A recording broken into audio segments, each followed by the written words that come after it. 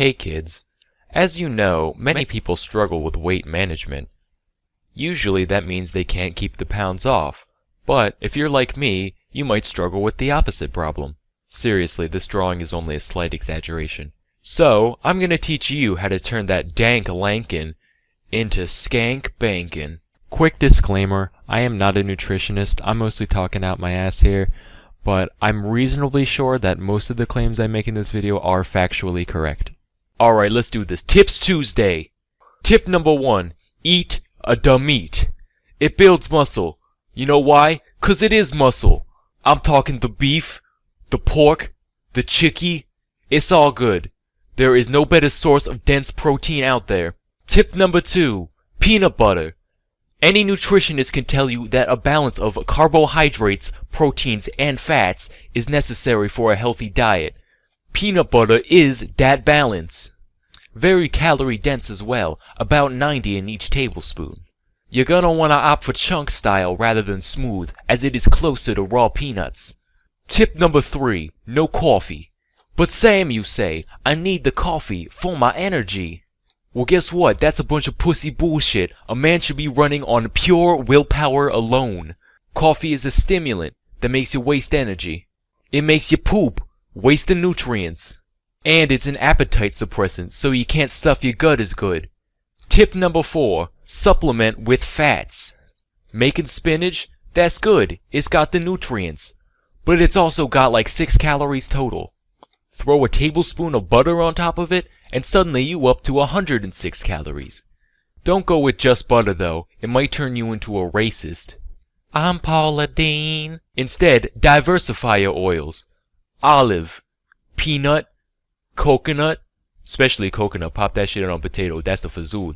Just don't drink crude oil or else you will die. Or turn into a billionaire, but I wouldn't risk it. Tip number 5. Milk. It's like water, except better, 'cause it's got proteins and lactose. But Sam, I don't want my friends seeing me drinking milk. That's what children do. I will punt you over my house, 'cause that is more pussy bullshit. They might laugh now, but they won't be laughing once they see your sick gains. Just don't drink milk all the time. You could die. Okay, probably not, but milk is not too good a hydrator, so just drink water too. Do both. Both is good. Tip number 6. Eggs. Protein good for chicks. Protein good for attracting chicks. Now the egg consists of 2 parts, as you know, the yolk and the white, also known as the albumin. However, the Al Pacino is not nearly as dense as the yolk as far as calories and proteins are concerned. So if you wanted to get technical, you could ditch the Alpine Ridge and just eat the yolks. You won't miss out on much, as the pair have similar protein contents, just the Al-Qaeda also has a lot of water weight. In conclusion, egg whites are for gays. That's why they look like jizz. Tip number 7. Hey Junior, what you drinking there? Pepsi? Are you shitting me? Tip number 7. No sodas. They contain empty calories, for one. Secondly, carbonation is a waste of space. Produces gas, wastes valuable stomach space, so you can't eat as much. You know why they call it pop? It's 'cause I'll pop a cap in your ass if I catch you drinking it. Tip number 8. Most important, exercise. This is the sole tip that separates the fit fucks from the fat fucks. Obviously you're gonna want to lift, but you should definitely get some cardio in there as well. But Sam, you say, everybody knows that cardio kills gains. I will punt you into the stratosphere, because that is more, say it with me, pussy bullshit. Sure, an hour of jogging might lose you 400 calories, but you also get all of these benefits. So follow these tips and you'll be swole in no time. I'm Salmonella, and thank you for watching. Hey kids, it's Wildlife Wednesday, so today I decided to make some animal planets. No, not that Animal Planet. What I mean is, if you took every member of a certain group of animals and just rolled them into a single ball in space, how big would that sphere be? And I got some interesting answers, but before I show you my findings, I'll quickly go over my process. So first, I found the full population of a given creature or set of creatures. Then I would take the average weight of that creature and multiply the two together to get the total mass of that creature on Earth. To go from mass to volume, however, you still need the density of whatever you're measuring. Fortunately, the density of all animals is quite similar, partly due to the fact that the vast majority of creatures are at least 70% water by weight.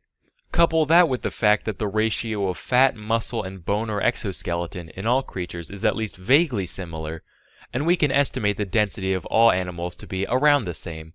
Water is exactly 1 kilogram per liter, and then I'm throwing in a plus or minus 0.1 as a rounding error for the other material involved. As such, the values at play here are going to have two significant figures at most. I've included a link in the description to a spreadsheet with all my data and calculations. Quick disclaimer before we get started, a lot of this is based on estimation, particularly in the case of animal population. It's actually quite difficult to get a definitive count of a given animal on Earth, so all of the following is simply based on science's best guesses. Also, this is by no means a comprehensive list, it's just those that I could find the most reliable data on. One more clarification, the amount of specificity I give is the amount I applied to a given sphere, right? So whereas a blue whale sphere is just that one species, an ant sphere would cover all types of ants. That being said, let's roll. First up is the blue whale sphere. Although they are freaking gigantic, there is only like 10,000 of them on Earth. So the sphere only came out to around 140 meters in diameter. That's about the same height as the Great Pyramid. A bit larger than that is the elephant sphere, which came out to around 170 meters. Next up is the domesticated cat sphere at around 180. That's only slightly smaller than the Roman Colosseum, which was 190 in diameter. Next up is the camel sphere at around 260 meters. Slightly larger was the domesticated dog sphere at 280. Then the chicken sphere at 330. The horse sphere is at 370 meters in diameter. Larger than that was the ant sphere, which came down to around 420 meters. I almost didn't include this one as it is very difficult to find a definitive answer on ant populations. All the sources I found differed by like an order of magnitude or two, so I just averaged them out. Anyway though, imagine like falling back first into this thing and just having all the little minuscule creatures just consume you into their mass. Feeling itchy yet? You should. Anyway, this ball was just shy of the Empire State Building, which stood at 440. Next up is the sheep sphere, which got up to 650. Close to that is the Vatican City, which is 663 meters across. That means the Vatican is just big enough to hold all the sheep in the world. If that's not a metaphor, I don't know what is. Near the top of our list is the Antarctic Krill planet, which reached about 950 meters. The People planet was just a smidge larger at 960. Interestingly enough, despite the fact that there are 7.4 billion people in this sphere, it would only take 585 of them stacked toe-to-head to reach the height of the sphere. Anyway though, you'd think the human planet would be the largest since for our size we're so disproportionately represented on Earth. However, our largest planet is actually due as a result of our giant population, as well as our voracious appetite. The Cow planet, you see, is at a diameter of about 1.2 kilometers. That's around 2/3 of the length of the Brooklyn Bridge. So all this time you humans thought you ruled the Earth, when in fact we are merely the servants to our cow overlords. I'm Salmonella, and thank you for watching. Anyway, today I'm going to talk about the bombardier beetle. So here's what he looks like, right? Already you can tell he's kind of a prick. He just looks like an ant that one day decided to stick a sunflower seed on his back, thinking he's all creative, like, yeah, I'm original now. I'm my own insect. Got the junk in the trunk for the ladies, no big deal. That's just the picture Wikipedia shows though. There are a bunch of other species of bombardier, most of which look a little more unique, so I'll give him some credit. The cool thing about the bombardier beetle though has nothing to do with appearance. It's actually the fact that this creature has some pretty awesome weaponry up its sleeve. The beetle is actually capable of shooting a foul-smelling chemical spray from its back end. And it doesn't even have to eat Chipotle beforehand, am I right, ladies? Anyway, the spray contains, among other things, a compound called 1,4-benzoquinone, which is quite irritating to vulnerable tissue, like eyes or mouths. Couple that with the fact that the mixture comes out at a temperature close to the boiling point, and you've got a pretty gangster arthropod on your hands. One could liken the bombardier beetle to the common Tumblr feminist. Whenever it feels even slightly threatened, it starts pulling shit out of its ass in an effort to be as unnecessarily inflammatory as possible.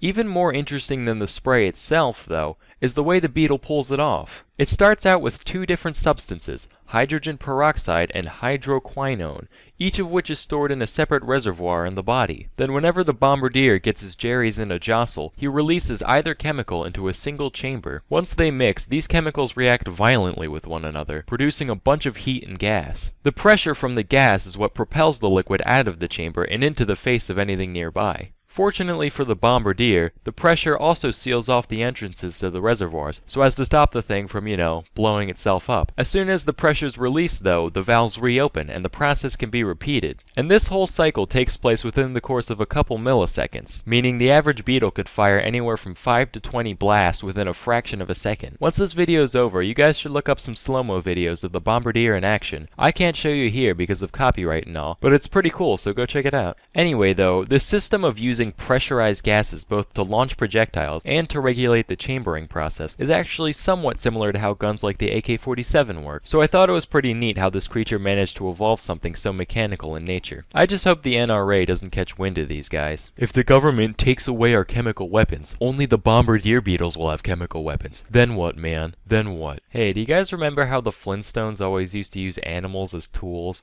Like that Pelican cement mixer, it's all living. Well, it's a shame the writers didn't know about the bombardier beetle, because it would fit right in with their primitive shenanigans. Wilma's walking home late at night, right? Hear someone sneaking up on her, hand on her shoulder, bam! Prehistoric pepper spray. Then when he's down, she whips out the eel, bam! Prehistoric taser. He thinks it's over, little does he know, she's got a cicada on a string around her neck. Bam! Prehistoric rape whistle. Police come, take him to jail, he serves his sentence, after a while he gets granted parole, things finally looking up for him, and that's when they stick the parrot on his shoulder. Bam! Prehistoric Megan's Law. Hey, so I'm kinda new around here, and so legally I'm obligated. He's a pervert. Well, what he means to say is Kitty diddler. What? Okay, first of all, nobody got diddled, let alone Once a rapist, always a rapist. Anyway, what was this episode about? Right, bombardier beetle. So, yeah, that's all for today. Till next time, I'm Salmonella, and thank you for watching. Hey kids, I was inspired to make this video while doing research on the ancient medicine man Galen. Apparently, he would often do experiments on animals in order to learn more about the body, his favorite of which was the Barbary ape, due to its anatomical similarity to humans. Now when I say experiments, I don't mean push a button, get a peanut type things. I'm talking like Josef Mengele meets the plague dogs. He'd clamp their pee tubes shut just to watch their kidneys swell, cut their spinal cords in different places to see what went limp and what didn't, and squeeze their brains and make them go unconscious, to name a few. My initial reaction was, hey, that's neat, but then after some thought I was like, whoa, hold the phone. In 200 AD you couldn't get a doorknob even, yet if you had the right resources you could order a goddamn monkey. Many monkeys in fact.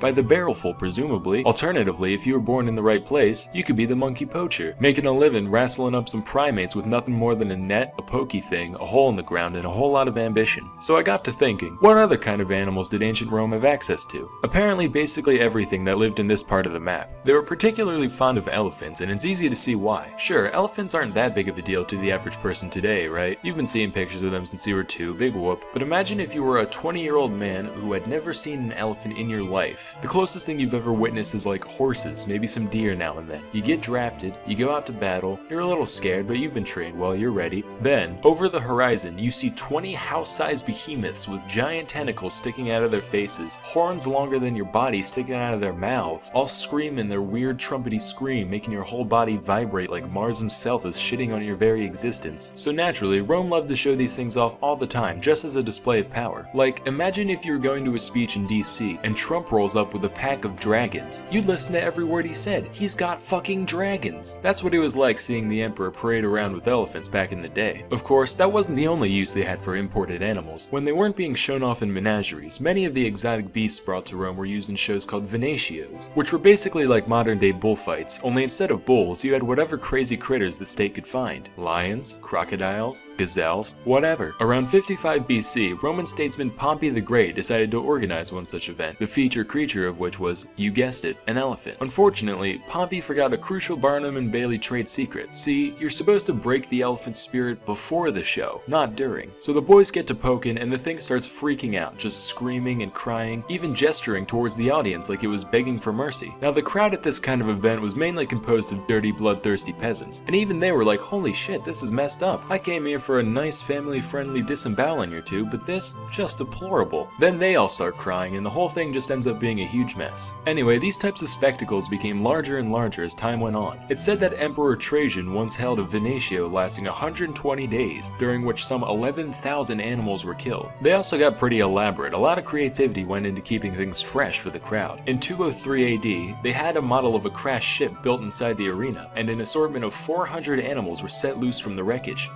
and then killed. That's what we should do for the next Super Bowl halftime show, honestly. Just pack every team's mascot into a decommissioned submarine. Then, when they all run out, we have the troops gun them down while the national anthem plays in the background. Anyway, the ingenuity of the people organizing these events really knew no bounds. One time they tied together a bear and a bull just to see what they'd do. Unfortunately, all that happened was the stock market crashed. Also, fun fact, one Emperor Commodus is credited with the invention of a unique crescent-shaped arrow designed specifically to decapitate ostriches and watch them run around headless for a while. Seriously, they did that so often that they needed a device to make the job easier. Sometimes, just to shake things up, they'd have the animals kill the people, which was known as damnatio ad bestias. This form of execution was typically carried out using lions, but other beasts were used as well, including dogs, bears, and at one point even an eagle, although the guy was crucified first, so it wasn't much of a fight. So, moral of the story, if you ever end up in ancient Rome and you want to see some animals, you'll still have access to almost all the same creatures we see in zoos today, and the only catch is that something has to die at the end. Till next time, I'm Salmonella, and thank you for watching. Hey kids, today I'm going to talk about some of the strangest rules, regulations, and ordinances from around the globe. Our first one comes from the United Kingdom. In 1986, Parliament passed what is known as the Salmon Act, which, among other things, made it illegal to handle salmon in suspicious circumstance, whatever that means. Oh shit. Police! Is that fucking fish Jenga? No! Here's another. In many Caribbean countries, it's illegal for a civilian to wear camouflage clothing in public. In other words, you're only allowed to wear really good camouflage. The USA has its fair share of dumb laws, most of which exist on the state level. For example, in Oklahoma, you can be arrested for making an ugly face at a dog. Knowing the average panhandler, it's fortunate that this law doesn't get enforced much, or else half the state would have to brown bag it just by default. And we can check this off. Looking good. Moving on. In the state of Florida, and I don't really know why they'd have to enforce this one, it's considered unlawful to have sex with a porcupine. Police! Hey, guys, it's cool. I'm actually a hedgehog. Oh. Carry on. Another good Florida law, this one really cakes the cake. It's illegal for an unmarried female to go skydiving on Sunday. This is how I imagine that law coming into being, right? We need to ban skydiving. Why is that? The sky is God's domain. Us mortals have no right playing in it. I'm pretty sure God doesn't care about people jumping out of planes for fun. Okay, but how about we just ban people God doesn't like from skydiving, like unwed women? That is the most ridiculous thing I have ever heard. What if it's also the Lord's Day? Okay, that's fair. This next one comes from Russia, where homophobia is fairly commonplace. As one can imagine, gay marriage is a big no-no over there. But in 2013, Vladimir Putin took things a step further, and made it illegal to even tell children that gay people exist. Bolshevik привет, бабушка. Balaklava Soviet Cossack, Kremlin Boyar, Gulag Rasputin, Rubel Anastasia, Tetris Borscht, Red October. Dostoevsky. Stalingrad Kalishnikov Vodka Adidas Track Pant. Suka Bliat. Apparently though, that's not the weirdest rule to come out of a former red state. In China, it's actually illegal to reincarnate without the government's permission. Like a lot of Chinese policies, this law was mostly just put in place to piss off Tibet. Still though, I can see there being a lot of unforeseen consequences here. Come Come in. Sir, we found this cat in one of the local temples. We suspect it might have been a Buddhist in a past life. Huh. Better execute it just to be safe. By your orders, Captain. Meow. Wait a minute, did you hear that? Meow. There it is again. He said Mao. Oh my god. That must be Chairman Mao reincarnated. Sorry, sir, but the orders have already been given. No! Jesus Christ, you just killed our glorious leader. Oh god, you're right. What have I done? Come in. Sir, we found another cat. Meow. Holy shit, that was fast. Anyway, that's all for today. Till next time, I'm Salmonella, and thank you for watching. Hey kids, now we all know that fate is a fickle thing. Some of us may try to defy its will, but there's enough small businesses with Pizza Hut roofs out there to tell you that such a thing is ultimately futile. As for most of us, we tend to have our fair share of good and bad luck throughout our lives, but every now and then, RN Jesus smiles upon some drooling little loaf child and says, You, my son, you shall be the one with all the figgy pudding. That child was Timothy Dexter. Dexter was born in Malden, Massachusetts in 1747. He had a humble upbringing, dropping out of school as an 8-year-old to work as a farmhand and a leather worker. But Dexter thought he deserved better, so when he grew up, he married one Elizabeth Frothingham, a rich widow in need of company. Gold digging achieved, he began his quest to become a true aristocrat. As his first step, he thinks, all the rich guys I know are in positions of power. I should run for office. Now, the town of Malden wasn't much keen on appointing a bumbling second-grade dropout, but after rejecting dozens of petitions sent in by Dexter, they eventually gave up and decided to just make some shit up, leading to Dexter becoming the official informer of deer, tasking him with keeping logs on the local deer population. And over statistics of does and bucks alike, Dexter ruled with an iron fist, triumphantly concluding what many had already known: that there weren't any deer in Malden, Massachusetts. Satisfied with his political career, Dexter then set his sights on greater financial ventures. So a little history: in 1775, as part of our growing independence from Britain, the Continental Congress decided to establish their own currency, known as the Continental Dollar. Real creative there. Then the Revolutionary War started, and it dawned on people that these pieces of paper wouldn't be very useful in a giant pile of wet tea and smoldering patriots, causing their value to do one of those horny eagle death spirals. Then the Congress did, that stupid thing that every high schooler learns is stupid, not invading Russia in winter but the other one, practically making them worth less than their weight in paper and ink. And wouldn't you know it, a good portion of the Continental Army was paid with these, so by the time the war ended, many veterans were left totally destitute. The aristocrats were like, well, these grass-eating Untermensches did kind of give us a country, so whatever, we'll throw them a few cents and take this trash off their hands. Dexter was like, ooh, I'm a wealthman, I'm gonna do that too. And he spent the majority of his savings buying a boatload after boatload of the 1780s equivalent of Blockbuster gift cards. By all accounts, this should have been his ruin, but by some stroke of luck, after the Constitution was ratified, the new government decided that they'd trade Continentals for treasury bonds worth 1% of their face value. Doesn't sound like much, but keep in mind, Dexter bought thousands of crates of bills for fractions of pennies apiece. So as buybacks began across the country, his stockpile appreciated massively in value, and this informer of deer realized that, for the first time, there were a lot of bucks in Malden. But just because he was now a man of the upper crust doesn't mean he let it go to his head. Sure, he might have purchased the most luxurious chateau that money could buy, through daily Playboy Mansion-style ragers, and commissioned over 40 statues of America's greatest heroes, one of which was of himself, with a plaque calling him, quote, the greatest philosopher in the Western world.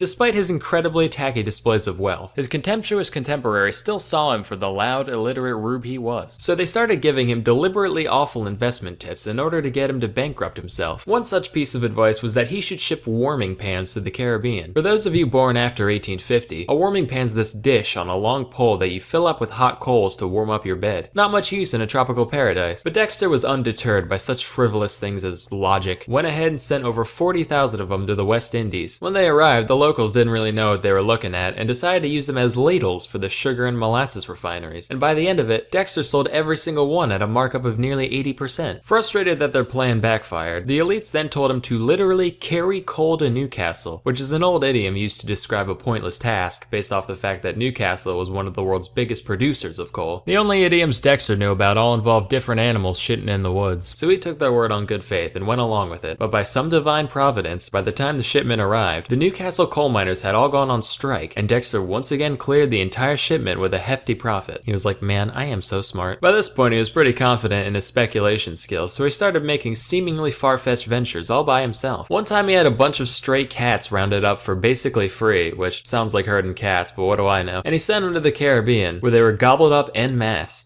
Not like eaten, but purchased to deal with all the rat infestations. In another instance, he bought up just about every whalebone in Boston. And coincidentally, at the same time in France, men started wearing corsets too for some reason. Demand went way up, Dexter's laughing. Now from an outside perspective, at the end of the day, Dexter was a very shrewd merchant. So at this point in my research, I was like, wait a minute, is he smart? Then I learned about his life outside of business. Dexter considered himself extremely knowledgeable on just about every topic. Keywords, considered himself. For example, he once stumbled upon a guy painting a sign to go along with the newly built statue of Jefferson. And when he saw that the sign called Jefferson the writer of the Declaration of Independence, Dexter lost his frickin' mind and insisted that Jefferson did not pen the DOI, but rather the Constitution. Spoiler alert, not remotely true, he was in France at the time. An easy mistake to make today, sure, but this was only like 10 years after the fact. That's like someone today saying, Obama didn't kill Bin Laden, dumbass. That was Bill Clinton. Anyway, when the painter refused to change the inscription, Dexter started shooting at him with a long rifle until he complied. Real genteel. Dexter made sure to surround himself with the requisite number of weirdos to maintain this level of delusion, one of which was Jonathan Plummer, a man whom Dexter paid to be his poet laureate, writing only the most laudatory odes in his honor. Mind you, this wasn't just your run-of-the-mill wise and wizened wordsmith. Jonathan sold fish for a living.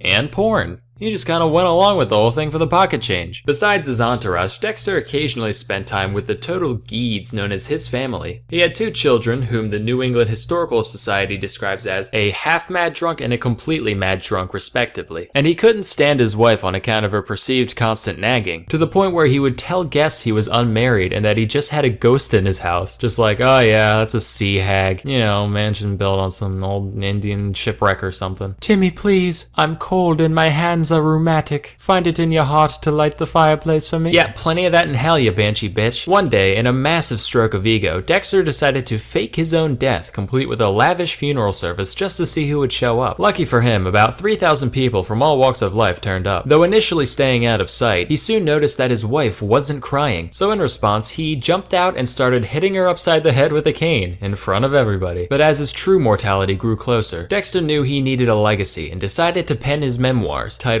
A Pickle for the Knowing Ones, which was basically just 20 pages of unhinged ranting about politics, religion, his wife, and whatever else came to mind. No punctuation, random capitalization, the most amazing spelling I've ever seen. Here's some excerpts. George Washington. Attitude, philosopher, tobacco, general. And this is all just from the first few lines. The entire book is written like this. And just like everything else the guy did, the thing sold like fucking hotcakes. Why does anybody even try? The best part is that when he got complaints about the total lack of grammatical anything, in the second edition of the book, he put an extra page at the end full of nothing but punctuation marks, with a little note saying that anyone who felt like whining could just stick them wherever they wanted. Dexter died in 1806, and by and large, he probably should have ended up in Davy Jones's locker, but given the circumstances, I imagine the big man upstairs dropped his big deck of mortal soul trading cards at just the right moment, letting him slip through the pearly gates undetected. And legend has it that to this day, if you pray to the name Timothy Dexter, he'll look upon you kindly and share his skills with you all.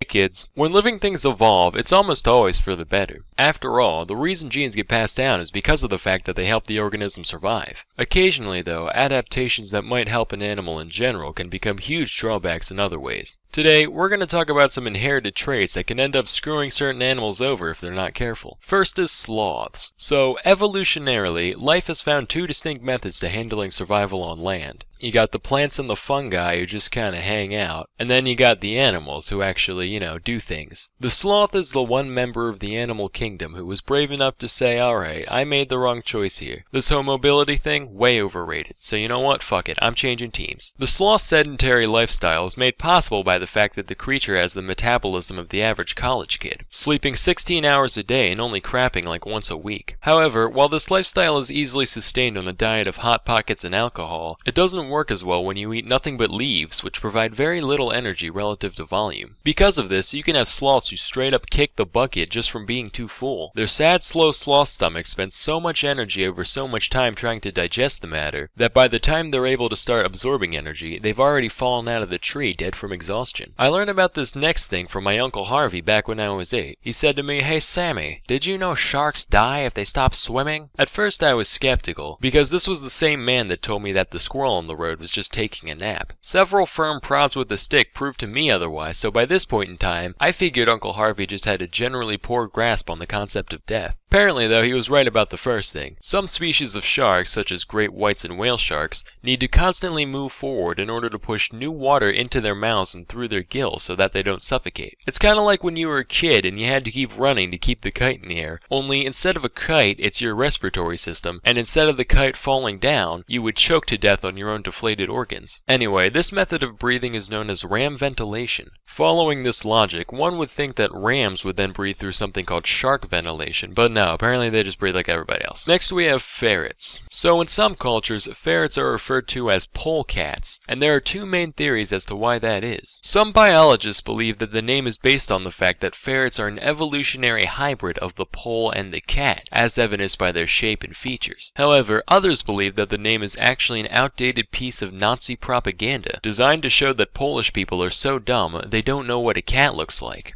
Nah, I'm just fucking with you guys. They're actually called polecats because of the old French word pole, meaning chicken, which comes from the fact that these guys would always break into farmers' hen houses back in the day. Back to the matter at hand, though, there is one critical difference between ferrets and cats. When a cat eats some weird household item, it can always just vomit or crap it out, problem solved. However, things get a little more complicated when your intestines are the size of shoelaces and your body is shaped like a sideways question mark. In fact, ferrets are probably the easiest to clog animals in the world. They can get blocked up and potentially die just from a few of its own hairs or a cherry pit or something getting lodged in their intestines. And it takes more than just a pipe cleaner to fix that kind of issue. Most ferret parents have to take their pet to the hospital in the event of a blockage, in order to have the obstruction removed through surgery. So unless you want to pay thousands of dollars in vet bills, make sure to keep an eye on your ferret so it doesn't end up killing itself on something random. How it feels to chew 5-gum.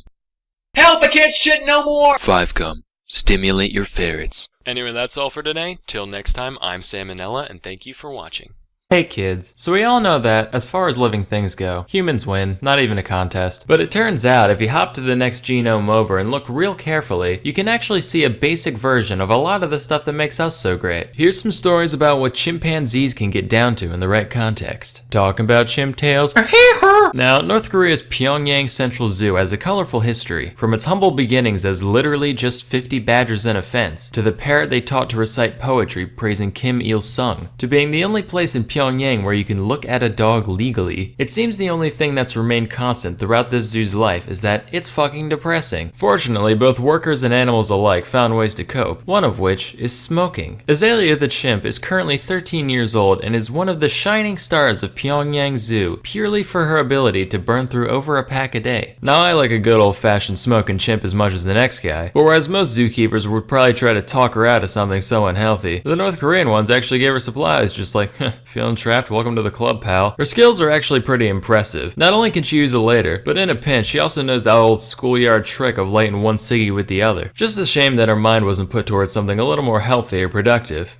Nah, you know what? That's pretty dope, actually. I'm happy with that. Flashback to 1954. A chimp named Congo was born in the London Zoo. Little did anybody know, this ape was a prodigy. Out of curiosity, one of his zookeepers, named Desmond Morris, decided to give Congo a pencil and a piece of cardboard to see what he'd do. Almost immediately, he started drawing some rudimentary lines and shapes. Morris was like, whoa, and decided to let him try painting on for size. And what he saw was incredible. Congo created these beautiful renderings with a blend of realism and self-expression that would make even the great masters stare in awe. Nah, just fucking with you, they're garbage. But for a non-human, there's still something to be appreciated here. Congo had at least a very basic sense of composition. Like, you can see there's some balance to the images. Matter of fact, when his handler would make shapes on one side of the page, Congo would deliberately mark up the other side to maintain some kind of symmetry. He also had an artist's sense of self-entitlement, because whenever his owner tried to take away a picture before Congo thought it was finished, he'd literally go apeshit, all throwing a fit and screaming till they gave it back. But hey, painting done by a chimp. You know who likes pointless novelties like that? The incredibly rich.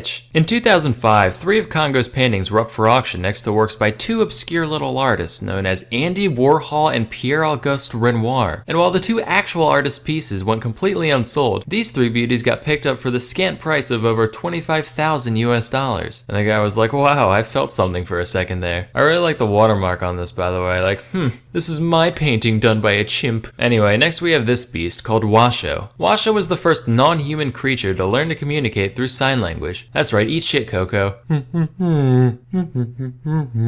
Prior experiments in chimp communication had attempted to teach him some basic spoken language, but after realizing that chimps are physically incapable of making most of the noises we do, they decided signing would be the better option. Washoe was raised in an environment similar to what a human child would experience, complete with toys, clothes, chores, and even being allowed to sit at the dinner table, in spite of what the Bible clearly says about that. The scientists raising Washoe made sure to only communicate in American Sign Language around her, in the hopes of establishing a true conversational rapport. Initially, they took a traditional Pavlovian approach by rewarding proper use of a new sign with food and tickles. But there were a couple problems with this. Firstly, the simple action reward setup meant that Washoe didn't have to really understand the words she was signing, the same way a parrot saying I love you in a YouTube video always does it with those cold, unfeeling eyes. Secondly, Washoe would break into a laughing fit whenever they tickled her, to the point where the lesson would be essentially over. So the researchers abandoned this and instead just let her learn through observation of her caretaker signing, with much better results even in the total absence of reward stimuli. And the only downside was that the job title of designated chimp tickler ceased to exist. In total, Washoe learned around 350 individual signs in ASL, and she'd even use these to formulate novel phrases for new objects. Like one time she wanted to talk about a thermos, but didn't know what a thermos was. She goes,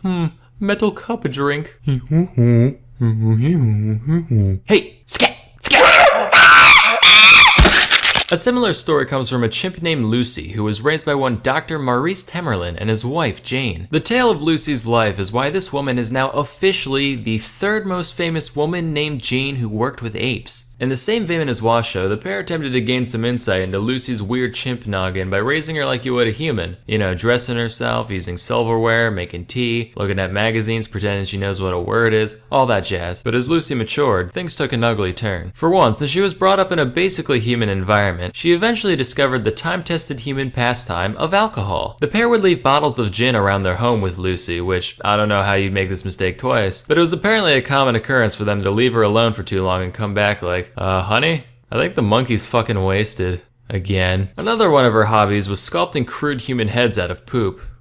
Her own poop, to be clear. They also left some copies of Playgirl magazine around for Lucy to flip through, which she became very fond of. So fond, in fact, that she was caught multiple times, having relations with the vacuum cleaner. I don't understand the mechanics of it, cause no source I found ever went into detail, and believe me, I wanted to know as much as you do. All I know is that, all things considered, some pretty exemplary tool use there. So the pair saw this and they were like, alright, we gotta get this chimp laid, and fast. But the problem was, Lucy was conversing with people, eating with people, flicking the old chimp bean to people, so it's not a stretch to think that Lucy thought she was people. So imagine you're people, and you get thrown into an enclosure with a full-grown, horny male chimp. You'd have a fucking panic attack. And that's just what Lucy did. As the years went on, Lucy got more and more violent, regularly trashing the place to get out the frustration of not being able to comprehend what was so fundamentally unnatural about her existence. Finally, the couple had had enough and decided to take Lucy to a primate rehabilitation center in the Gambia, with the hopes that she could be forced to acclimate to primate life. She could barely cope with it at first, getting real depressed and hardly associating with the other apes. Which you'd be depressed too if you had to give up a life of American luxury complete with booze and vacuum fornicating to go live with chimps in the wild. But with the help of a graduate student named Janice, Lucy eventually came to accept her fate, and although she'd never mate with another of her kind, she ended up getting along with her troop well enough. About a year after leaving the rehab center, Janice came back to visit, and Lucy gave her a warm embrace before waddling back to the rest of the chimps. Aww.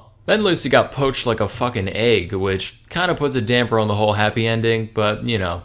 Whatever. Hey kids, whether you're a precocious young lad down by the swimming hole or a grizzled crime scene investigator, everybody's got some interest in dead bodies. Yes, from Weekend at Bernie's to Weekend at Bernie's 2 to Weekend at Bernie's 3 Revelations, stories about wayward corpses have certainly carved their niche in today's media. So, I thought I'd spin a few yarns about some real-life people who were kept out far past their expiration date. Our first tale follows one Elmer McCurdy. He was an outlaw during the twilight days of the Wild West. Thanks to his former life as a miner, McCurdy acted as the demolitions expert to his little posse, using nitroglycerin basically any time he had the faintest excuse to do so. Except, he was kind of a moron, so it didn't usually go quite as planned. Gotta say, after peanut butter and chocolate, my favorite combination of two things is probably gross incompetence and high explosives. Example, in March of 1911, McCurdy's band of rabble-rousers found out that $4,000 were in a safe in an approaching train. They managed to stop the entire locomotive, I don't even know how you do that, break in, hold everyone on board hostage, and locate the safe. McCurdy steps up to plate, right? Gotta blast the thing open, except I guess the excitement kinda got to him, because he ended up using like way too much nitroglycerin, like inordinate amounts. Ended up completely destroying the safe and its contents, and what few silver coins they made out with were literally melted to the frame of the safe and had to be peeled off. Anyway, he died in a shootout with police later that year, and the undertaker at the funeral home he was sent to couldn't find any next of kin on account of McCurdy being a rambling low-life varmint, so he just embalmed the hell out of him and said, Hey, boys and girls,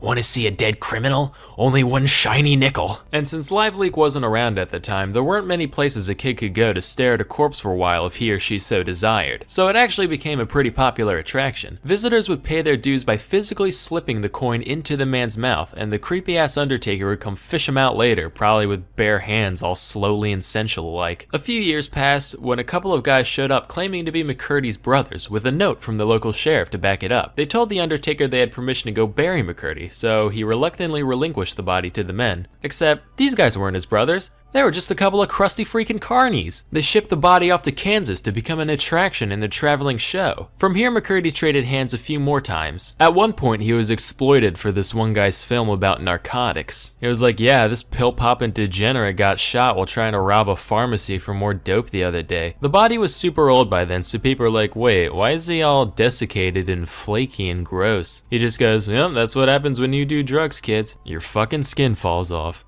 Stay above the influence. At some point in his journey, he ended up getting coated in wax and paint to look a little less rotty, before ending up in a warehouse in 1949. Here's the thing, he was in there alongside some actual wax figures, and after spending 19 years in storage, nobody knew he was a real corpse anymore, so he ended up getting sold in 1968 as a mannequin to one Spoony Singh, owner of the Hollywood Wax Museum. He tried to lend the guy out a couple times during his stay, but people found him too gross or unrealistic looking for whatever purposes they had in mind. So he ended up getting sold again and used as a prop of a hanged man at the Pike Amusement Zone in their Funhouse ride, with zero knowledge that he was an actual dead criminal. It wasn't until 1976, 65 years after his death, that an episode of The $6 Million Man was being filmed at the complex, and a stagehand tried to move the prop around only to have its arm break off in his hand. He was like, ugh, lousy stiff. Wait a minute, that's curious. This mannequin's got human flesh and bones inside of it. Wait a minute. Uh-oh. The autopsy confirmed what everyone present at the time suspected. By this point, the body was so dried out and stale that it only weighed 50 pounds, which makes me think we should start a radical new fad diet where we just get people to mummify parts of their body. Like, Jenny, guess what? I just lost 30 pounds in 5 days. Wow, holy heck, how'd you do that? They call it the Egyptian cleanse. Anyway, with that, McCurdy was finally laid to rest back in his homeland of Oklahoma, and that film crew's lives were never the same again. Flashback to late 18th century. Baloney. There lived a physician by the name of Luigi Galvani. This guy was a big deal. He's the dude who discovered that, hey, animals got electricity in them. And his legacy still survives today in words like galvanize. One of his most famous experiments was the one where he used static electricity to make frog legs twitch on command. Around these parts, we call that the French salute. Stereotypes funny. Well, in 1803, his nephew, Giovanni Aldini, said, hey, that's pretty nifty and all, but what if we tried it on people? So the city of London was like, hey, now you're thinking with portals. One freshly executed criminal coming up. Aldini gathered a crowd and applied 2 diodes to the corpse's head, causing his face to scrunch up and one eye to flick open. Aldini was a showman though, he wanted some real action, so he then put the current through opposite points in the body, which made the whole thing flail around like Pinocchio in heat. Now today we know he was just exciting the dead muscles, right? But the people who were watching had no idea what was going on, so they were like, Jesus Christ, this guy's a fucking necromancer. Quick, go get grandma, maybe we can get in the will after all. Fun fact, this experiment actually ended up serving as inspiration for Mary Shelley's Frankenstein, which makes me wonder what other famous novels were based on real life events. Was a white whale ever pursued by a vengeful sea captain? Was there actually a mentally handicapped migrant worker who liked hugging rabbits to death? Was there ever a human soul as profoundly asinine and willfully ignorant as Amelia Bedelia? God, I hate her glassy-eyed face so fucking much. I just want to mash it into a running waffle maker, be like, huh, isn't that ironic? Grab her by her vacant fucking head, throw her out of a 747 and say, hey, why didn't you shoot yourself when you had the chance? Get it? By the way, this video ended up being way too long, so stay tuned for part 2 in a week or two. Anyway, that's all for today. Till next time, I'm Salmonella, and thank you for watching. Hey kids, today I'm going to talk about South Sudan. It's the newest country in the world, becoming fully independent just in 2011. So I'm going to explain why the state came into being and what it's like there today. So to understand why South Sudan exists, you kind of have to know a bit about Sudan as a whole. So before 1956, Sudan was under the joint control of Egypt and Britain. At the end of 1955, they gave a declaration of independence and became their own thing. The independence movement, however, was led by this guy, Ismail al-Azhar. And he was like, hey everybody, we are an Arab-oriented Muslim nation. But then like 8 million Sudanese black people were like, whoa now, hold your camels, Ishmael. Us Africans, we ain't all about your Allah. He was like, yeah, well who cares?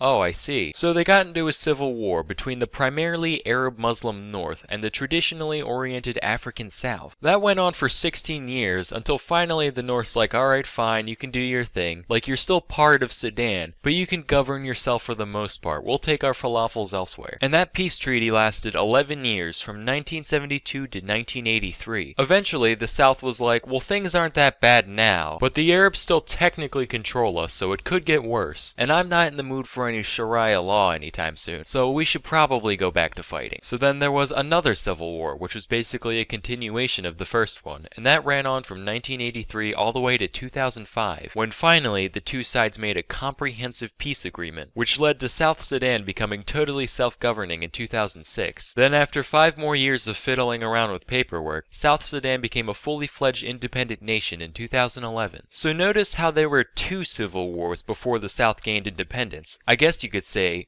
2 coups make a Sudan. So now that they finally got what they want, it must be great to live in South Sudan now, right?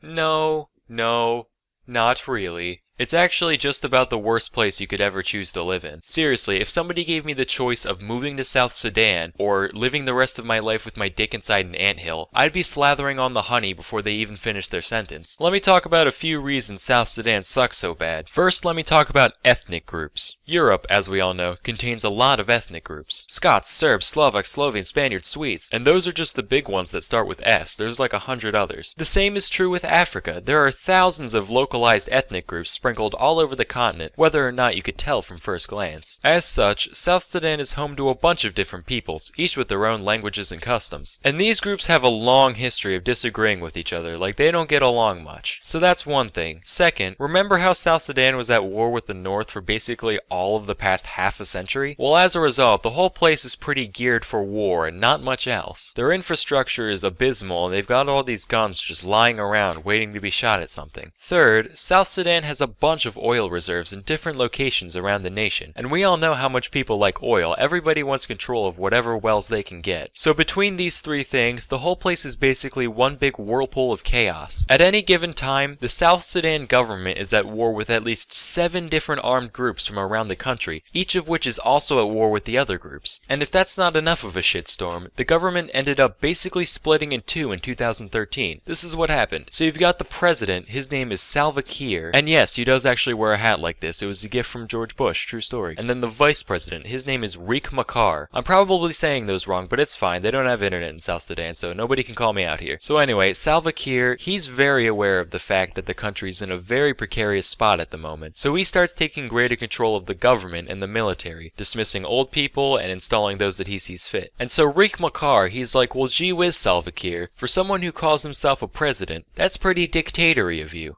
Well, for someone who calls himself the vice president, that's pretty annoying assholey of you. Sir, all I'm saying is, I'm getting pretty sick of you and that gay hat of yours. I'm not wearing a hat. As president of South Sudan, I order you to put on a hat. Yeah, see? That hat's gay. You're wearing the exact same hat. Alright, fuck you, you're out of a job. Wait, what? Yep, you and your whole cabinet, get out. Okay, I made up the part about the hat, but the rest of that is true. Also, I should mention that Kiir and Machar come from 2 different ethnic groups. See, Kiir is a Dinka, whereas Machar is a Nuer, which only heightened the tensions between the two. So after Machar got the boot, he ended up taking a chunk of the military with him, most of which were Nuers like him. And they started a rebellion against Kiir's government. This is known as the South Sudan Civil War, and it's still going on to this day. So yeah, to sum it up, if you looked up clusterfuck in the dictionary, Well, you wouldn't find anything because clusterfuck isn't a real word. But if it was, there would probably be a picture of South Sudan next to it. Seriously, this place makes Hotel Rwanda look like Hotel California. And throughout it all, there's still a bunch of hardworking individuals just trying to make a living, farming or herding or whatever. But the constant warfare makes it so the average person has to live in virtually Stone Age conditions. Which sucks, but, you know, what can you do? So that's the story of the world's newest nation, kids. Till next time, I'm Salmonella, and thank you for watching. Hey Majors, so I'd like to start off with a little biology lesson. When a species finds itself living on an island, it can start to evolve in strange ways based on the different pressures applied by the new environment. This is called island syndrome, and while it can manifest in a lot of ways, the biggest driving force is often a lack of predators. For example, the dodo lost its ability to fly since there was nothing to flee from. The Saint killed a field mouse got twice as big since it no longer had to hide. And with no one around to bully them, the Sardinians started putting maggots in their cheese. Meet kazumarzu, literal translation, rotten cheese. It's made by taking a perfectly good wheel of pecorino and letting a special type of fly lay eggs in it. The fly babies then work to partially digest the cheese, rendering it goopy and wet and maybe quite tasty and worm-filled. Now, cheese as a concept is already quite suspect. It's clotted milk that you fill with bacteria and mold and let sit for a while. But cheese is safe and delicious. Cheese is my friend.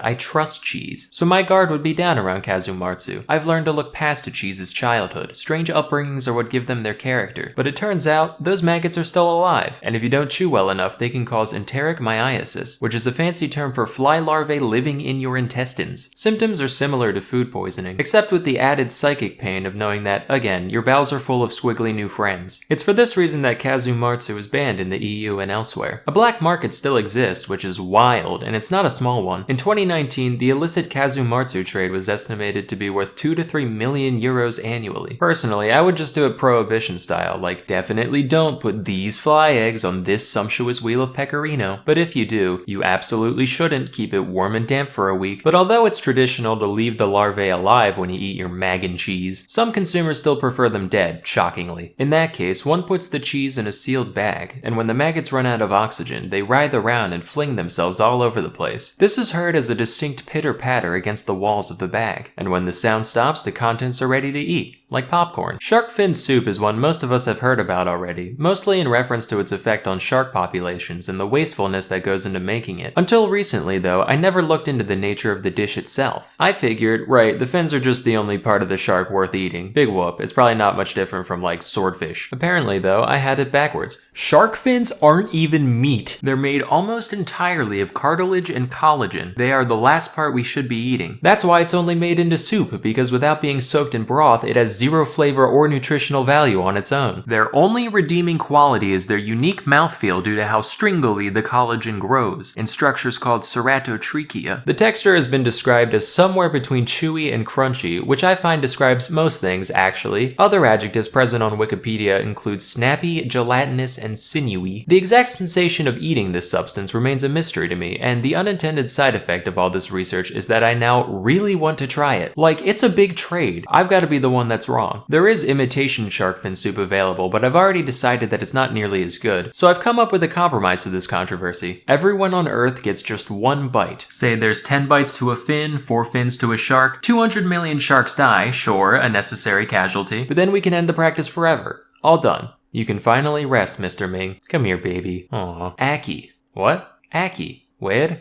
Aki. The aki is a fruit originally from West Africa, which is most commonly associated with Jamaican cuisine, where it appears in such dishes as aki and saltfish. These alien kidneys here are called the arils, and they're the only part of the fruit that's actually eaten. The flavor is on the savory side, being described as kinda nutty or bean-like. What makes the aki controversial, though, is the effects it can cause when prepared improperly. If the arils are allowed to completely ripen, they're harmless, but if you eat them too early, or don't thoroughly clean off all the non-aril stuff, they can cause Jamaican vomiting sickness. This disease doesn't sound real, it sounds like it belongs next to Eastern sweats and Tangerian bone grindings, but that's actually an official term, and as for symptoms, it does what it says on the tin. Plus maybe death. While aki-based products aren't outright illegal in the United States, they are very tightly regulated, and the raw fruit itself cannot be imported. So if you're American and want to try it, your options are fully cooked canned aki or going to Florida where a few people grow it domestically. Next we have bird's nest soup. This is another one that I've vaguely heard of, and for years I just assumed the name was a playful metaphor like ants on a log or shit on a shingle. Turns out, nope, this dish contains an actual bird nest. Not like a pile of twigs like I was picturing, but rather a specific type of nest only only made by certain species of swiftlets. These nests are mostly made out of mucins, which are a set of proteins that, among other things, serve to thicken all those wonderful secretions our bodies make. There's a little bit in human saliva, a little bit more in mucus, and in swiftlet saliva, look out, pal. So all the swiftlet does is it finds a nice wall, starts laying out fat strings of slobber, which dry, and eventually she's got a nice place to roost. That is, right up until some gourmand says, Today I crave bird spit. You can keep the eggs though. And they then reconstitute it back into its original gelatinous texture. Unfortunately, these nests can't enter the US since, believe it or not, eating bird saliva is a great way to catch bird flu. And now the time has come to speak of the ortolan. The ortolan is a kind of bunting, which is a sort of passerine, which is a type of bird. They're birds. Like many animals, they have a long history of being eaten by the French, but what separates the ortolan from your average squab or pheasant is the unique way in which it is prepared and eaten. They're typically caught with nets and kept in the dark, which causes them to overeat for some reason. Once it's about twice as fat, the entire bird is then thrown into a container of brandy, alive, and sealed in. While this serves to marinate the creature, it also drowns in the process, thereby killing one bird with no stones. The ortolan is then roasted, plucked, and presented whole to the consumer, who inserts the carcass into their mouth, feet first. As they chew, one hand continues holding the bird's head, while the other picks out the larger bones. This whole ritual is usually performed with a towel or large napkin over one's head. There's a few explanations for the purpose of the towel. Some say it's just there to keep the aromas in, while others say it's there to, quote, shield from God's eyes the shame of such a decadent and disgraceful act. Yeah, this one I'm okay with not trying, actually. Notable fans of this dish include, not joking, Bill Cosby and the guy who invented the lobotomy. To be part of that social club. Our mission is to eat birds whole and then make people not remember things. Killing ortolans was banned across the EU in 2007, not for any ethical reason, but because French people did this so much that the entire ortolan population was threatened. Thankfully, as of 2018, their conservation status is under least concern, so hopefully the French can get back to it soon. Anyway, that's all I have for today. Till next time, I'm Salmonella, and thank you for watching. Hey kids, time to talk about more cases of stiff lifting from the days of yore. If you haven't seen part 1 yet, go check it out. Or don't. I'm a YouTuber, not a cop, unfortunately. This first tale doesn't feature an entire dead body, but I still found it interesting enough to talk about. So one day in 2012, a priest was riding a train out of Italy when his bag got stolen by a trio of thieves. Inside the bag was whatever normal personal possessions the guy happened to own, as well as a small vial containing the blood of none other than Pope John Paul II. So this begs the question, why did the priest have Pope blood in his bag? Well, an important way that the Catholic Church honors saints and other venerated individuals is the keeping of relics. These relics are ranked in terms of how close they were to the person at hand. You got something that's tangentially related to a saint in any way, that's a third-class relic. If it's a personal possession of a saint, it's second class. And as for first-class relics, those typically consist of literal body parts and or fluids of a holy figure. Now for you youngsters out there, in 1981, the Pope got shot 4 times by some fascist having a bad day. People are like, holy shit, it's a popicide! Is that even a word? No, I'm okay. Oh. Say, who left all this first-class relic lying around? So to this day, there remain 3 objects containing the fine-aged poppy juice spilled that fateful afternoon. The vial was found a few hours later by police among the reeds and grass near the station, which basically means the thieves took one look at it and were like, blood? I already make this myself. Lame. And tossed it out without a second thought. Here's the thing though, that's not the only instance of old JP2 getting blood napped. In 2014, a similar relic was yoinked from the church of San Pietro della Ienca in Italy alongside a crucifix. The fact that these were the only items taken led to 2 prevailing theories. Some people thought that, since John Paul II wasn't technically a saint yet, the relic's value would go way up once the man was actually canonized, so the thieves decided to take it now and resell it later. The other theory was way more popular with the media. After all, what use does Pope blood have other than satanic rituals? This story naturally got a lot of press, and the whole world just kind of assumed that Lucifer himself was set to return any day now. Eventually, the thieves confessed, so authorities came to the rehab facility they were staying at. They returned the cross, but when questioned about the relic, they were like, wait, what? Pope blood? Satan? Do you guys need to check in here too? Eventually, it was found in a rubbish bin on the facility grounds, which means once again, it was just casually tossed out as nonsense. You ever throw out Pope blood? Because apparently, multiple people have done that on separate occasions just in the past 7 years. It doesn't end there, of course. In 2016, this happened a third time when a piece of cloth with John Paul fluid on it was taken from Cologne Cathedral. I can't for the life of me find a follow-up to this story, which leads me to believe that they're just like, fuck it, Pope blood's more trouble than it's worth at this point. But if you guys can find some conclusion to where it ended up, let me know below. Now, our next story begins with a man named Karl Tanzler, a German-born radiology technologist in early 20th century Florida. He looked kind of like Sigmund Freud, except even more evil looking. On the inside, he was a pretty normal dude, other than the fact that he claimed to have visions throughout his life of some mysterious dark-haired girl. Anyway, in 1930, while working at the Marine Hospital in Key West, he met a young woman by the name of Maria Elena Milagro de Hoyos, called Elena for short, and he said, "Oh my god, that's the girl from the visions I've been having." Yeah, wait, what? We were meant to meet today. We must be soulmates. What? Don't you have like a wife and 2 kids? Destiny. Hoyos was soon diagnosed with tuberculosis, which was considered fatal at the time, so naturally Karl decided to handle her treatment, going as far as convincing her family to let him visit their home every day. Except he was a radiologist, so even if there were reliable means to treat tuberculosis at the time, he definitely didn't have the credentials to do so. But whatever, this is the past we're talking about after all. That place was a shit show from start to finish. I'm not about to get on somebody's case for a little clerical error. In addition to whatever salves and tinctures and such doctors gave to people back then, Tanzler showered her with gifts of clothes and jewelry. I know he meant well, but if I was bedridden with a terminal illness, I'd just be insulted. Like, wow, thanks, can't wait to show off this little number out on the town. Anyway, eventually, Tanzler found that the time had come to reveal his true feelings. "Elena, there's something I must confess. I'm deeply in love with you." I'm so glad you feel the same. Hoyos inevitably succumbed to the disease, leaving Tanzler heartbroken. He just wasn't ready to part ways with his pestilence-riddled sweetheart, so he asked the family's permission to commission an above-ground mausoleum for their daughter. And since this was the early 20th century, they said, "What a sweet, selfless man. I'm sure he'd never do this just so he could commit crimes against nature." Then he was like, "Oh yeah, by the way, could I have some of her hair too?" "Sure, kind stranger. Here's a bag of her hair we just had lying around for some fucking reason. Again, no red flags here." He went to visit her dwelling nearly every night for 2 years. Then finally one day he said, "You know what, kid? You're alright. Say, how's about we ditch this musty old mausoleum and go back to my place?" I'll take that as a yes. So he took her home in a little red toy wagon, which is ridiculous. It makes me picture him skipping around, whistling a merry tune. "Hey neighbor!" Now here's a riddle for all you intellectuals out there. What do a dead body and a used PT Cruiser have in common? Sure, they both taste terrible, and you never want to be seen in public with one. Most importantly though, they're a depreciating asset. But hey, that didn't stop old gnarly Carly from sprucing her up any way he could. Wiring her bones back together with coat hangers, replacing her skin with wax and silk, making a wig out of that bag of hair from earlier, and soaking the body in massive amounts of perfume and disinfectants, for obvious reasons. He claimed to have been instructed to do all this by Elena's spirit, which he would apparently talk to frequently. He also did, you know, that thing eccentric loners do with dead ladies in their house, but we won't talk about that. This went on for 7 years, 7 hot and humid Florida years, until 1940 when Elena's sister saw him dancing with some lady through the curtains. She's like, "Aw, how cute. I'm glad that old bag of lentils has finally found love." Walks in, comes to find out it's her fucking dead sister. So the cops come, but there isn't any conclusive evidence of any flirting and philandering with the body, so the only crime Karl could have been charged with was grave robbing. Except the statute of limitations was already up by the time he was found out,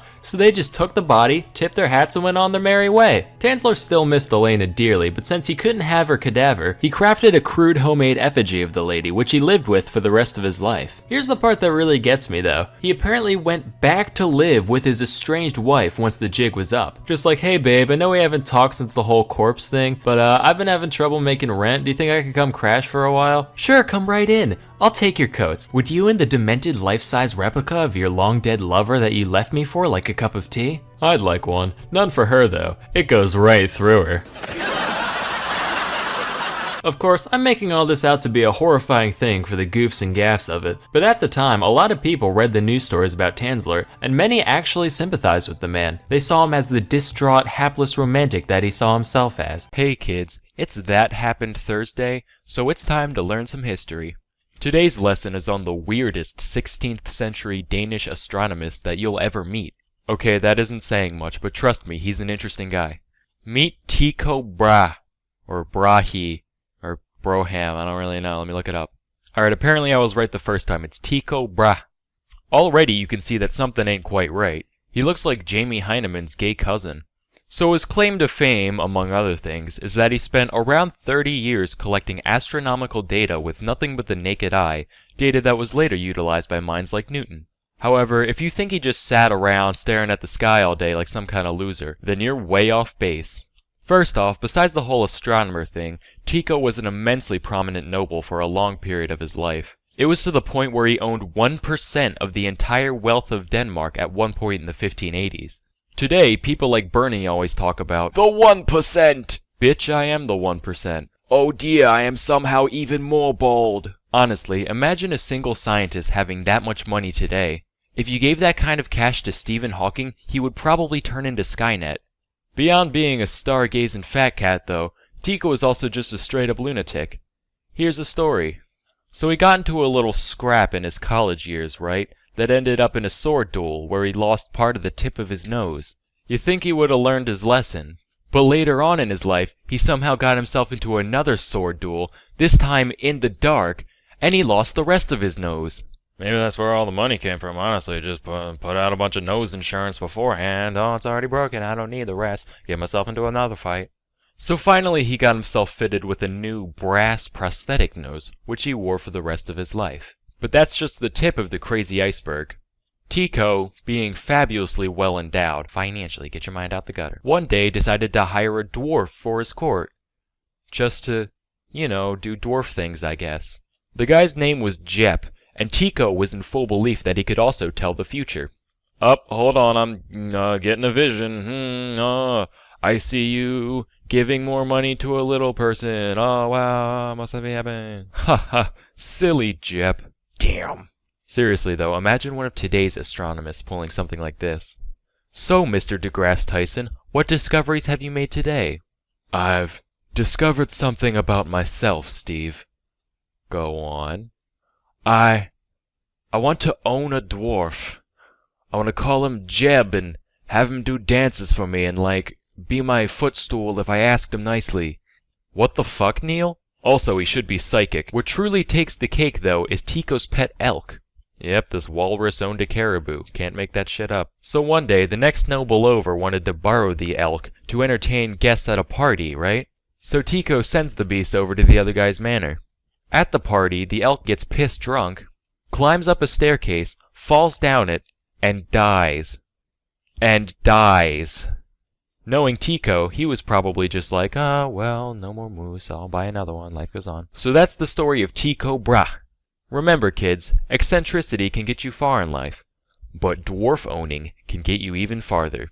Hey kids, do you ever feel like life has passed you by? Does the daily grind leave you feeling trapped in your own life like an animal in a cage? Well, that doesn't mean you can't enjoy some fun facts about livestock while you're at it. Today, I'll be giving a tour of the life, death, and processing of the American beef cattle. Disclaimer, this video is only a basic summary of some common industry practices. No two farms are alike, some are nicer, some are worse. I'm not a shill, please don't get mad at me. Now, in the beginning, there was nothing. And then God said, "Let there be light!" And it was good.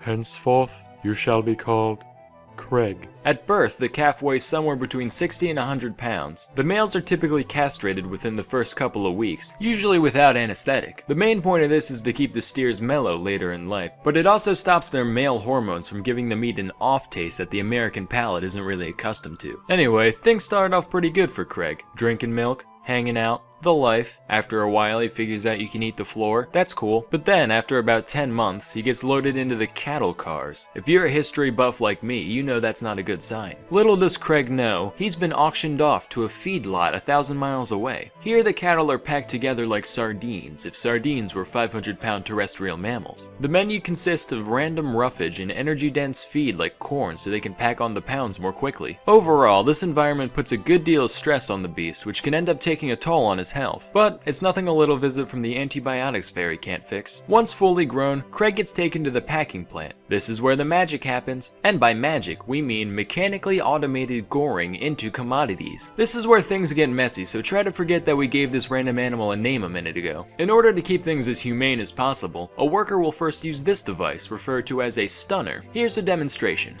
This renders the beast instantly unconscious, or worse, but potato at this point. Its ankle is then attached to a conveyor rail, which will gently guide the animal along the rest of its journey. First, the cow gets to talk to this man. He's called the Sticker. Can you guess what he does? If you said that he gouges out throats for a living, you'd be correct. Over the course of about a minute, the flow goes from torrential downpour to incontinent poodle, by which point our beloved bovine can continue on his way. At the next station, the cow is subjected to high voltage electrical stimulation. Hopefully the nervous system is all out of steam by this point, but if not, the boys on the killing floor will have a great story to tell their wives. Haha, just kidding. The FDA estimates that 93% of meat worker marriages are in shambles. Who knew that 11 hours of pure slaughter every day could desensitize a man? Anyway, electrical stimulation basically works to speed up the onset of rigor mortis. Getting this process out of the way means the meat won't toughen up once it reaches the freezer. Next, the carcass undergoes a thorough power washing. Like the noble mortician, this hose works to make a lifetime of filth disappear. Unfortunately, though beauty is only skin deep, manure runs to the core, so the cow must be disemboweled to prevent contamination later on. And we might as well get rid of all these other gross bits while we're at it. Then the feds stick their nose in things to make sure everything is as it should be. Yup, it's a cow. Finally, we send it down the line, evacuate the spine, bifurcate the hind, reticulate the spline, and power wash it again just for good measure. This whole process from bashing to slashing to splashing takes a mere 15 minutes to complete. That means it takes the same amount of time to process 3 half-ton mammals and 1 scheduled license renewal. Try puzzling that one out. After hanging out in the cooler for a couple days, the beef is broken down into its many cuts: chuck, loin, sirloin, what have you. This is the good stuff. That'll get shipped off as is to barbecues, bar mitzvahs, and bargain bins all across the country. Then you got all these misfit bits hanging out wherever else. Still technically flesh, so we have machines pluck it off, pulp it, and use it to make hamburgers, hot dogs, and the like. Then all the garbage even Americans can't stomach is sent off to the rendering plant to be made into whatever else. So there you have it. I don't really have an outro, except, kinda gross, right?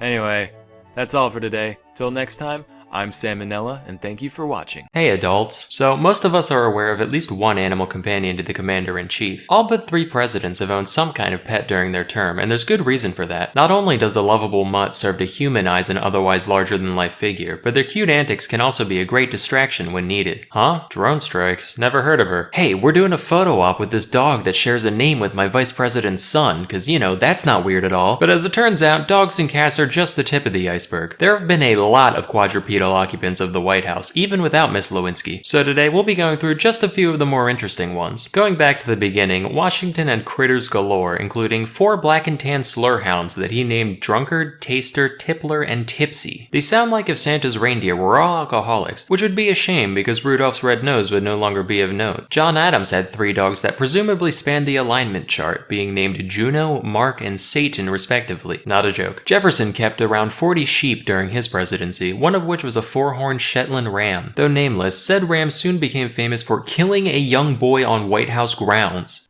Rather than immediately destroying the animal as we'd expect today, Jefferson just had it moved back to Monticello. It was eventually put down, but only after it single-handedly killed several other rams at the estate, which just goes to show how Jefferson operated. Random child, not the best optics, but that can be forgiven. But my own property, that's a bridge too far, Rambo. John Quincy Adams' wife Louisa practiced sericulture, which is a fun word for silkworm keeping. As a side note, sericulture's been going on since at least 3630 BC, which is kinda nutty, cause that means we domesticated worms to turn their goo into clothes before we figured out how to ride a horse. Jackson had an African gray parrot named Poll, short for Polly, that would apparently curse like a sailor, probably thanks to the teachings of Old Hickory himself. Having outlived its owner, Poll ended up being removed from Jackson's funeral service after unleashing so much profanity that guests found it genuinely upsetting. He also kept roosters for cockfighting, which was acceptable at the time and still far from the worst thing he's done morally. During Van Buren's term, the Sultan of Oman sent a variety of gifts to the president. among them being a pair of tiger cubs. He was like, "This is badass," and desperately wanted to keep them in the White House. But the dickheads in Congress asserted that, due to a specific constitutional provision, gifts to the presidential office weren't for the man himself, but for the people. Van Buren said, "Fuck the people, them's my tigers," and got into a legal battle with the legislator over the issue, which he eventually lost. The tigers were subsequently sent to a zoo, and over 20 years later, Van Buren died of pneumonia, completely unrelated to this incident. Although Andrew Johnson had no de jour pets, he did befriend a family of mice he found in his bedroom, feeding them flour and grain and referring to them as the little fellows. It's an oddly wholesome thing to hear from someone who essentially set the trajectory for the next 100 years of black disenfranchisement. Mr. Johnson, we still have a country to rebuild. Get out of my room, I'm getting rat-pilled. Taft had 2 cows during his term. The first of them was named Mooly Wooly, and she died a year and a half in after, quote, eating too many oats. Mooly was promptly replaced by the far more dignified Pauline Wayne. She was a real dime of a heifer, which led Taft to show her off at the International Dairymen's Expo in Milwaukee. In order to get her there, she was transported in a private car attached to a train headed for the stockyards in Chicago. But a switch crew mixed up which car was hers, leading to 2 days of frantic telegraphs asking where the president's cow had gone. She only narrowly avoided the slaughterhouse when a couple of attendants at the stockyard recognized Pauline for what she was, and all was well. This next one requires a little background info. So the traditional Thanksgiving dinner was and remains a significant yearly ceremony for the first family. For half a century, from 1873 to 1913, the duty of providing the presidential turkey belonged to one Horace Vose, a private turkey farmer based in Rhode Island. After his death, though, things turned into a free-for-all, with numerous farmers sending unsolicited turkeys, both alive and dead, in an attempt to secure a position as the next annual caterer for the White House. Nobody was decided on for a decade, and upon assuming office in 1923, Calvin Coolidge found the volume of birds showing up at his doorstep alarming, and put an end to the tradition that year, instead opting to buy his own turkey. But in 1925, after much outside pressure, he caved, and was immediately flooded with not only turkey, but a variety of increasingly exotic animals to eat. Among them was a live raccoon he received the following year. Coolidge was, at the time, blissfully unaware of the intricate dance performed on the palate between forward yet ephemeral gaminess and heady seductive musk when one submits himself to the experience of a toothsome raccoon fillet, and as such he decided to keep it as a pet instead. Dubbed Rebecca, the creature soon came to be a core member of the Coolidge family. She ate as well as any of them, being fed things like shrimp and persimmons, and she was particularly fond of eggs. Given free reign over the house, Rebecca's hobbies reportedly included unscrewing light bulbs, uprooting houseplants, and playing with wet bars of soap in the bathtub. She was so beloved that she even had her own treehouse built for her in the White House yard. When the Coolidges made way for the Hoovers, Rebecca was forced to vacate her post, but the new first family soon found that they had a squatter on their hands. The new tenant of Rebecca's treehouse was a wild opossum who, rather than being evicted, was adopted by the Hoovers in a similar fashion to Rebecca, albeit from a farther distance, mostly just saying, yeah, that's ours now. He was given the name Billy Possum, which is a reference to our old friend Taft. See, as the man following Teddy Roosevelt in the White House, Taft had some big shoes to fill. So during his term, some enterprising young dumbasses approached Taft with what they claimed would be the sequel to the teddy bear. They called it Billy Possum, which is itself a reference to the president's fondness of possum and taters, a dish he famously requested at a banquet in Atlanta as an act of goodwill towards the South and its culture. Taft found the idea amusing enough that he gave the green light, and many thousands of Billy Possums were produced. Given their total obscurity today, it's clear these toys were a massive flop, and there's a few reasons for that. For one, trying to force fads at all is like trying to push water uphill, but also, the story of Roosevelt refusing to shoot a tied-up bear has a bit more symbolic poetry to it than, it's a possum cause he like possum, he a fat boy, eat him up good. Couple that with the constant character assassination that the opossum as an animal has received from ignorant urbanites, and it becomes obvious that this thing was doomed from the start. But anyway, that's where the Hoover opossum got his name, and his exploits were pretty limited outside of temporarily filling in as a mascot of a local high school. In 1961, Soviet Premier Nikita Khrushchev gifted a dog to the Kennedys, named Pushinka, or Fluffy. And while it is normally rude to look a gift dog in the mouth, an exception can be made when the single biggest threat to the free world insists that said dog should live with the president. Pushinka was x-rayed, put through metal detectors, and given ultrasounds out of fear that someone implanted her with a listening device. Fortunately, though there may be bugs in some of you mugs, there ain't no bugs in she, and Pushinka remained a Kennedy for the rest of her days. While truthfully, the gift was likely given as a simple act of good faith, faith designed to reduce Cold War tensions. Pushinka was also the daughter of Strelka, who, during Sputnik 5, became the first mammal to make it back from space alive. So I'd like to think of it as more of a passive-aggressive space race flex. Like, yeah, our astronanimals are so alive, they're making babies even. Hope looking at this one constantly reminds you of where you stand. With that, I hope you found this highlight reel enlightening. It feels good to know that while Congress has always been a zoo, so too has the White House at times. That's all for today. Till next time, I'm Salmonella, and you make my girlhood tremble. Hey, little Jimmy. Yeah, what's up? Do you like Pirates of the Caribbean? Yeah, it's alright. So do you think it'd be fun to be a pirate? Yeah? Well, guess what? You couldn't be more wrong. Oh, fuck. Yeah, I know. At some point, every kid has dreamed about being a swashbuckling, corn-shuckling, wife-cuckling, cocksuckling pirate, but trust me when I say, it was really not all it's cracked up to be. First, we'll talk about the food. So one staple of the pirate diet was salted meat, usually wild oxen or pork. And I love jerky as much as the next guy, but this wasn't like a bag of Jack Links. In fact, it was probably closer in texture to your shoes than any meat you've ever eaten. In those days, you couldn't just snap into a Slim Jim. That's a modern luxury that we take for granted. Back then, the slogan was, gnaw on a Slim Jim for minutes on end, grinding it between your molars while the gallons of salt turn your mouth into a desert until the mangled hunk of flesh in your mouth is just soft enough to be shoved down your greasy fucking pirate throat without tearing a hole. Another essential food item was known as hardtack. This was essentially just flour and water baked into a cracker-like brick. Beyond the fact that it was totally flavorless, hardtack was also extremely dense, to the point where pirates would often have to slam their fists down on it in order to break it into pieces small enough to fit in their mouth. As long as it was kept dry, hardtack almost never spoiled, although it often became infested with weevils. Excuse me, sir? I'm a vegan, so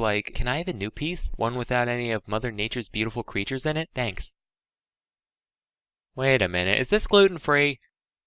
This better be hemp rope! Nah, but the weevils didn't make you sick or change the taste all that much, so, and this is true, the crew would just eat it in the dark, so that way they couldn't tell if they were eating a normal chunk or a weevily one. Then there's the crowding. So pirate ships typically packed in as many crew members as possible, because more pirates means more manpower when you go to board an enemy ship. Of course, the downside to that is that you're basically like a bunch of hairy, unwashed sardines. Let me illustrate what a typical night below deck was like. So you're sprawled out on the damp, musty wood floor. Everything's pitch black, you can't see a thing. The smell of the filth and the mold forces you to only breathe through your mouth. Suddenly, your left hand feels wet. Probably just seawater leaking through the hull. You sniff your hand. Nope. No, that's piss. You feel something furry rub up against your elbow. It was either the body of a diseased rat or the beard of your diseased crewmate. Either way, that's probably where the piss came from. Some guy's moaning loudly in the next room. Hopefully he's just jerking off, because if he's dying, that's one more body to deal with in the morning. Rinse and repeat for 8 hours, and then it's daytime. The poor diet and cramped conditions led to disease being a huge problem aboard pirate ships. The most well-known of these diseases is scurvy, where you don't get enough vitamin C. When scurvy first begins, you just kind of feel tired all the time, no big deal. Then you get weird spots on your skin and your gums start bleeding. This progresses until all your teeth fall out and all of your body's mucous membranes start gushing blood and pus, causing you to die. So that's a lot of fun. There were tons of other diseases too, I won't go through them all, but here's a few honorable mentions. Also, some people say that alcoholism is a disease. I might just be disturbed, but that's one sickness I could definitely get down with. If it is a disease, then yeah, just about every pirate had this one. If anything though, I'd call that one of the few upsides of pirate life. Finally, there's the combat. So you've gone through all these disgusting, horrible living conditions, but at least you can enjoy the thrill of battle, right? Swinging from rope to rope, sword in your mouth, long, intense saber duels, that kind of thing. But that's typically not how it went down. For one thing, when pirates boarded a ship, 9 times out of 10, they'd just surrender immediately. Because what are a bunch of well-groomed merchants gonna do against a horde of disgusting barbarians? If the defending ship did decide to fight back though, the resulting brawl wouldn't be anything like the movies. It'd be way worse, like immediate R rating. Because pirates rely a lot on brutality, both because they don't have much real training, and because it scares the shit out of people. If you were a deckhand on an invaded ship and you were stupid enough to fight back, you wouldn't be dancing around doing flips and shit, none of that. Instead, they'd probably shoot you in the stomach with a flintlock pistol, kick you to the ground, chop off your shoulder blade with a hand axe, gouge out your eyes with a marlin spike, wind your intestines around the prow, and then toss your twitching body overboard. And that's only a slight exaggeration. Honestly, if Jack Sparrow got attacked by actual pirates, he wouldn't last a second. It's kinda like a used car salesman going to prison, like, I'll be fine. If anybody tries intimidating me,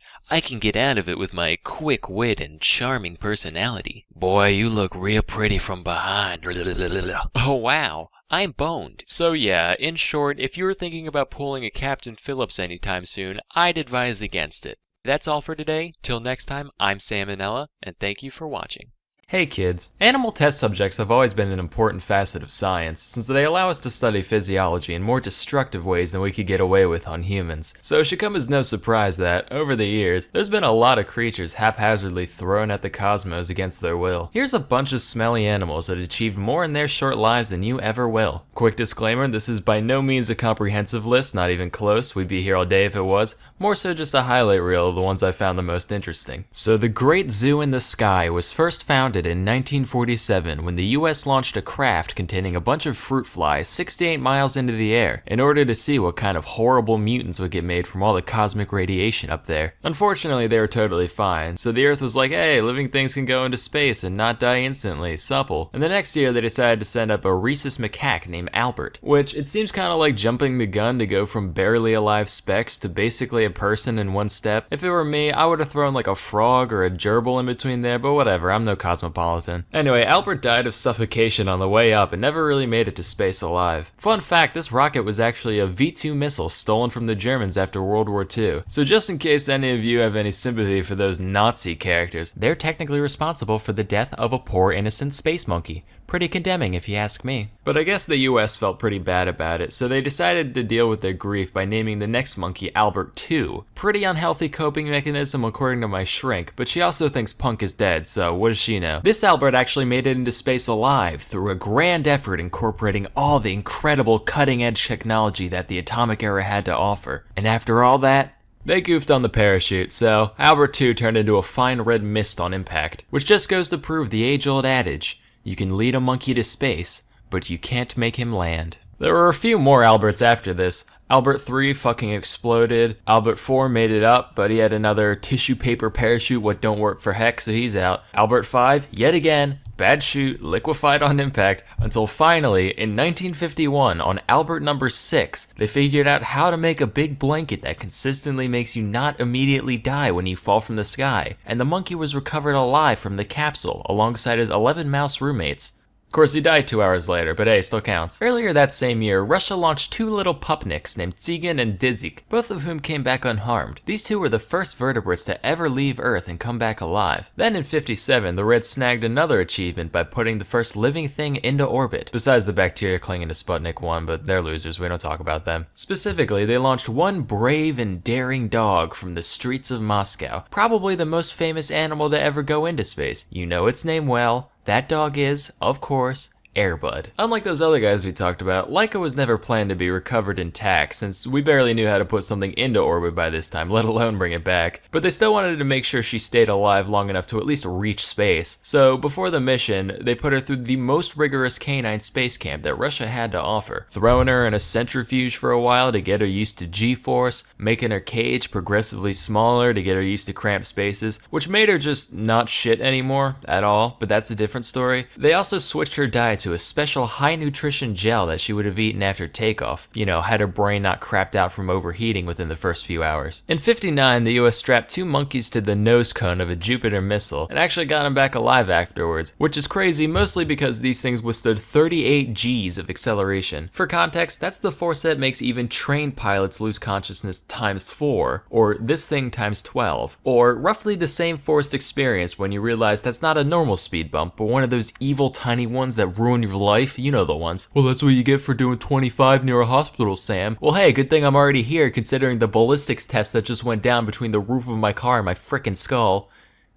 Jesus. So in 61, we graduated from monkeys to great apes, sending up a chimpanzee named Ham. Remember Space Chimps? Yeah, it was that. Frame for frame, Andy Samberg and all. What's special about Ham is that he was actually trained to pull levers and slap buttons while up in the ship, being rewarded banana pellets for completing tasks and getting his feet tased whenever he messed up. Sounds like a cartoon, I know, but I promise it's for real. Meanwhile, the Soviets were busy putting a big, bald, smart ape into orbit, no big deal. France saw the US and Russia sending up monkeys and dogs and felt left out, so in 63, they launched a cat into space and were like, yeah, that's cool and unique. I'm one of the popular kids now. In 68, the Soviets Soviets saw the rabbit making rice cakes on the moon and said, how about a tortoise for that hare, launching 2 of them into deep space, all the way around the moon and back to Earth, where they were recovered alive after their capsule landed in the ocean. Kinda cheating when you are your own crash suit, but an impressive feat regardless. In 73, we put mummy chogs in space. What's a mummy chog? It's one of these things. Like a fish, but real rough and tumble. Tolerates low oxygen, weird pressure, high salinity, dishwasher safe, Energy Star rated, you name it, sister. At first they could only swim in circles, but after a couple weeks they actually adapted to zero G and figured out how to maneuver properly. Even more interesting, we also brought mummy chog eggs, and when these hatched, the little mummy choglets knew how to swim in zero G immediately. Kinda spooky, honestly. That same mission also sent up some spiders who managed to spin some webs. Trash webs, mind you, but hey, they managed. In 78, The Muppet Show aired Pigs in Space for the first time. In 85, we cut off the arms of a bunch of newts and sent them up to see if they grow back the same way. The reasoning behind this being, if a newt can't grow stuff back, then an astronaut with a paper cut probably can't either. Fortunately, they rearmed themselves at the normal rate, so all's good on that front. Around the same time, NASA actually had talks with Sesame Street about sending Big Bird up on the space shuttle as a publicity stunt. This is real. The plan ultimately fell through after they realized Big Bird is fucking giant and unwieldy at all times, literally the worst possible choice for a celebrity cameo on a space shuttle. So instead they sent a school teacher in his place.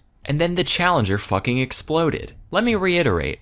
There is a timeline not too far from this one where Big Bird is a casualty in the single worst astronautical disaster in history. A tiny evil part of me almost wishes that happened, like that's just so indescribably absurd. In the early 90s, we set up some baby jellyfish to grow up in space just for laughs. They figured out how to maneuver just fine, but when we brought them back down, they literally didn't have a concept of gravity and couldn't orient themselves properly in their new environment. Which, being a jellyfish is the easiest thing there is. You just kinda exist, maybe squirm a little now and then. So when you manage to somehow mess that up, you know things have gone seriously wrong. In 2003, the US sent up a bunch of invertebrates, including silkworms, spiders, carpenter bees, and harvester ants. Whoops, they exploded. In 07, some tardigrades went up, totally exposed to the vacuum of space for 10 days, which, surprise, surprise, they were fine. On that same mission, a cockroach gave birth, creating the first organism that we know of to ever have been conceived outside of Earth. And finally, in 2018, Elon Musk sent a big basket of mice to the International Space Station. Just, you know, 'cause he can. So those are just a handful of God's creatures who got to experience the majesty of not knowing up from down. If you're like me, you're probably a little jealous. Why does an ugly ape get to go into space, but I don't? I wish to bear witness to the music of the spheres firsthand, in a way that a lower creature could never appreciate. You know why you feel like that? Because you're a nerd. Anyway, that's all for today. Till next time, I'm Salmonella, and I still don't know what Ligma is.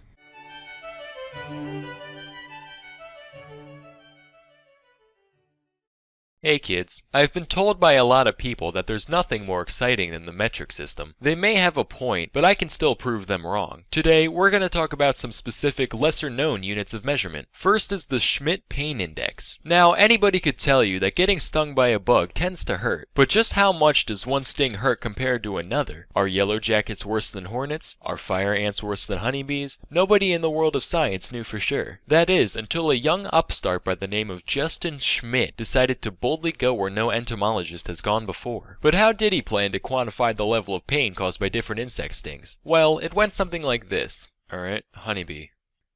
Zzz, ow, god, that hurt. I'll give that like a 2. Next, paper wasp. Zzz, okay, that's like a 3. Next, let's try bullet ant.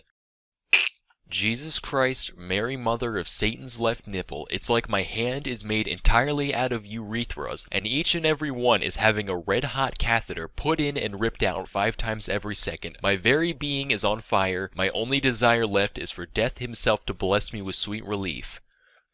I'll give that a 4. No. 4+. In all seriousness though, I'm pretty sure the index is meant to be logarithmic like earthquake magnitudes. So just like a magnitude 7 earthquake is 10 times as powerful as a magnitude 6, a bullet ant sting causes 100 times as much pain as a honeybee. In total, Schmidt cataloged 78 different species of the order Hymenoptera, which includes ants, bees, and wasps. You can tell a man is really dedicated to his job when, after getting stung by 77 insects, he says to himself, you know what? That wasn't enough. I need one more creature to inject its venom into me, and only then will this list be complete. I guess you could say he just really gave a Schmidt.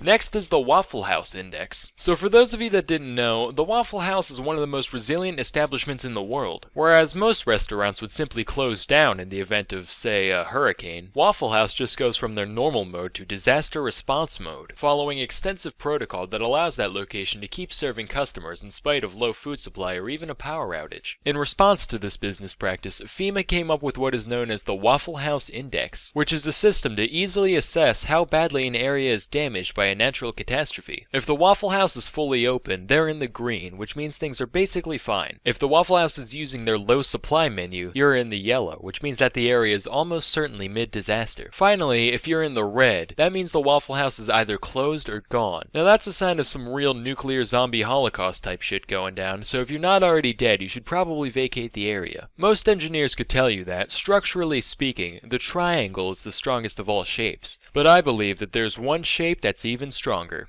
Godspeed, Waffle House. Next we have the APGAR score. So the APGAR score is a rating system used by hospitals to determine how healthy a newborn baby is on a scale from 0 to 10. It's called APGAR based on its 5 criteria, which include appearance, pulse, grimace, activity, and respiration. And each of these is rated on a scale from 0 to 2 to get your final score. Personally, I think this set of standards is a little flawed. Here's an example. Well, it's completely blue, and it doesn't really want to move at all, but it's got a really fast heartbeat, and it's screaming really loudly. I'd give this baby like a 6 out of 10. That's good enough. So in response, I've invented my own rating system. It's called the RAGU score. R is for reflexes. It's common knowledge that if you hold any healthy baby by its feet and then drop it, it'll always land upright. If your baby can't do that, that's a sure sign that it's defective. A is for abnormality. If your baby seems weird, that's typically a good indicator that it's weird. G still stands for grimace, just like in the APGAR test, only instead of looking at the baby's facial expression, you just bring grimace from McDonald's into the room and see how the baby reacts. If it starts crying, that's a good sign because grimace is absolutely fucking terrifying. And finally, U is for ugliness, just because that might sway your decision on whether or not you want to keep it. Now, if the baby passes the test, it gets to go home, but if it fails, then it gets shipped off to the factory and made into ragu, hence the name of the test. Some people might be upset by this fact, but you know what they say, pray-go today, ragu tomorrow. Anyway, that's all for today. Till next time, I'm Salmonella, and thank you for watching. Hey kids, John Wilkes Booth, Lee Harvey Oswald, Hitler, all people who gained massive notoriety by killing one of history's famous leaders. But there are 2 Americans who committed an equally heinous crime as these 3, yet their stories are seldom remembered, mostly because nobody really cares about the presidents they killed. Originally I was going to talk about both of them, but the video ended up being way too long, so today we'll just stick to, this one I guess. Charles J. Guiteau was a pretty silly guy. And to understand how a guy could be so silly, you gotta start with his youth. Guiteau was born in Freeport, Illinois in 1841. His mom had postpartum psychosis and died when he was 7, alongside 3 of his 5 siblings. His dad, meanwhile, was mega religious and made a big point out of instilling those values in his son, often physically. This influence molded Charles into a boy who sought nothing short of total approval from others and who would react very harshly to any criticism levied upon him. As a teen, he moved to Ann Arbor, Michigan for high school. He tried to get into the University of Michigan, but he goofed on the entrance exam. So he did what anyone in his situation would do and said, well, so much for real life. I'm gonna join a commune. Specifically, he became part of the Oneida community in New York. In some aspects, this place was a pretty run-of-the-mill religious fellowship. From each according to their ability, to each according to their need, yada yada. But there were a couple of things that made it special. First off, they followed a doctrine known as Christian perfectionism, whereby everyone would strive to live their lives completely free of sin and reach a divine level of perfection while still on earth. Now this isn't really unique to Oneida, but whereas most people would achieve this through staunch discipline and careful self-reflection, these guys would just get together and take turns roasting the shit out of each and every member over any minute flaw they could possibly have. Real great for the psyche. They also practiced what was basically an early form of eugenics, where aspiring parents would have to submit an application and be judged by the committee on their moral and spiritual fortitude. If they were allowed to mate, children would be separated from the mom about a year after birth and raised communally in the children's wing. After all, wouldn't want any of those hopelessly flawed toddlers to think they're deserving of any affection whatsoever. Oneida also believed in what they called free love, which meant that anyone could bang anyone at any time, as long as they kept it hetero, and exclusive relationships of any kind were actually frowned upon, which seems like kind of a weird habit for people trying to 100% FC this whole Christianity thing, but whatever. But wait, you're saying, how can you have selective breeding at the same time as extremely unselective breeding? Aha! See, that's where male continence comes in. Under this rule, a pair could go at it for as long as they wanted, with the caveat that the dude's not allowed to nut, pull out or otherwise. That way, it's not a sin. After all, as the Bible says, if the dick don't spit, you must acquit. Paradoxically, no such rule existed for the women. In fact, not only did the commune believe in female orgasms, they actually prioritized them, which is like unheard of in the 19th century. They'd even have the middle-aged women of the society train the teen boys in the art of holding in the old pelvic sneeze. That way, there wouldn't be any chance of conception in case the guy goofs up his first few tries. So anyway, young Gito joins this whole thing, and endured countless blows to his massive yet fragile ego, thinking he's at least gonna get a piece of this communal action. Except, the criticism towards him wasn't just a formality like it was for others. Everyone there genuinely fucking hated him, on account of the fact that he was a raving neurotic narcissist. He never caught a single piece of this allegedly free love, and after a while, they all started calling him Charles Get Out in the hopes that he'd leave. This is real. And after 5 long years of this abuse, Guiteau finally got the hint and moved to New Jersey. He tried starting a newspaper themed around the Oneida religion called the Daily Theocrat, except nobody cared, so that failed. He went back to Oneida and tried to sue the place in order to get back pay for all his voluntary unpaid labor while living there, but apparently I'm mad butthurt isn't a valid reason for prosecution, so that went nowhere. Finally he said, well, when your devotion to God has failed you, there's only one path in life left. Time to become a lawyer. He managed to pass an examination to gain admission to the Illinois bar, and subsequently joined a law firm in Chicago at the age of 27, where he met his soon-to-be wife, one Annie Bunn. Of course, Guiteau never really got to be a lawyer. He only argued in one actual court case. Most of his time was spent doing bill collection for random clients. This job gave him insight into how debtors think and operate, which allowed him to turn into quite the con man, dodging bills whenever and wherever he saw the opportunity. Even on the job, he'd frequently charge exorbitant contingency fees after the fact, upwards of 75%. And sometimes he'd just keep it all and completely ghost his clients. After all, what are they gonna do? Send another bill collector? Well, it turns out they did, so Guiteau and his wife fled to New York. Here he ditched law and started getting into politics. Specifically, he wrote and delivered a speech in favor of Horace Greeley, the 1872 Democratic presidential candidate. And he somehow got it in his head that if Greeley won, his campaign would be so greatly indebted to him that they'd fulfill his desires to be the Minister of Chile, as though a total rando like him could just, name a job and it would be his. In reality, the speech was an incoherent mess heard by next to no one, and Greeley lost by a landslide. As the years passed, Annie got real sick of living life on the run with a broke-ass bitch, and Charles was none too keen on her weighing him down either. But back in the day, you couldn't just divorce someone willy-nilly, you needed a valid reason for it. So Charles concocted the brilliant scheme of banging a prostitute and then having her testify in court. The plan worked, with the pair successfully divorcing in 1874, and the only downside was syphilis. Whoops. Guiteau started dabbling in theology again around this time. He published a book called The Truth, which was almost entirely plagiarized directly from John Noyes, the founder of the Oneida community. But despite being a man of God, Guiteau was still very much a two-time varmint, and moved frequently in the dead of night to keep collectors off his tail. His brother caught wind of this and wrote him a letter basically saying, hey, maybe you should pay your bills now and then so you can be, a functioning member of society. To which Charles replied, and I quote, find $7 enclosed. Stick it up your bunghole and wipe your nose on it, and that will remind you of the estimation in which you are held by Charles J. Guiteau. God damn. And to his own brother, the madman. Soon after, he got arrested, bailed out by his sister, lived with her for a few months, attacked her with an axe,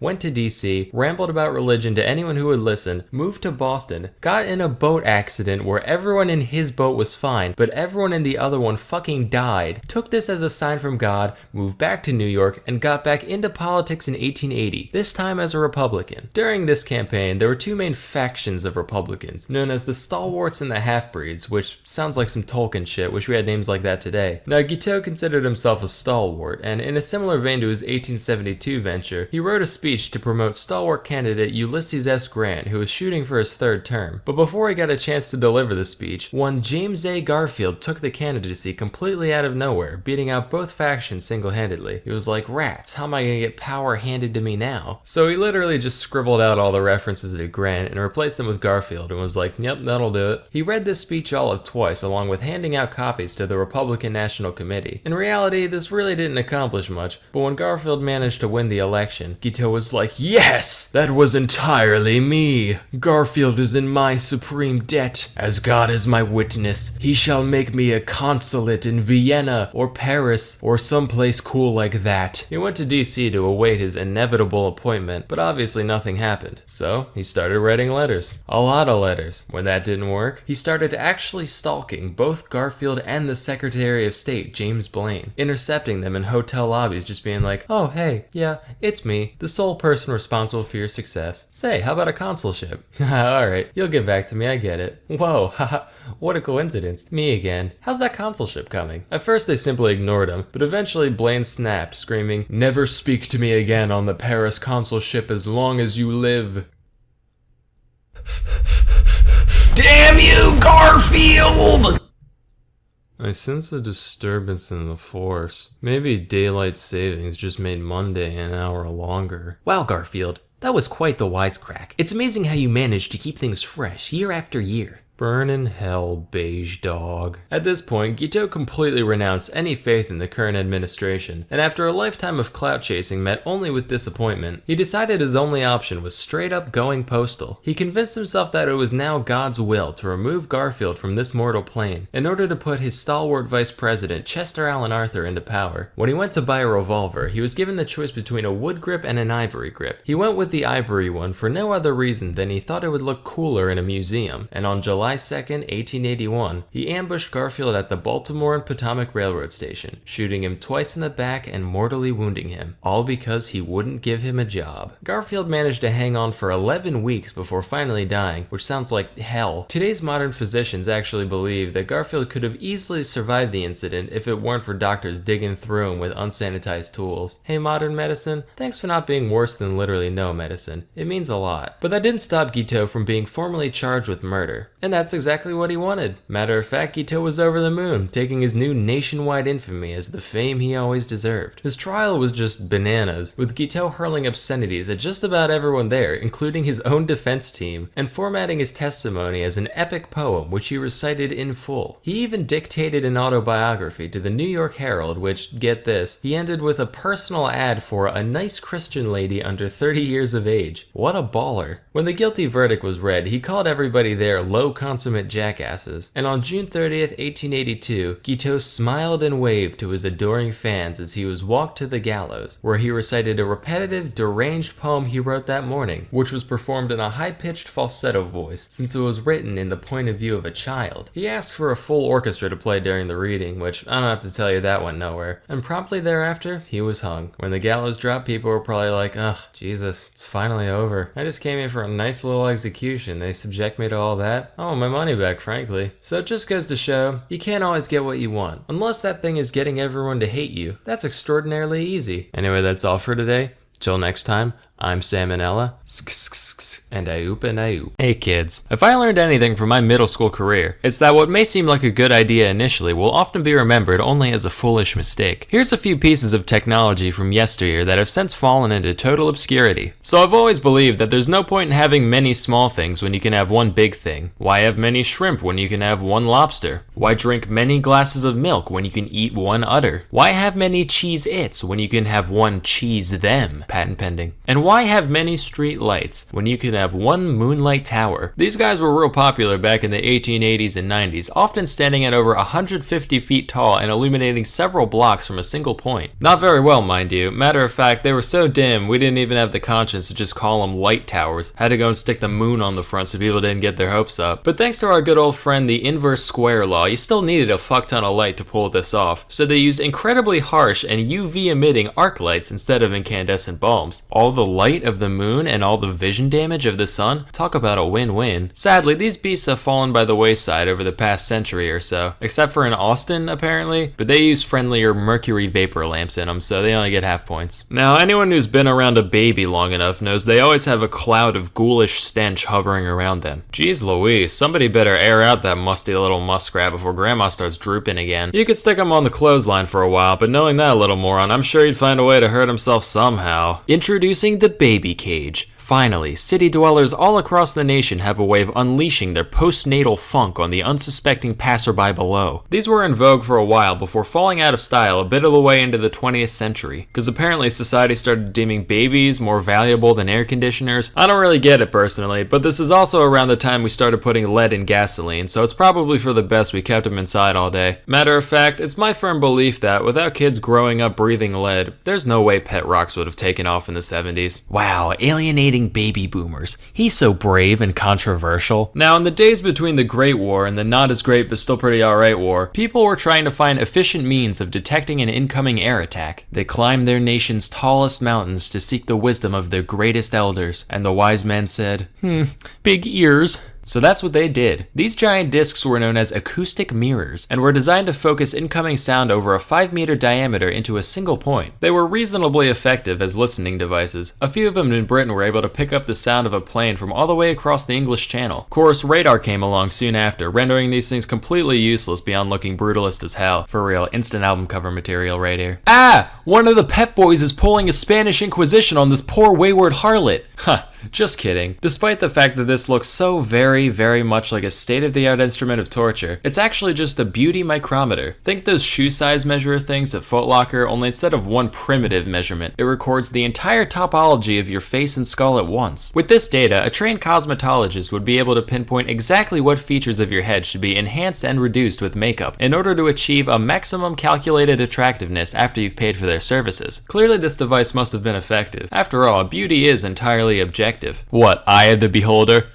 Check the name tag, buddy. Apparently though, women didn't like being strapped into a birdcage and having their every minute flaw meticulously laid out in front of them, so this thing never really took off in the end. Next we have the Humlauf. This was a device made during World War II designed to let infantry shoot around corners. It's like the Germans sat down and watched that part in Tom and Jerry where the conniving rat bends the gun barrel back at his adversary. They said, Mein Gott. They came in a variety of angles between 30 and 90 degrees, and even came with a little periscope so you could see what you were shooting at. But as we all come to find out when we reach adolescence, cartoons are the arbiters of deceit, because these things would invariably break within the first couple hundred shots or so. And even when they did work, the rounds would fucking explode from the massive acceleration, turning a deadly bullet into an ineffectual spray of shrapnel. These were so ineffective that only the 30-degree model ever saw significant production beyond prototypes, and even that was very limited. Say, you ever look at regular mouse traps and go, not enough property damage? Well, check this out. Patented in 1882, it's the revolver mousetrap, brought to you by the makers of the snail trebuchet and the cockroach claymore. Thanks to the marvels of the modern era, all those tiresome hours of intense varmint slang can be outsourced to one little gadget on the floor of your kid's playroom. Now when you hear a gunshot in the middle of the night, you can rest easy knowing that, one way or the other, there's one less pest for you to deal with in the morning. Boom. 1850. Steam locomotives are all the rage. You're in the transport business, but all you can afford is a couple dumb horses. Sure, they move things from point A to point B almost as well at a fraction of the cost, but your cool rail riding friends called you a whack ass and it really hurt your feelers. Well, have we got the invention for you? The Impulsoria uses an ingenious system of treadmills to turn that horse to be beckoned into a force to be reckoned with. Sure, it's expensive as hell to make and limits your services entirely to railroads, but just look at it. Instant pussymobile. Slap some rims and a spoiler on that, you're laughing. This machine is recorded at having a maximum output of 2 to 4 horsepower, which sounds about right, and it didn't see much use outside a couple exhibitions. Now, if there's one hobby that people in the past enjoyed, it's smoking. Whoo boy did they like smoking. And with every great wholesome activity comes a million novelty items to go along with it. Everyone's seen the long cigarette, but how about the really long cigarette? Want to smoke in the rain? Here you go. Going snorkeling? Hey, you know what's more important than oxygen? Nicotine. But hey, wanna know the only thing better than a cigarette? 2 cigarettes. You know what? Fuck it. Have the whole pack. You earned it. Of course, if you're trying to cut back, you can always share it with a friend. Aw, how heartburning. Anyway, that's all for today. Till next time, I'm Salmonella, and check out this JPEG. Hey kids, you've probably seen this scene in TV or movies at some point. A couple of people end up stranded on a desert island, totally isolated from all civilization. It seems like there's no hope for survival, but then one of them looks 3 feet to the left and, oh my god, it's a tree full of fully grown, plump, delicious, smiling, golden-skinned bananas. Amazing. We're saved for the time being. Hey, don't eat those. They're made of lies. See? Listen, why do fruit exist? For a delicious, nutritious snack for humans and animals alike to enjoy?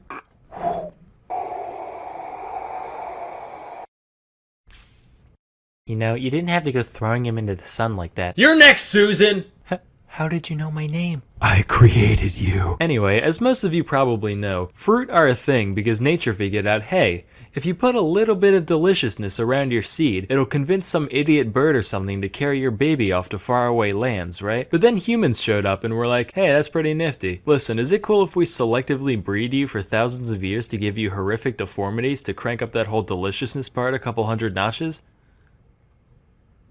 Alright, cool. Let's take a look at bananas, specifically the Cavendish variety that we all know and love. On the inside, we got like 2% seeds, 93% delectable banana meat, and 5% that brown part at the bottom that your mom says is perfectly fine to eat but you still don't trust. Great for a snack. Terrible for reproducing efficiently. Meanwhile, check out the thing on the right here. That's Musa acuminata, one of the suspected ancestors of today's nanners. Much smaller and jam-packed with seeds, with just enough flesh in there to make it worth some smelly primate's time to crack open a yellow one with the boys. Here's another wild type banana, Musa balbesiana. Less sweet, way starchier, harder to get into, hella seeds, same shit different day really. But hey, if you stick that boy in the ground, you've got an okay chance of making a new banana tree. You bury a modern banana, all you're gonna end up with is a dirty banana. And not that one club in Miami, I mean an actual dirty banana. That's because, like a lot of cultivated fruit, culinary bananas are so inbred and malformed that they can't produce offspring even if they wanted to. So, word of advice for you men out there, if ever a lady points out how poorly endowed you are, just show her this JPEG. She'll say, wow, I didn't realize it was so potent and fertile. You really opened my eyes, thank you. Bananas aren't the only piece of produce to follow this pattern though, not by a long shot. For example, take the watermelon. According to Monsanto, everybody's favorite corporation, the first evidence of human cultivation of the watermelon dates back to Egypt around 5,000 years ago. Back then, they were only 2 inches in diameter, around the size of a tennis ball. The flesh was supposedly tough and bitter, much like that of a tennis ball. Of course, just as the growth of a delicious green baby takes time, so too did the evolution of the modern watermelon. In fact, even as late as the mid-1600s, watermelons looked way different from what we have today, as shown by this painting by Giovanni Stanchi. Notice the thicker rind, the larger seeds, and the weird segmentation on the inside. Definitely a cooler still life subject, but ultimately inferior as a summertime snack. How about vegetables? Tell me, do you enjoy cabbage, Brussels sprouts, kale, collard greens, broccoli, or cauliflower? I mean, I guess I like broccoli and cauliflower. The rest are kind of gross though. Wrong! All 6 of these vegetables are actually the same thing. That means you like them all. That's not how that works.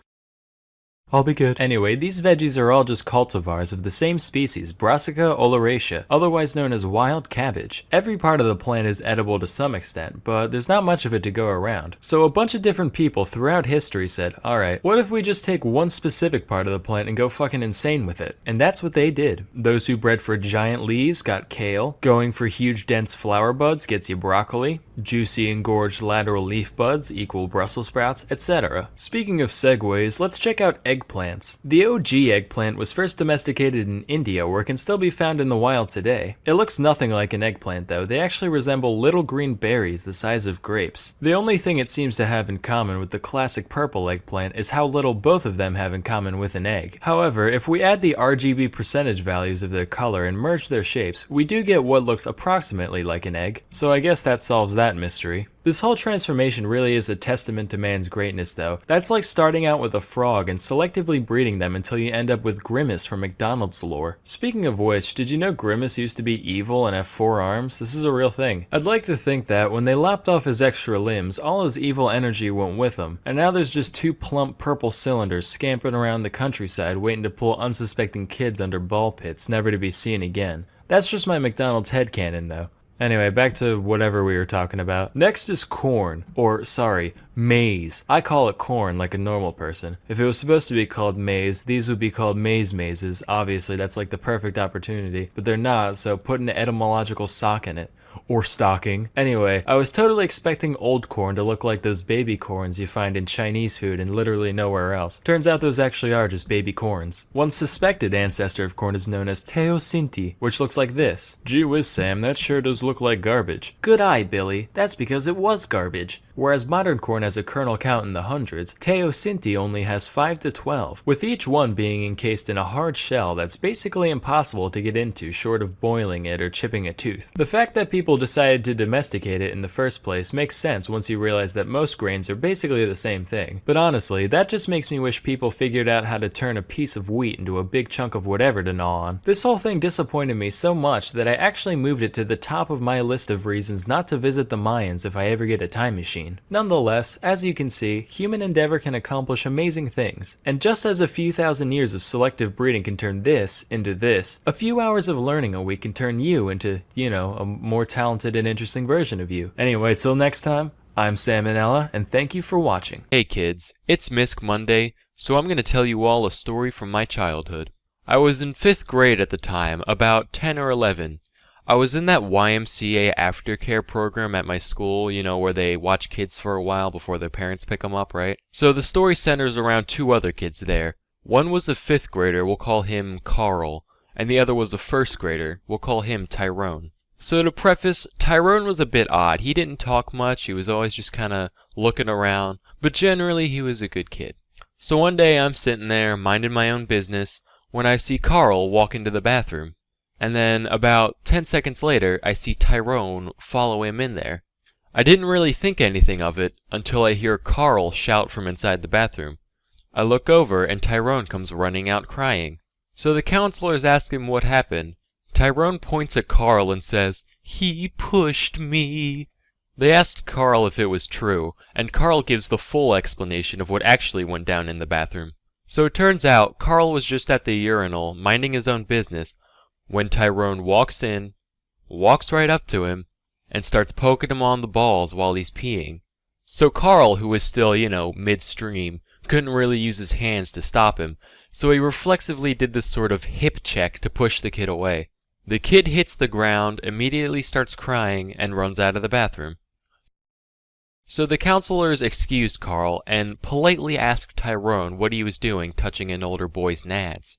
Tyrone replies, I just wanted to make sure he got all the pee out. So ultimately, it just ended with the counselors explaining to him that you shouldn't touch other people's junk. I'm just glad he decided to pull this sort of thing now in a public school to another kid. Imagine if he did this in a public restroom. It would have probably ended with some guy getting arrested. Thankfully, Tyrone never touched another sack again, as far as I know. Hey kids, let me tell you about Swiss Miss Instant Hot Chocolate, and why their packaging is bullshit. So, it comes in a box shaped like this, right? And within the box, there are individual bags of hot chocolate arranged like this. Already you can see some of this company's incompetence shining through. There is no reason for their box to be double wide. It is a waste of cardboard. Let me prove it. Here's a top-down view, right? Let's say this side is 8 inches, this side is 2 inches. That adds up to 20 inches of cardboard. If you doubled it up like this, just had the package a single file, that's only 16 inches. It's a waste. And if that weren't bad enough, for some reason, they decide to attach the bags with these tiny paper bridges. So when you go to make your packet of hot chocolate, you have to detach the 2 bags. That doesn't sound so bad, except for the fact that it's impossible to break them cleanly. Every goddamn time, they tear holes into the sides of the bags. And it's never just one bag either. That would be too simple. It puts holes in both. So either way, you're gonna have to put one back and just live with it leaking powder in the box. It's gotten to the point where I have to employ surgical precision just to avoid getting chocolate dust all over my frickin' house. It would be so simple to avoid too. Even if you really had to have these pointless attachment things, you could at least put little perforations down the center so they break down the middle. School notebooks have been doing it since the 50s, so why, in 2016, has Swiss Miss not discovered the arcane technology of dotted lines? So there's powder everywhere. The cat's looking at you funny because it knows you're pissed off, but at least it's time to enjoy some hot chocolate. You pour your bag into the mug, pour in the hot water, take a sip, and it tastes like piss. Swiss Miss Instant Piss. So you go back to check the box, thinking maybe you did something wrong. The cat starts shaking because it knows what's coming, and that's when you see it. Serving size, 6 ounces. So finally the dam breaks, you unleash a primal roar of sheer fury. The cat shits itself and jumps out the window as you punt kick the Swiss Miss box across the room. The average mug is 12 fluid ounces in volume. Who in God's name only drinks 6 ounces of liquid? So finally, you reach into the box and pull out the desecrated corpse of that other bag from earlier, and you pour it in. Only then can you enjoy your subpar hot beverage properly. This whole system, right? This charade that Swiss Miss puts you through. It's kind of like telling a guy to just jizz with one ball instead of both of them. They're in the same container, and separating them would be difficult. And even if I were to figure out how to do that, 2 does the job better than 1 anyway, so it's pointless. Nowadays, I just fold the packet in half and rip along the seams of both. And maybe that was their intention, but if so, why would you give me the illusion of separability in the first place? It's like Siamese twins. They're joined for no reason and hard as fuck to separate, so I guess I'm just gonna have to live with both. I don't know which is worse, the fact this minor inconvenience was my biggest dilemma all day, or that this inconvenience even exists in the first place. But anyway, I'm Salmonella, and thank you for watching. Hey kids, it's Wildlife Wednesday, so I'm gonna teach you about the shrike. So the shrike's a bird, right? Looks like this. Cute, right? Wrong. Turns out you're gazing into the eyes of a cold-blooded psychopath. Don't believe me? Let me tell you about it. First off, notice how the name Shrike is like a combination of shit and spike. And already you've got a pretty good concept of what the shrike's all about. So this is how it goes. Shrike sees prey. Shrike uses its foot spikes to grab the prey. Prey says shit. Shrike finds another spike. Shrike fucking impales its prey on the spike. Prey says shit. Shrike eats prey off of spike like some kind of hell kebab. Shrike turns prey into shit. And finally, Shrike uses the spike to clean the shit off its asshole. And the circle of life continues. Still don't believe me? Here's a picture. If that isn't some Silence of the Lambs shit, I don't know what is. I can only imagine what it does after it gets home. Would you fuck me? I'd fuck me. I'd fuck me hard. Thankfully, the shrike is small enough to fit in the palm of the hand, so we're safe for now, as long as there aren't any teacup poodle conventions in town. However, the impalement is considered basic tool use, which is a sign of higher level cognitive thinking in animals. So while we're in the clear now, this guy could get even more devious as evolution progresses. 1,000 years from now, they're figuring out how to sprinkle spikes on the road to pop tires. Watch where you walking. Also, who knows how the shrike's sociopathic DNA could be manipulated? Imagine like a bunch of Al-Qaeda biologists weaponizing the shrike. We will breed it with their national bird. Those American pig dogs will never see it coming. But Abdul, what will we call this new creature?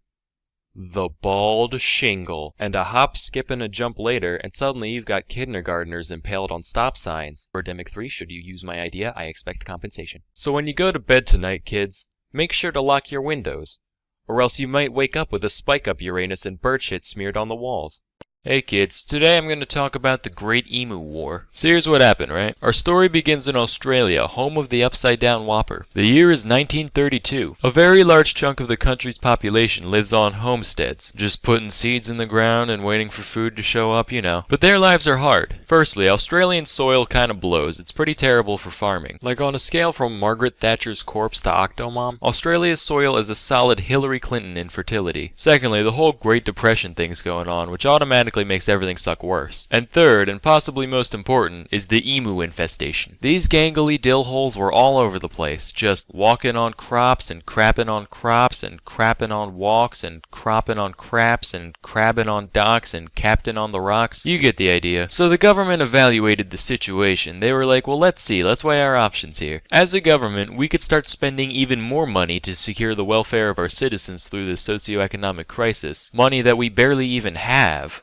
Or, alternatively, we could just start fucking slaughtering emus, so at least it looks like we're helping. So that's what they did. Major G.P.W. Meredith of the Australian military was put in command of the operation, and he had a total of 2 soldiers at his disposal, each of which had a light machine gun. Additionally, the pair was given a total of 10,000 rounds of ammunition to be spent on taking out emus. So on paper that sounds like a piece of cake. They're basically just big turkeys on stilts, so how hard could it be? Well, apparently, pretty frickin' hard. Let me learn you kids a thing or two about emus. First of all, emus are tough as hell. Their bodies are basically like meat-laden tanks. They can definitely take a bullet or 3 and still keep running long enough to get away. Secondly, these fuckers have tactics. Like guerrilla warfare, it ain't got shit on emu warfare. They start out in a big herd or flock or pod, I don't really know. Let me Google it. Okay, a group of emus is technically called a mob. So you got a big mob of emus, right? And as soon as they sense danger, they break up into a bunch of little mobs and start scattering in every direction. So if you're spraying them down with a machine gun, you can't just whip it around all over the place. You have to focus your fire on one group at a time, meaning most of the others could get away pretty easily. I don't know if they had like a huddle beforehand or if this is just some coincidental product from their ridiculous bird minds, but it was effective either way. So between these two things, taking out the emus ended up being a huge struggle. Here's the story on what happened. So the crew went out in search of emus. The first time they found a mob, they started shooting before the guns were in range, so most of the emus got away. The second time, they waited until the emus were closer, but then the gun jammed, so most of the emus got away. And this sort of pattern went on for a while. At one point, they tried getting on the back of a truck first so they could chase down the mob, but the truck wasn't fast enough to catch up, and the ride was so bumpy that they couldn't aim properly, so most of the emus got away. By the time they got a fourth of the way through their ammo, after 2,500 shots, only 300 or so had been killed, which is tiny compared to the 20,000 birds said to be roaming the outback. At this point, they were like, alright, if I have to look at one more of these Jimmy-legged big bird wannabes, I'm gonna start screaming, so you know what? Fuck it. Let the farmers handle it. Then the farmers were like, hey jackholes, we're still starving out here. You still haven't given us those subsidies you promised. We had to feed the kids fucking dingo meat, which, you know, it's a nice change of pace to have the kids eating the dingoes for once, but that's beside the point. Could you dicks keep at least trying to help us? Thanks. The guys were like, alright, don't get your bogans in a bundle. We'll keep going if only to prove a point. So they kept going, just finding mobs, thinning them out slightly, rinse and repeat, until finally they only had like 100 bullets left. In total, the unit only had 986 confirmed kills. Some emus might have also died from their wounds after the fact, but still, a very large portion of the hordes was still alive. So the military was forced to surrender for real this time. Yes, that's right, kids. The emus won the war. Of course, their victory didn't last too long, because after the failed operation, the government put out a bounty on the emus. And that worked pretty well. Something like 50,000 bounties ended up being cashed out over 6 months in 1934. So the lesson here, kids, is that if you want to commit mass murder, don't crowdfund.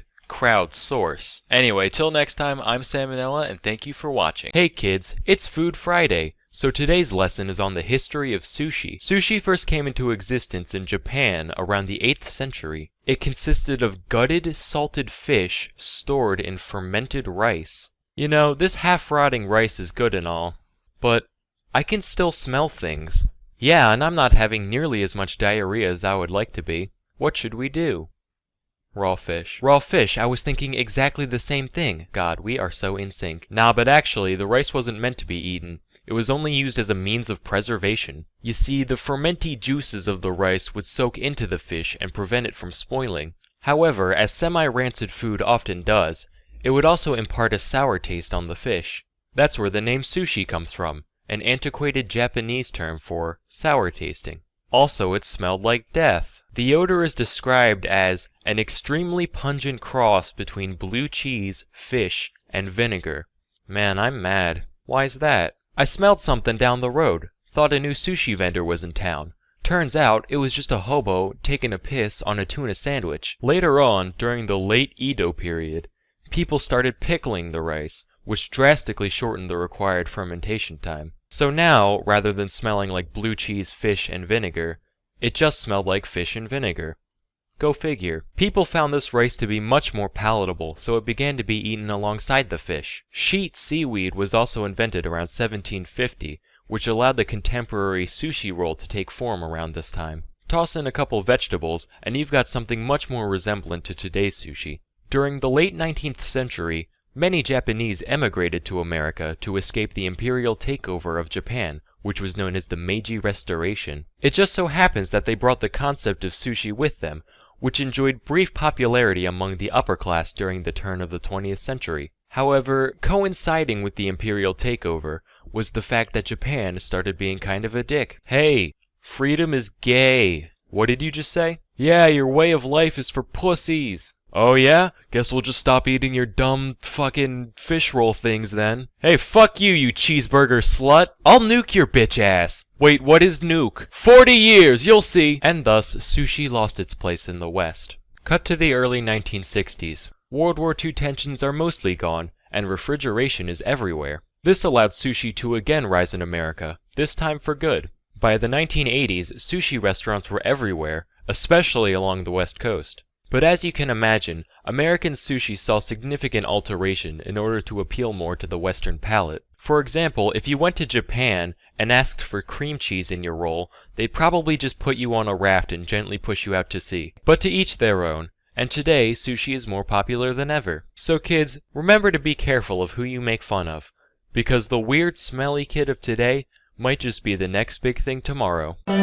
Hey kids, time for another riveting tale from the annals of history. Our story begins in New York in 1932 with a man named Michael Malloy. Not much was known about Malloy except for the following. He was around 60 years old, homeless, an alcoholic, Irish, and a former firefighter. So one day, a few guys were hanging out in the local speakeasy, including Tony Marino, the owner of the joint, and a couple of regulars by the names of Francis Pasqua and Daniel Kreisberg. And who else stumbles in but old Dusty McGee looking to get his morning fix? Marino's like, you know, I've had it up to here with that Michael Malloy character. He never pays his tabs, smells like the crevice behind an unwashed ear, harasses my clientele. Did you know the Hindenburg disaster didn't actually happen? Yeah, it was an inside job by the government to make Big Zeppelin look bad. Personally, I'm glad. One less industry controlled by the fucking Krauts. The Hindenburg disaster doesn't happen for another 5 years, dumbass. Ah, bite me. And every day, he ends up like that. So Pasqua's like, yikes, seems like quite the dilemma on your hands. Lucky for you, I've come up with the perfect solution. Let me hear it. I say we deploy a ploy to destroy that unemployed Malloy. Shut up. Anyway, go on. I'll take out a life insurance policy on him. Then we let him drink as much as he wants. Obviously he's gonna kick it. I mean, look at him. No self-control. See that? He just drew from the stockpile while there's still moves to be made on the tableau. Oh, I like that joke. Then, once he's dead, we get all the money for ourselves. Win-win. The first part of the plan went through without a hitch. Pasqua took out not one, but 3 policies on Malloy's life, with Joseph Murphy, a bartender at Marino's, posing as Malloy's brother and being named as the sole beneficiary. In total, the group stood to gain $3,576, which is like 66 grand in today's money. With all that in place, they begin the second part of the plan. Hey, Malloy. Good to see you, man. Say, what happened to your arm? Yeah, the other day I got in a fight with a goose. Got bit pretty bad. Been leaking pus for about a week now. But hey, I got the breadcrumbs. Okay, well anyway, guess what? Your tab now has unlimited credit. Oh, cool. Well, what's that mean? It means you can drink as much as you want and we can't stop you. Bet. Naturally, he orders shot after shot and the gang happily complies. It gets to the point where Malloy's drinking way more than should be humanly possible, but instead of dropping dead or passing out, after a while he's just like, "Aight. See ya." Within 24 hours, he's back at it, giving his liver the equivalent of a Tyson uppercut and being no worse for wear. This went on for a few days before the boys were like, alright, we need to up the ante here, and decided to replace Malloy's typical shots with wood alcohol, otherwise known as methanol. Keep in mind, as little as 4% methanol by volume is enough to make a moonshiner go blind, and just 2 shots of the pure stuff should be able to kill a man. But Malloy slammed back just as much as he normally would, totally none the wiser, and was like, still see ya. Anyway, see ya. They tried again for a few more nights, he was fine. Soaked some expired oysters in wood alcohol and fed them to him, he was fine. They gave him a sandwich made from rotten sardines and carpet tacks. Motherfucker asks for another. They were like, alright, this man's got a lead belly, there's gotta be something else we can do. So one day after he passed out, they drove him half a mile to the park, tossed him out into the snow, took off his shirt, and soaked his head and chest in water. They drive away thinking they've finally done it, but when Marino clocked in at the speakeasy the next day, Malloy's already there, just hanging out, barely even sniffling. Finally they just said fuck it, ran the guy down with their buddy's cab, and backed over him again for good measure. For once, Malloy didn't show up the next day. The gang was cautiously optimistic. After all, there are 60-year-olds who bite the dust just from one wrong step in the shower, let alone the force of a half-ton of steel going 50 miles an hour. They called all the local hospitals and morgues in an attempt to find where he ended up, but they couldn't get any useful information from anyone. Lo and behold, 5 days later, the guy limps his way on in once again, with a mighty thirst and little memory of the incident. The gang debated just icing some other random drunkard, cause this one's the fucking juggernaut apparently. But they decided to try one more thing before calling it quits. After Malloy went through his usual blackout routine, they took him up to Murphy's room, stuck a gas line in his mouth, wrapped a towel around his face, and turned it on. Within an hour, Malloy finally stopped breathing. After countless attempts on his life, at long last, they were successful. However, as you might have realized, the final method of murder was a far cry from the simple elegance of the original plan, which is something they never really thought about until it was too late. Hey guys, what's poppin'? My brother, Michael Malloy, is dead. Can I have money now? Oh dear, I'm so sorry. What happened? What? Why did the man die? Pneumonia? I see. And when can we see the body exactly? So, after a quick medical examination, the men were convicted of first-degree murder and attempted fraud, and subsequently sentenced to death by electric chair. And while the executioner flipped the switch, Malloy's ghost sat in the corner, chowing down on some antifreeze and sardine soles, just laughing his ass off. Moral of the story, life is unpredictable. That's why we have insurance for it in the first place. If you ever commit fraud against life, just know that life's gonna commit a little fraud back. Till next time, I'm Salmonella, and thank you for watching. Hey kids, whenever I browse this site, I see more and more videos of people talking about things like YouTuber drama, the election, world politics, and it made me think, hey, maybe I should start covering more relevant, nuanced topics in my videos.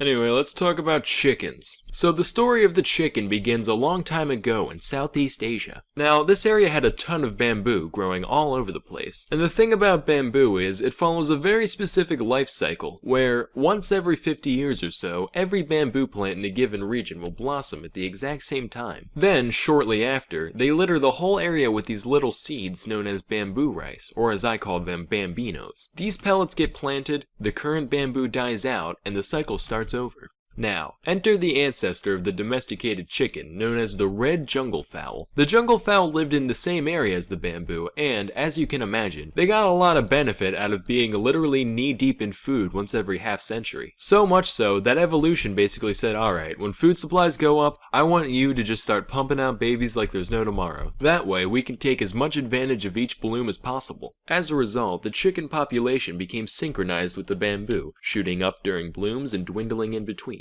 Then humans showed up and they saw this pattern, and they said, wow, how bamboozling. And then they realized, wait a minute, that pun was dumb. But also, we can harness this whole chicken cycle thing. All we have to do is give these guys a whole bunch of food, and we can make their reproductive systems go into overdrive whenever we want. Do you know what that means? Lots of hot bird porn. No, it means we get as many eggs as we could ever dream of. So, with a bit of work, we managed to domesticate the chicken around 5000 BC. And as you can imagine, the idea of having a literal egg-laying machine around the house was extremely popular, leading to the chicken spreading across the entirety of the civilized world over the course of a few millennia. I think it's interesting that, despite the fact that the West has had chickens for most of its history, it wasn't until way later that we figured out where they came from. Like, alright men, it's time to delve into the world of the unknown. We're gonna see things the likes of which man has never laid eyes upon before.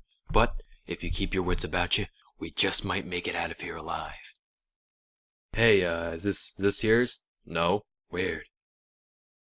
What the hell? Of course, having a constantly supercharged uterus is not without its drawbacks. After all, the chicken essentially goes through its entire menstrual cycle every day. So next time your girlfriend's complaining about how bad her period is, get her a box of chocolates and be generally attentive to her needs. You prick. Anyway, one thing with chickens and most other egg-laying critters is that they only have one hole in their pelvic region, which is called a cloaca, I think. Or cloaca. Cloaca? So the Croatia basically acts like a funnel, taking all the eggs and waste and sending it down the same chute. And while this might sound convenient at first, there is one fatal disadvantage that affects chickens in particular. Sometimes the egg can get stuck on its way out, leading to a condition known as egg binding. And since this means nothing can exit the clamato anymore, the egg-bound chicken ends up dying of constipation over the course of a couple days. Hey Jerry, how you doing? Not good, Sean. Not good. Oh man, what's wrong? It's just, Ever since Jenny got egg-bound, things have been so stressful. Her funeral expenses are through the roof, and her memory means so much to me, but if the bills keep coming in like this, I'm not sure my family will be able to handle it.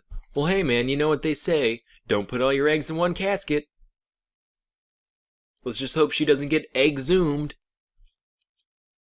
I'm sorry. Don't ever contact me or my kids ever again. I understand. Anyway, that's all for today. Till next time, I'm Salmonella, and thank you for watching. Hey kids, remember the plague, malaria, smallpox? Kinda bad, right? Well, guess what? They're peanuts compared to the level of destruction that's been wreaked over the years across the kingdom next door. Today, I'm gonna talk about some of the most interesting diseases to ever strike the world of plants. The most famous one is probably the potato blight. It's a fungus that attacks potatoes. This is what it looks like. On the left, we have a healthy potato, while on the right, we have a blighty one. Notice how this one is noble and robust, like a lion's heart, while the other is shriveled and black, like Betsy DeVos's uterus. You could try to eat it, but it's basically like rotting cork. You wouldn't get very far. So in 1845, Ireland relied a lot on potatoes, right? That's because their soil was dumb, and that's the most nutritious thing they could grow. Then the blight came, and all their food turned to poo. 1 million starved, 2 million left. They came to America. They brought freckles, and these things. Hoity-toity-toy, now we have the Celtics. Next is the chestnut blight, which infects, you guessed it,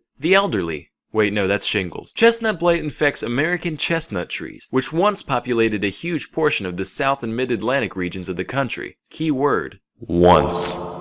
During the early 20th century, the blight arrived, which ended up killing around 4 billion trees over the course of a couple decades. Hey, remember that time 4 billion giant things died inexplicably? Me neither. Nobody does. Let me give some perspective on the situation. Those trees were huge, like 40 meters tall apiece. That means 160 million kilometers of tree was destroyed by this disease. That's long enough to get from the earth to the sun with 10 million kilometers to spare. Here's another. If we take the volume of all these trees, we get 126 billion cubic meters. If we burn that much wood, we get 861 quadrillion joules of energy. That's the amount released by the bomb dropped on Hiroshima, times 10,000. So yeah, kind of a big deal. But who cares, right? Why worry about 4 billion dumb smelly old trees when there's 1,000 whole pandas that need our help? Isn't that right, WWF? You populist scum. Anyway, moving on. This next one is called, get ready, broom rape.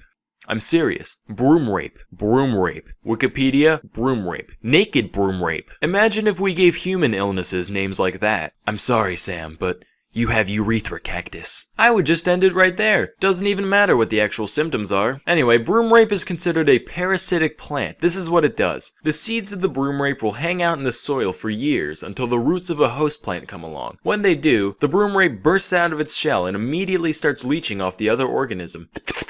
Eventually, once they grow enough, they'll breach the surface with these little flowers. Notice, no leaves, no green. Who needs chlorophyll when you're a filthy freeloader, right? These flowers get fertilized and the whole thing starts over. Just one of these guys isn't a big deal to the host. But once you get enough, they have the potential to suck an entire farm dry, causing sweeping crop failure. Pun definitely intended. Next is this one. There's a few different ways you can pronounce it depending on your social standing, ranging from ergot to elgo. Being the disheveled pauper I am, I prefer ergot. Rolls off the tongue, you know. Ergot is a fungus that mainly infects grains like wheat, barley, and especially rye. And it's capable of producing a whole soup of compounds called alkaloids, which can have a variety of effects on the human body. Most of them not fun, mostly spasms and diarrhea, that kind of thing. However, one particular alkaloid called ergotamine structurally resembles LSD and has a similar function when it enters the body. So a medieval peasant would be sitting there, eating a nice loaf of rye bread, just minding his own business. Then all of a sudden, holy shit, I'm blasting out of both ends! My heart's a seizing, my lungs a wheezing, the fucking walls are melting, I can hear Satan's voice, he's telling me to invest in Apple. What does that mean? Why does he want me to buy apples? This would go on for like a day. Sometimes their fingers and toes would fall off, but then they'd be alright. Unless they weren't. Moral of the story, kids, don't eat strange bread. You could trip balls and die. Anyway, that's all for today. Till next time, I'm Salmonella, and thank you for watching. Hey kids, as we all know, the evolution of species is an incredible process, driven by little more than the random chance that certain mutations may happen to provide a practical advantage in a creature's environment. And as a result, there's a lot of things out there that look super dumb once you strip back a few layers. Here's the top 10 worst animal skeletons of all time. So first and foremost, I'd like to settle a little debate I've been seeing floating around the past few weeks. Yes, penguins do, in fact, have knees, but in order to hide full-grown legs into one plump cylinder, you gotta have a little skeletal trickery on your side. You guys ever do wall sits in gym class or elsewhere? One of the most torturous exercises out there. I now feel even worse for penguins, because not only did they have to deal with living in a frigid black and white hellscape, the most hostile environment known to man second only to the vacuum of space, all the while constantly pursued by ravenous bloodthirsty sea dogs, but they're also secretly doing wall sits their entire life. Quick side note, in Mandarin, the word for penguin consists of the characters for business goose, which is fucking hilarious. Like one day a goose put on a suit and said, "Today it is time to make a name for myself, honk." This next guy is known as Parsons chameleon, found in the more remote regions of Madagascar. Notice the fleshy protuberances around its nose area. Turns out, not fleshy, not even remotely fleshy, not even one flesh. Instead, it just has a skull forever frozen in time in the middle of exploding, like it sneezed right in the middle of God shaping it out of clay, and he was just like, ah, whatever, it's a feature now. So for that, this rough-headed reptilian gets number 9. Normally I would have ranked it higher, but that's a dope tale, so he gets some pity points. Next is the pufferfish. So for most of my life, I've pictured pufferfish as just not having any bones. I know it doesn't really make sense, but neither does them turning into a balloon like a goddamn cartoon. Turns out, in their normal state, they actually look like this, and when they inflate, those concentric rings of spine slide outwards past one another to cover the full area, like the aperture of a camera lens expanding to cover the full frame of the fish. The sheer ingenuity of this design has shattered my childhood dream of real-life balloon animals, which has earned the pufferfish the number 8 spot on this list. Now, if you've gotten around to certain zoological circles, you've been shown this skull and been told, ah yes, that comes from the dwarf elephant. Oh, you've never seen one? That's because they're extinct. And that thing in the middle? Ah yes, nothing more than the nose hole to which the trunk connects. However, if you're a rational, free-thinking adult like me, you can look past the lies spoon-fed to you by Nat Geo and other liberal media outlets and see this for what it is.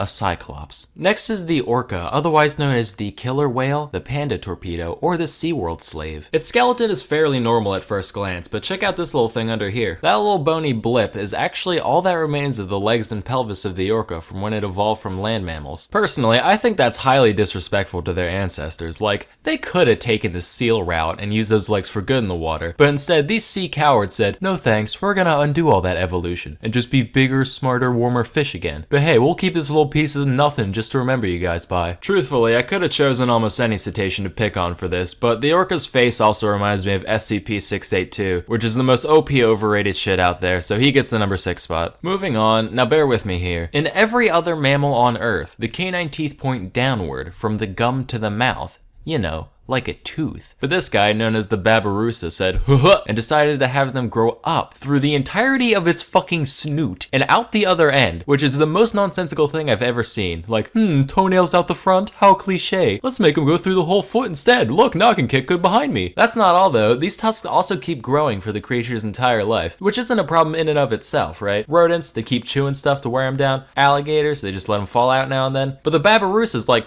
I'll just nut in a lady pig long before this becomes an issue.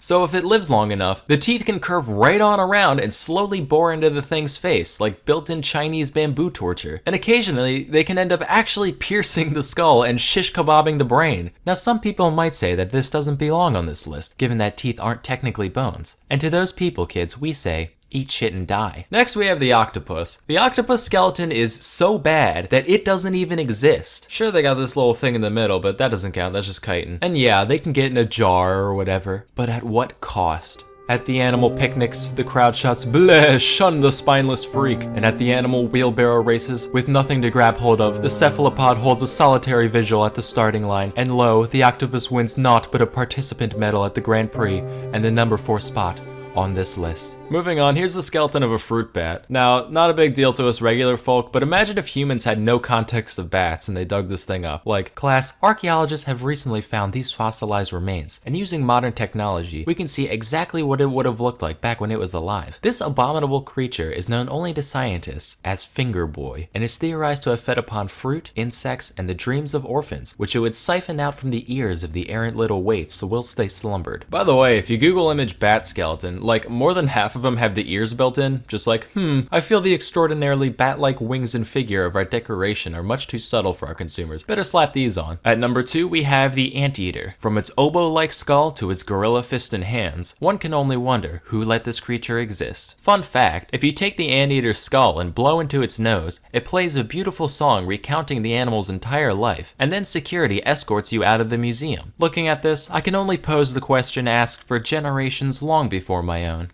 That being, why the long face? Before we get to the number 1 spot, here's a few honorable mentions. The wolf eel. The ostrich.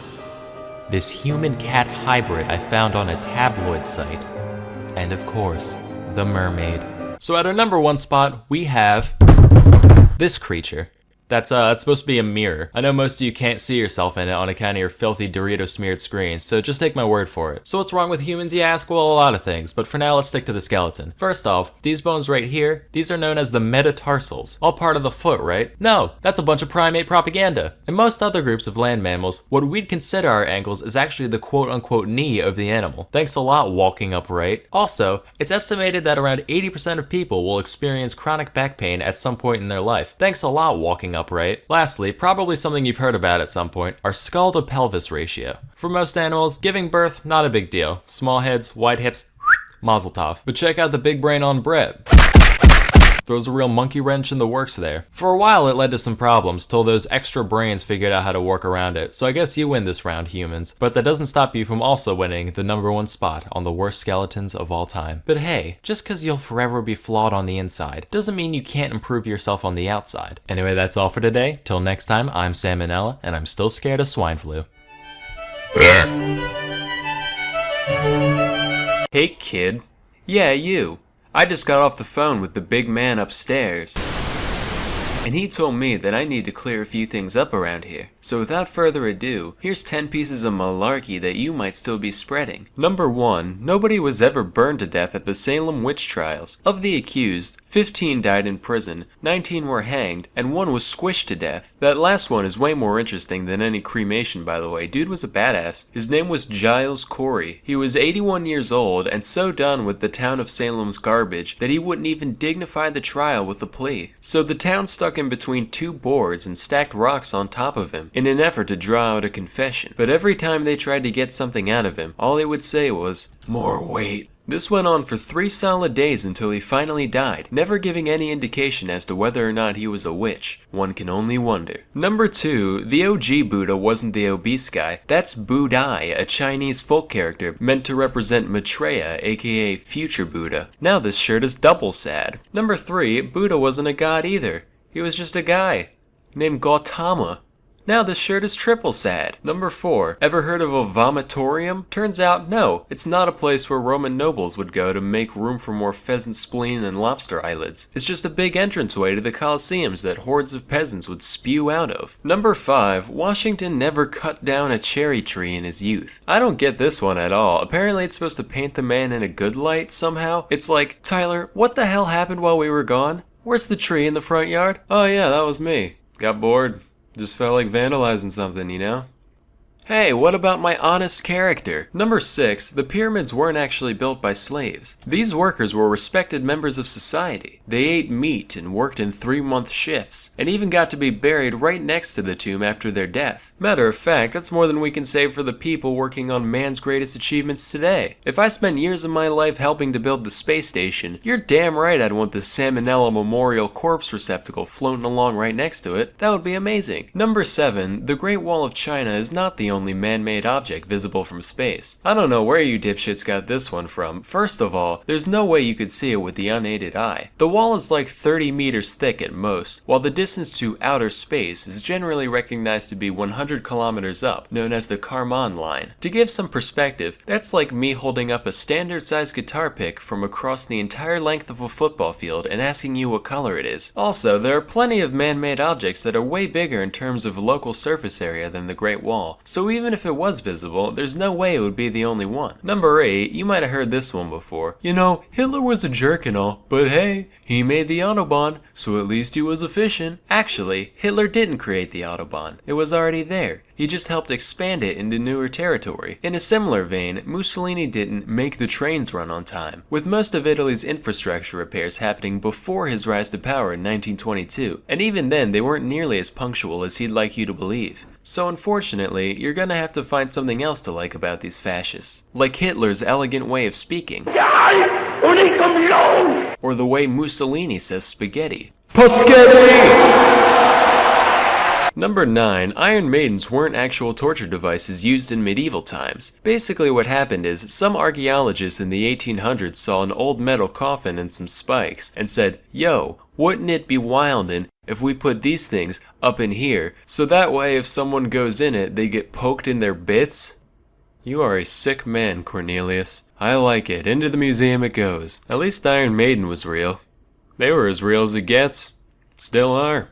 And don't you forget it. Number 10, Einstein never failed math. He had mastered both integral and differential calculus by the age of 15. 99% chance this one was just made up to make glue eaters feel better about themselves. Well, congratulations, Dimitri. Looks like you failed pre-algebra for the 3rd time. Brady still can't graduate. Well, hey, that means I'm still on par with famous smart science man, so yeah, worship me. Hey kids, can I tell you a secret? Come here. Closer. Nuclear energy?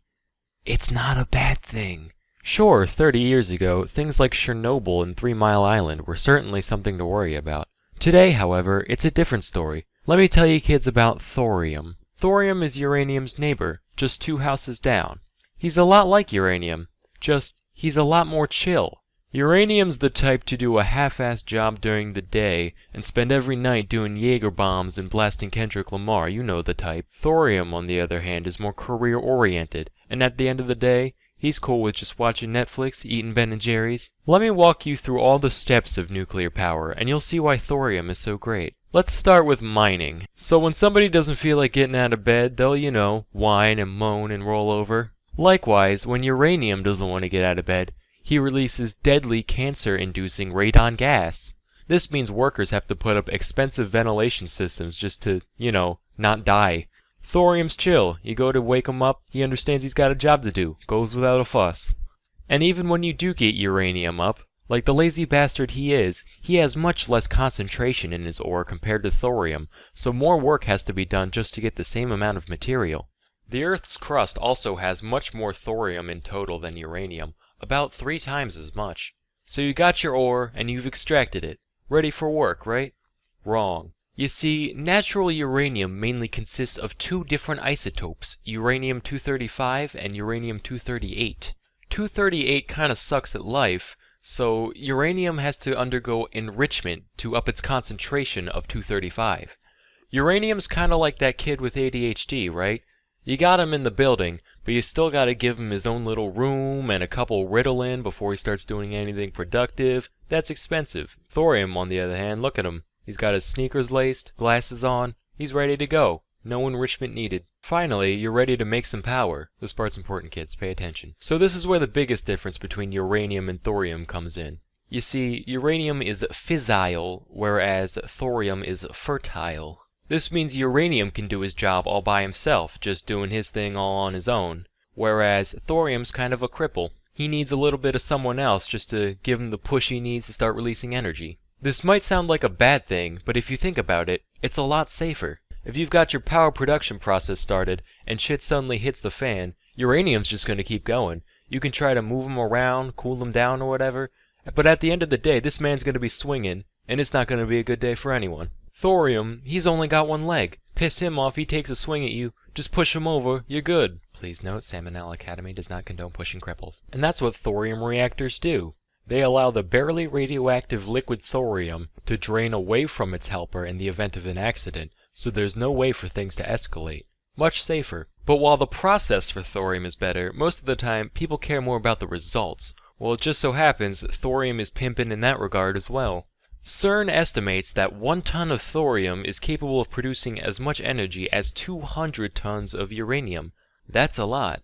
To compare, that's also equivalent to 3.5 million tons of coal. But let's talk about byproducts.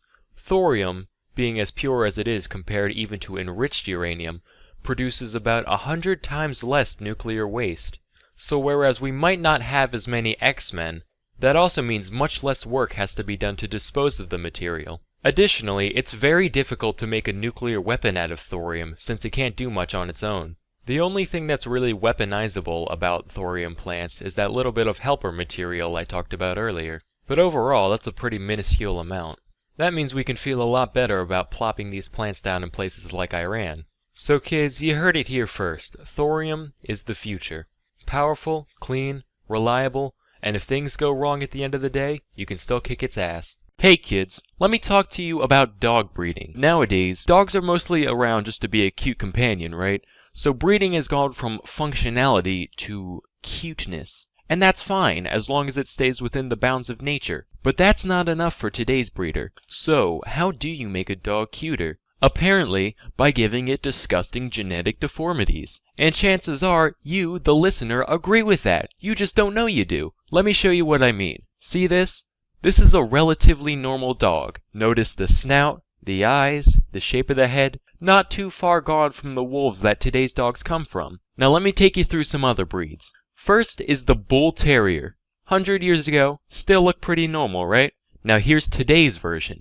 Jesus! Who needs snouts, right? Let's just give it a long, continuous, boomerang-shaped head with 2 tiny holes at the end. Seriously, it looks like Toucan Sam is trying to fit inside a dog costume. And look at its eyes! They're permanently pointed up at the sky as if to say, God, why did you let me become this? Please kill me. Do you guys remember Spuds McKenzie, the old Bud Light mascot? Well, I just realized why they chose a Bull Terrier of all dogs. It's because he looked like his mom drank nothing but Bud Light for her entire pregnancy. Next up is the Pug. I'll probably get some hate for this one, but I don't care. They've been bred specifically to look like they've been smashed in the goddamn face with a frying pan. And because of this, because of their fact that their skull is shaped like a fucking tuna can, they can barely breathe their whole lives. Ever been around a pug? Constantly, no matter the temperature or the weather, they sit there going, gah, gah, gah, gah. And people think this shit is cute. If my baby came out with a flat nose, hair lip, cylindrical head, and no neck going, gah, gah, gah, I'd be like, Jesus fuck, put it back in. It's clearly not done yet. Next is the Dachshund. Now there is no excuse for this one. The head's fine, right? But the body, good God. It's got a torso shaped like a goddamn doorstop with those pointless legs just kind of stapled on. Now it's been a little while since I reminded you what a normal dog looks like, so here.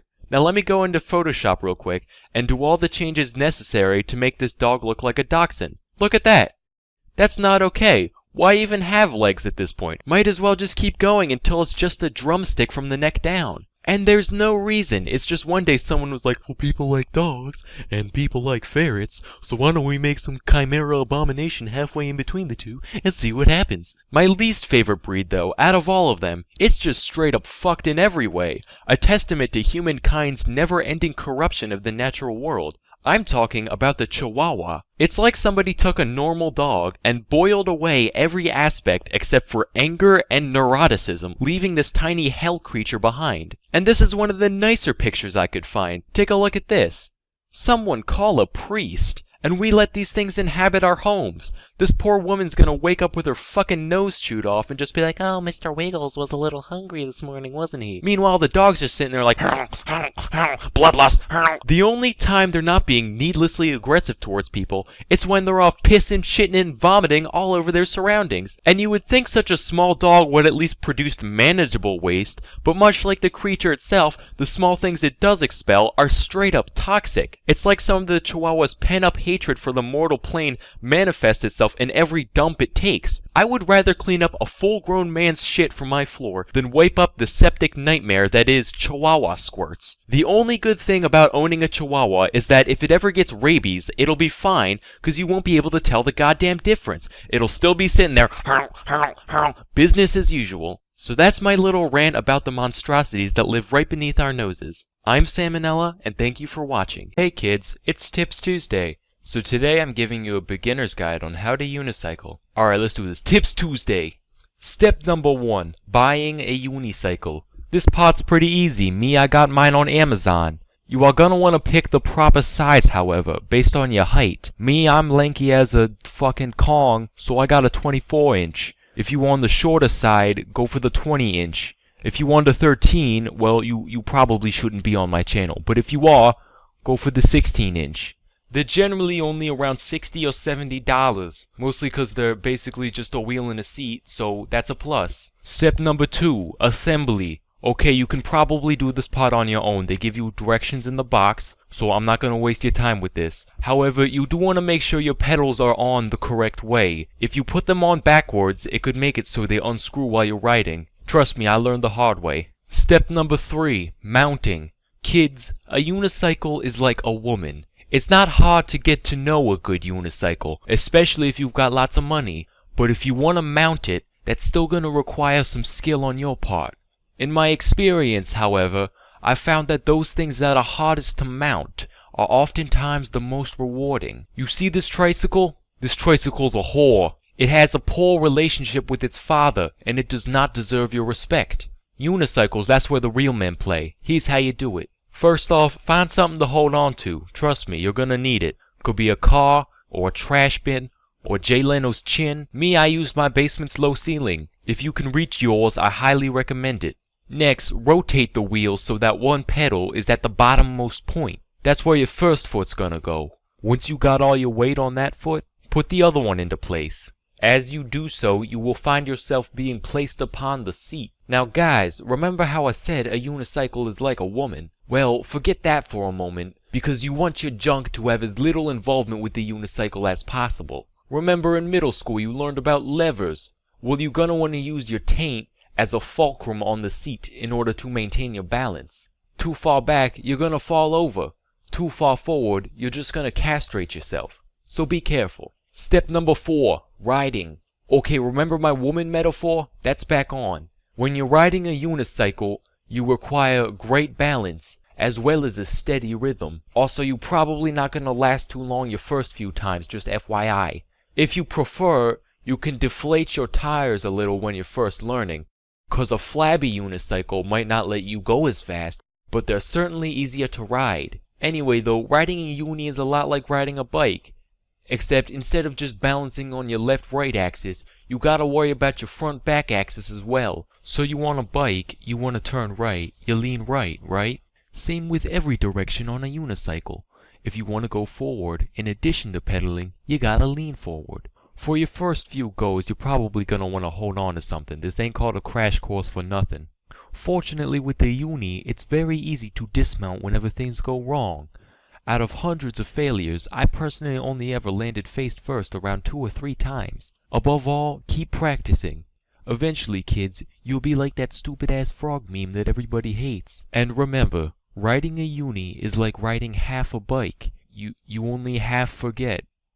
Sure. Hey kids, if you've ever been Black Friday shopping or visited the Diablo subreddit recently, chances are you've encountered mass hysteria at some point. Mass hysteria is known medically as mass psychogenic illness, or MPI for short. It's basically just when a bunch of people start acting a fool for no discernible reason other than maybe a stressful environment. Being that this sort of thing is naturally very noticeable, there's loads of documented cases found all throughout history. Let's take a look at a few. This first one is what made me make this video in the first place. So one day sometime in the Middle Ages, a group of nuns in a French convent were enjoying a quiet, uneventful day, until one of them decided to start meowing.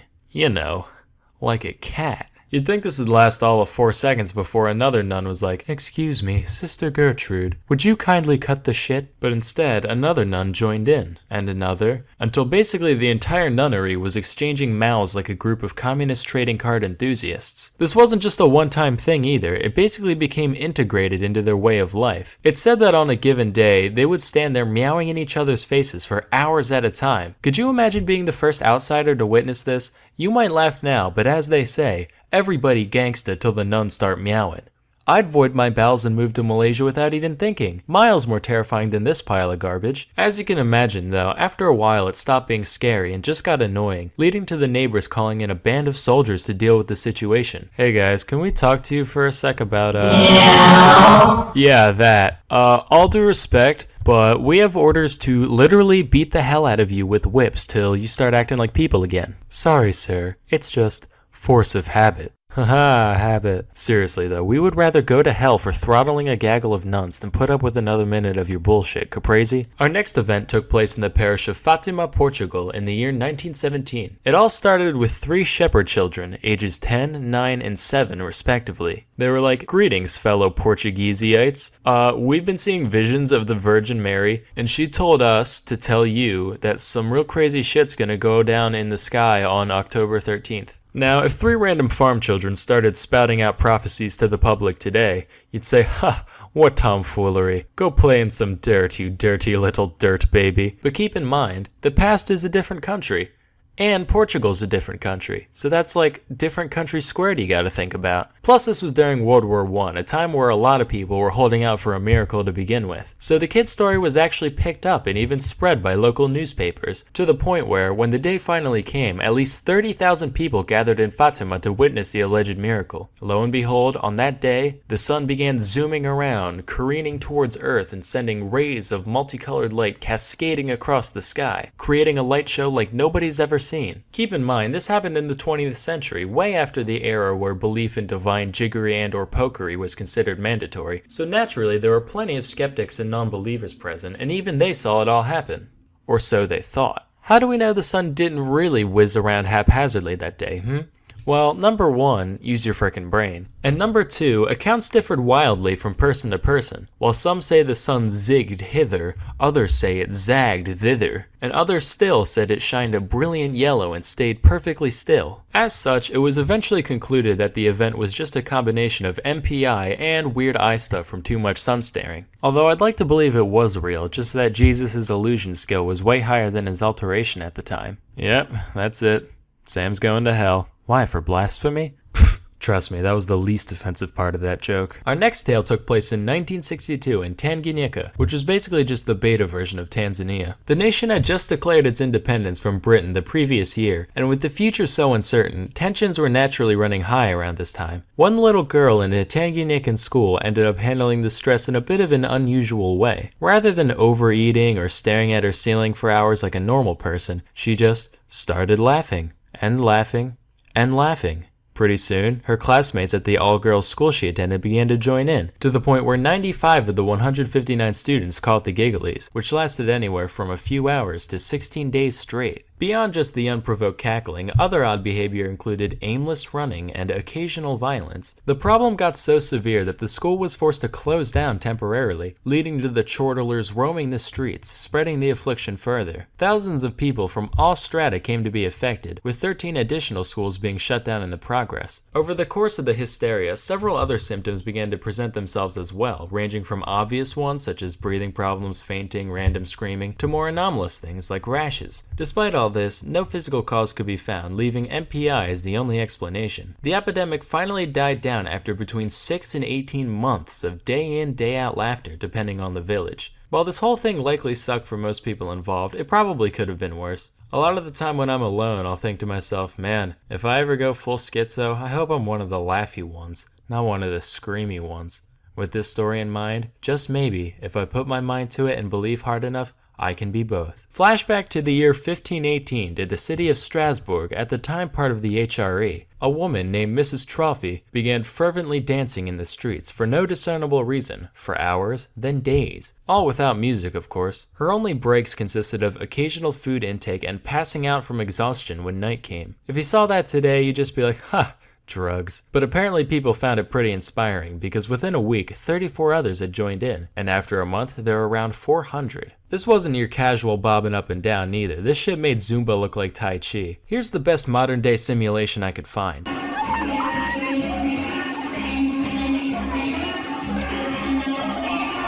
Now imagine that both of those people were the same person and you got the dancing plague. This would take a toll on any healthy person, let alone a medieval city dweller, but despite bleeding feet and aching bones, they just kept going. In fact, they went so hard for so long that a good portion straight up fucking died from cardiac arrest. It got to the point where around 15 dancers were kicking the bucket every day before the city decided they had to do something about it. They managed to rule out any divine or supernatural causes, which was necessary just because, back in medieval times, it was fucking stupid. They eventually surmised that it was a natural disease caused by too much hot blood, as per that whole four humors thing that was popular at the time. As for a cure, their prescription was, get this, more dancing. I can see where they were coming from. It's pretty sound logic. If you got a song stuck in your head, you play it till you're sick of it, same kind of thing. But here's where they goofed. The authorities actually went out of their way to facilitate the dancing, setting up a big stage area and even hiring musicians to keep the afflicted moving. All this achieved was attracting more passerby who were like, man, mass psychogenic illness looks frickin' epic, let's get in on that, causing the contagion to become even more widespread.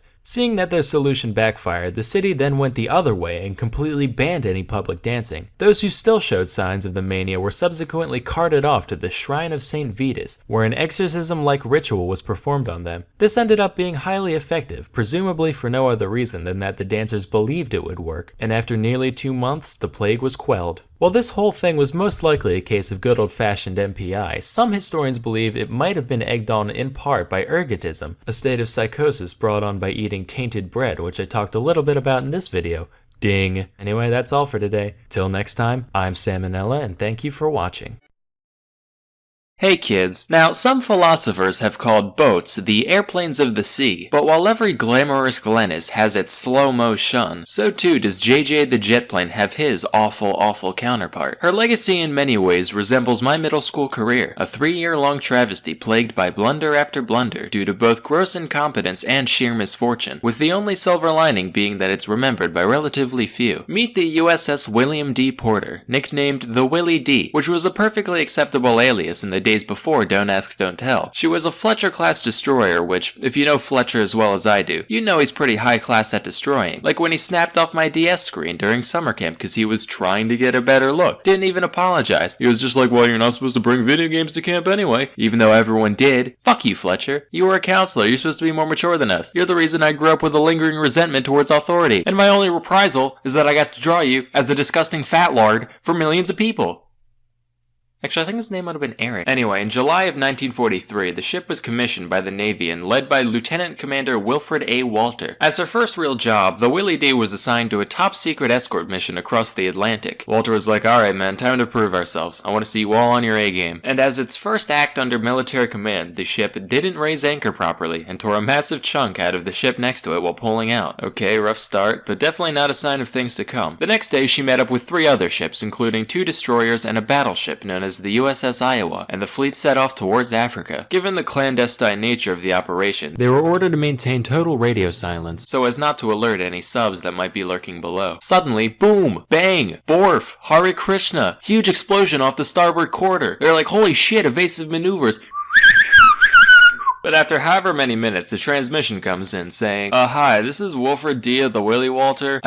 So a depth charge may have accidentally fallen off the ship, and we may have also forgotten to turn off the safety mechanisms on said charge, causing it to detonate immediately. So if you heard a little noise a bit ago, no cause for alarm. Also, sorry for breaking radio silence. Love you, bye.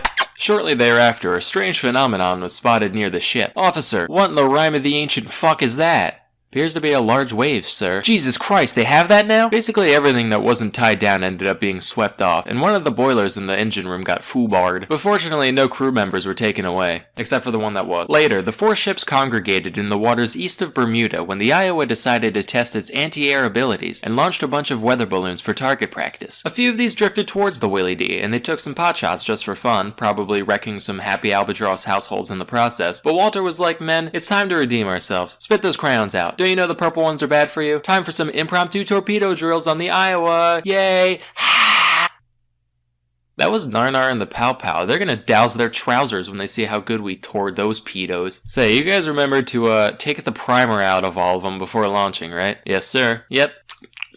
What? Fortunately, the Iowa didn't really have much valuable cargo that could be damaged in the event that the torpedo struck. Oh, except for 32nd President of the United States Franklin Delano Roosevelt, who was being escorted to Cairo as the whole point of the mission. The next 5 minutes aboard the Willie D were just total fucking chaos. Humid sacks of rice, hogs and bats sniffing each other, massive stereos. Commander, we really should radio them. No! I am not breaking any more rules! Do the flashy light thing!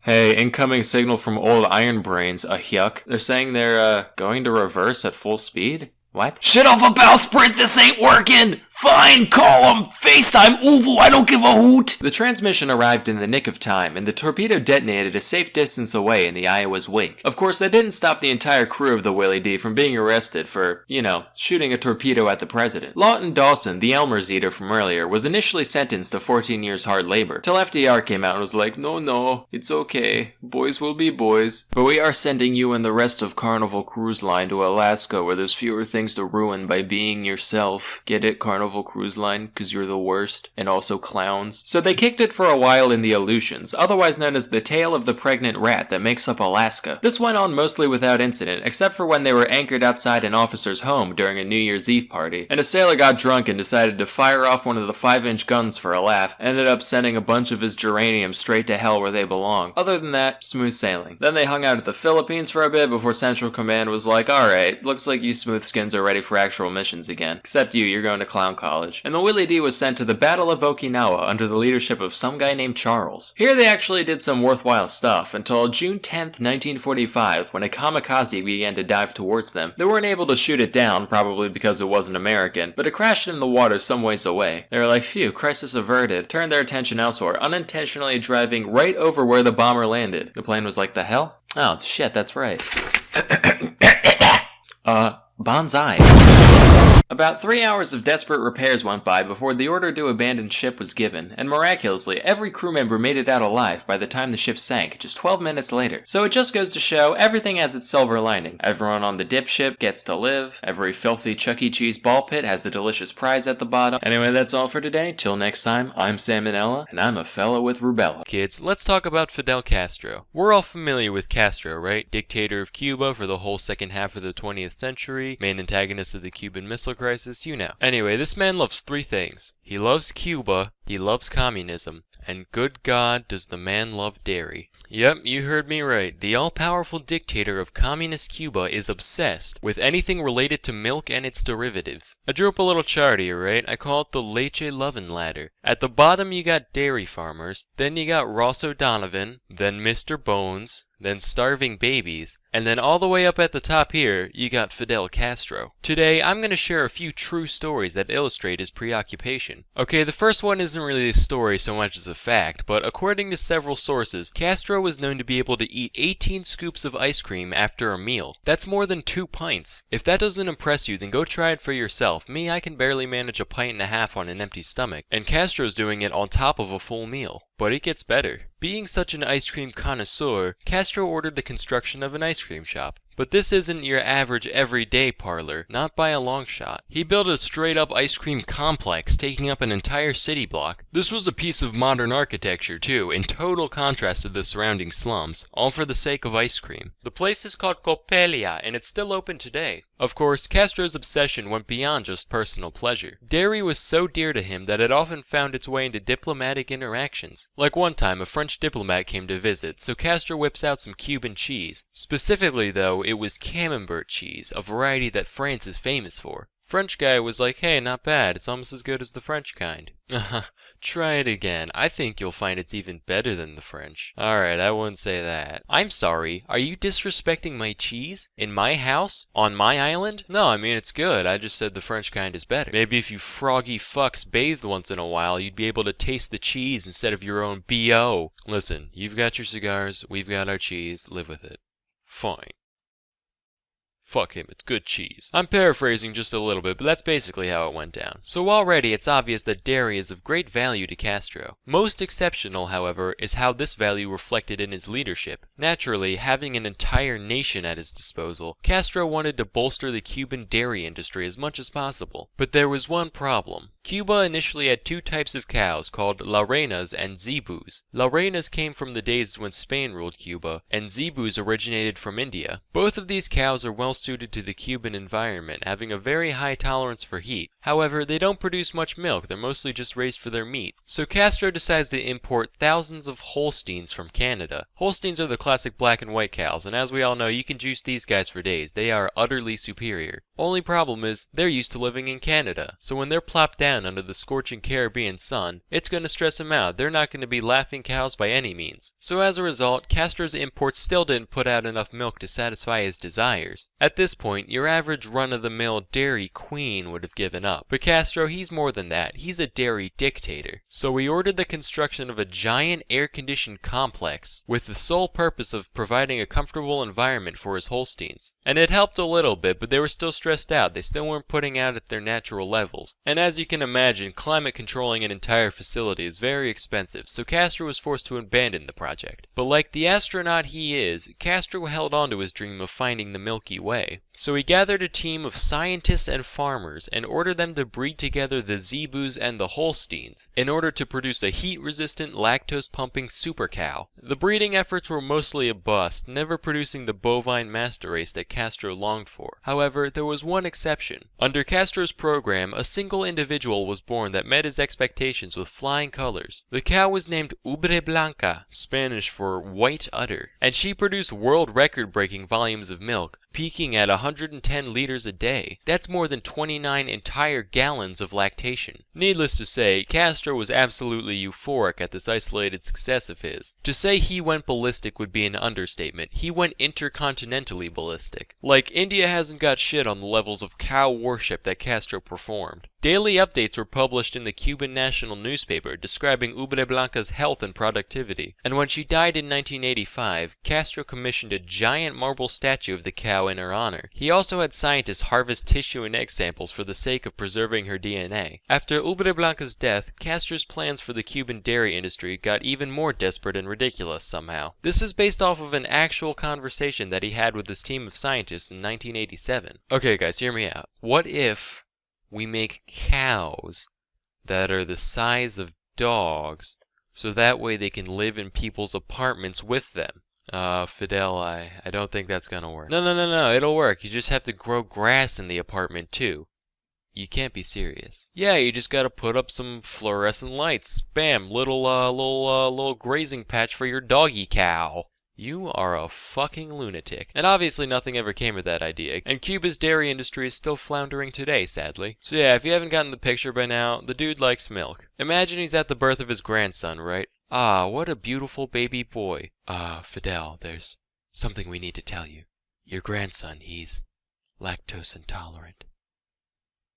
Prepare the firing squad. Anyway, there's plenty of other miscellaneous stories surrounding his little preoccupation, like the time the CIA tried to poison his milkshake, so I just decided to highlight a few big ones. Anyway, that's all for today. Till next time, I'm Salmonella, and thank you for watching. Hey kids, let's talk about babies for a second. Now I think we can all agree, generally, babies suck at most things, either literally or figuratively. They have almost no life skills whatsoever. However, as it turns out, babies do actually have some traits that make them superior to adults in certain isolated aspects. In this video, I'm going to tell you guys about a few. First is the baby's non-drowning reflex. If babies under the age of 6 months are put underwater, they'll instinctively hold their breath. Additionally, their heartbeat begins to slow down as soon as they're submerged, which allows them to use much less oxygen and, as a result, stay alive much longer than the average person. As we all know, babies get themselves into bad situations all the time. Soon as your back is turned, they're off trying to lick another socket or whatever. So this reflex probably evolved from back in the day, right? Mom's off picking berries, baby wanders off, ends up in the middle of a lake, and somehow this whole reflex thing gives the village more time time to, go get a raft and fish them out. Next is a baby's grip. They're able to support their entire body weight with just one hand, which is more than a lot of adults can do. Of course, it's kind of cheating because they only weigh as much as a baby, but it's still kind of impressive. This trait is shared by apes, whose babies instinctively cling on to the backs of their mothers. So that way, if she gets a little courageous swinging from branch to branch, the baby doesn't just go flying. Anyway, because of this, it's speculated that babies actually got their firm grasp from our ape ancestors millions of years ago. And it's only a bit later in life when your genetics go, oh yeah, legs neat, and ditch the whole grabby thing. Next, babies are also very seductive. Not in the sense of like strutting around in thigh highs, making dudes' eyes bulge, not that seductive, but just in the sense of, hey, I like looking at this thing. We should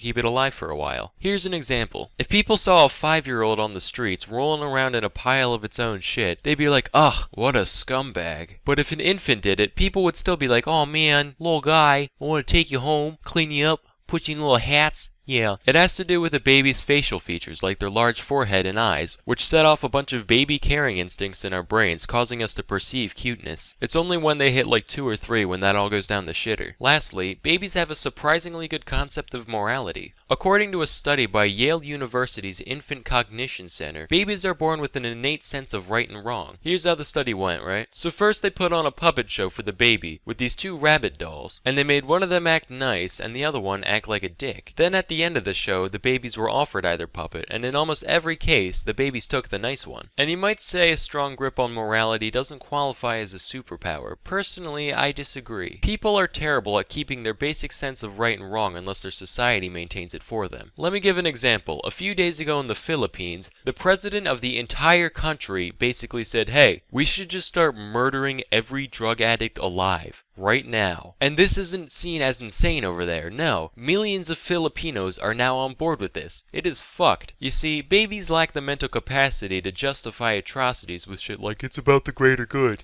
They have no prejudice. They just see people as people. And honestly, I think we could all learn a thing or two from that. Not to get all George Carlin-y on you guys or anything. Anyway, that's all for today. Till next time, I'm Salmonella, and thank you for watching. Hey kids, from clubbing seals to inventing new compound nouns for snow, nobody knows how to kick it quite like the Inuit. Of course, if you're a close-minded tree dweller like me, you might initially think that they can't be that good at storytelling, given that they only know about like 6 things. But that's not true. They've actually got an incredibly complex and fascinating oral tradition. You could ask one about it, there's plenty of these guys around today, but they've got Jesus and microwaves and shit, and that's boring. We want to talk about the stuff from before missionaries came and sent their miserable way of life to a farm upstate. So instead, let a 20-year-old college kid who's never lived outside of Delaware tell you all about it. Obvious disclaimer, Inuits are super diverse. Calling a caribou Inuit a copper Inuit is like calling a copper caribou a caribou caribou. Sure, they both look the same from far away, but when a thunderstorm hits, you better know which one to hide under. As such, while most of the following can be applied in broad terms to most Inuits, the little details come from a variety of subcultures that don't necessarily represent the whole. Got it? Swank. Now, a lot of the world's faiths are centered around bringing people together and inspiring them with stories and images of the divine, so as to give them a wider sense of purpose here on Earth. That's all well and good, but that whole search for greater meaning thing only really comes into play once your original purpose of making sure you don't die is pretty much figured out. Not so for the Inuit. You see, it ain't so easy living in a place where plants can't grow and being naked for an hour means certain death. As such, their beliefs were a little more practical, being more so geared towards fostering the paranoid levels of fear required to survive in such a hostile environment. For example, the Inuit believed that everyone has a sort of life force or soul, what they called anirnik, and like plenty of religions, they believed it lived on after death and could meddle in the world of mortals. But while most cultures regard animals as being spiritually inferior meat puppets, to the Inuits, a creature's soul is just as powerful and vengeful as that of a person. And like I said, up there in the Arctic, not much greenery in the scenery, so they basically had no choice but to devour nothing but souls every single day. And wouldn't you know it, souls don't much care for getting ate. So the Inuit made sure to follow a complex set of guidelines on how to placate their prey in the afterlife, lest the pissed off ghost of that Arctic tern whispers sweet nothings into a polar bear's ears and turns your whole village into a big Japanese flag by sunrise. Here's a few. If you kill something, make sure you eat it all. Just as an American who doesn't clean his plate doesn't get dessert, an Inuit who doesn't eat all his walrus doesn't get any more walrus.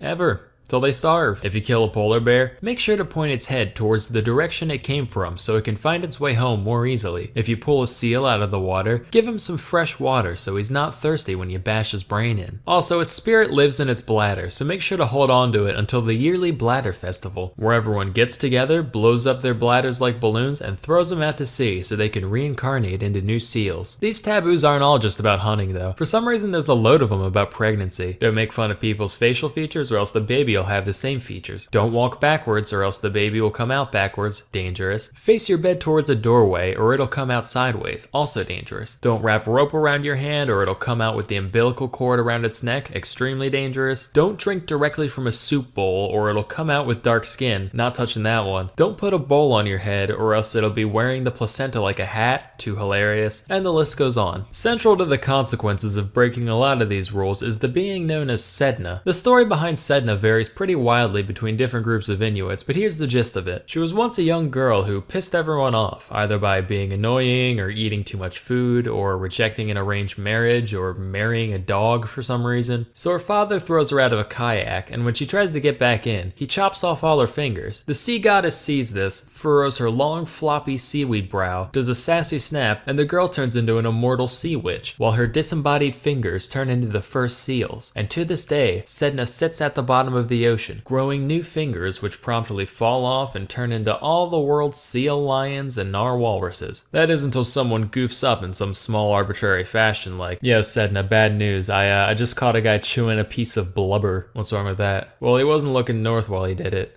Are you fucking kidding me? In his defense, he was standing right on the pole, so he literally couldn't look anywhere but south. He could have moved! That's it! No more fingy foods for 3 moons! Another fun creation myth is how the moon and sun came to be. So long ago, there were these 2 siblings named Melina and Aningin. The 2 got along just fine as kids, but as the 2 got older, they were put into their respective genders' living areas and saw each other less and less. Then one day, Aningin got the feeling that his lower nose was in dire need of some Eskimo kisses. So that night, he snuck into the women's lodge, saw his sister, thought, I pick that one, and proceeded to do, unspeakable things, technically becoming his own Eskimo brother. But it was too dark at the time for Melina to tell what happened. The next night, Ningin's like, "I'll fucking do it again." Only this time, Melina smears soot all over his face. So later she goes over to the men's lodges, and who has crap all over his face but her brother? This makes her so mad that she cuts off her own breasts with a knife, puts them in a bowl, throws them at Ningin, and says, "If you enjoy me so much, then here, eat 'em. Go ahead, eat my disembodied, quivering titties." She runs off into the night with a torch, and Aningin is really remorseful or horny or something, so he chases after her with his own torch, and they end up running so fast that they took off like a plane into the sky, and Melina became the sun while Aningin became the moon. Excuse me, Mrs. Elder, if the sun and moon didn't exist yet, how did he do that stuff at night when there was no night?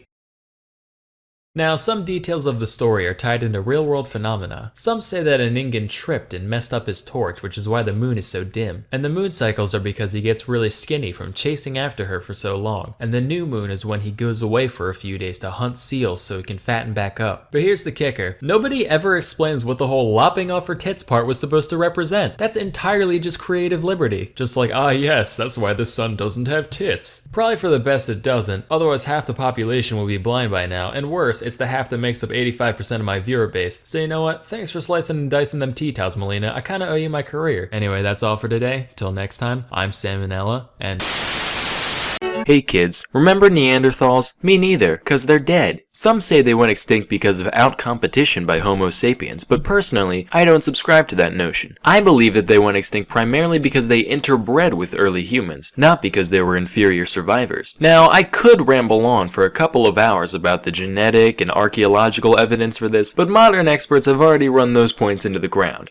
Now, instead, I want to bring something totally new to the table that I thought of myself. I call it the sexy Neanderthal theory. Okay, hear me out. From a modern day point of view, this all sounds ridiculous, right? If someone came up to you asking if you wanted to reproduce with a Neanderthal, you'd say no, that's disgusting. Who are you? This is a mall. Where is security? But that's just what society has taught you to believe. It doesn't really reflect the true animal within you. Don't believe me? Take a look at this sculpture. Gross, right? Well, guess what? Cavemen used to whack off to that. They thought it was great. So we're gonna have to put away all of our deeply rooted cultural ideations for a second, and instead look at things from a purely biological perspective. First, I gotta learn y'all a thing or two about sexual selection. There are two main types of sexual selection. There's intrasexual selection, where members of the same sex compete for dominance, and intersexual selection, where members of one sex are intentionally choosy about who they mate with. Now, most of these are done by most animals to some degree, but with humans and most other mammals, there's a bit of an asymmetry in how either sex performs its selection. Namely, males tend to focus more on intrasexual selection, while females prioritize intersexual selection. This isn't just me stereotyping, I swear. There's actually an evolutionary reason for this. See, whereas males barely invest anything at all into mating in the absence of monogamous culture, childbearing is a huge deal to females, using up a lot of resources, so it only makes sense that males would want to be more promiscuous and females more selective. So to recap, The Bachelorette, that's an accurate portrayal of our most basic instincts. On the other hand, if The Bachelor were to be done with a bunch of cavemen, there wouldn't be this season-long show. Just a 5-hour special where The Bachelor bangs every contestant at once, which, in all fairness, would still be higher quality entertainment than the show we have now. Anyway, what's all this got to do with Neanderthals, you ask? Well, it just so happens the male Neanderthal's morphology makes it so that they would be able to outman the male Homo sapiens, both intrasexually and intersexually. For one, their thick bones and heavy joints suggest that they had way more muscle mass than humans of the day, putting them at a huge advantage both in asserting dominance and in appearing attractive. Secondly, their facial features exaggerate all the characteristics that makes a face appear male in humans, with square, well-defined jaws and heavy brow lines, further increasing their appeal to human females. Broad shoulders, that's hot. Also, their large chest cavities and broad nasal passages would make it so that their vocalizations would be much louder than humans, adding still to their intimidation factor. So basically, when the male Neanderthals strut into a human village, they'd be guaranteed Casanovae, ensuring that they would interbreed. But what about the Neanderthal females, you ask? If the men are more manly by default, surely the women would conversely be more man-ish. One would think that this homeliness would counteract the reproductive success of their male counterparts, but this is where that whole sexual asymmetry thing comes in. Cause whereas the human females would be selective towards the Neanderthals, the males don't really care. They're gonna take what they can get. Their women already waltzed off with those jabronis. They're lonely. What's a guy gotta lose? So in the end, when a population of humans meets a population of Neanderthals, there'd actually be an increased chance of genetic admixture, thereby making extinction through interbreeding seem like a much more plausible outcome for the Neanderthals. If the Nobel Committee is watching, I'd like my prize sent to this address.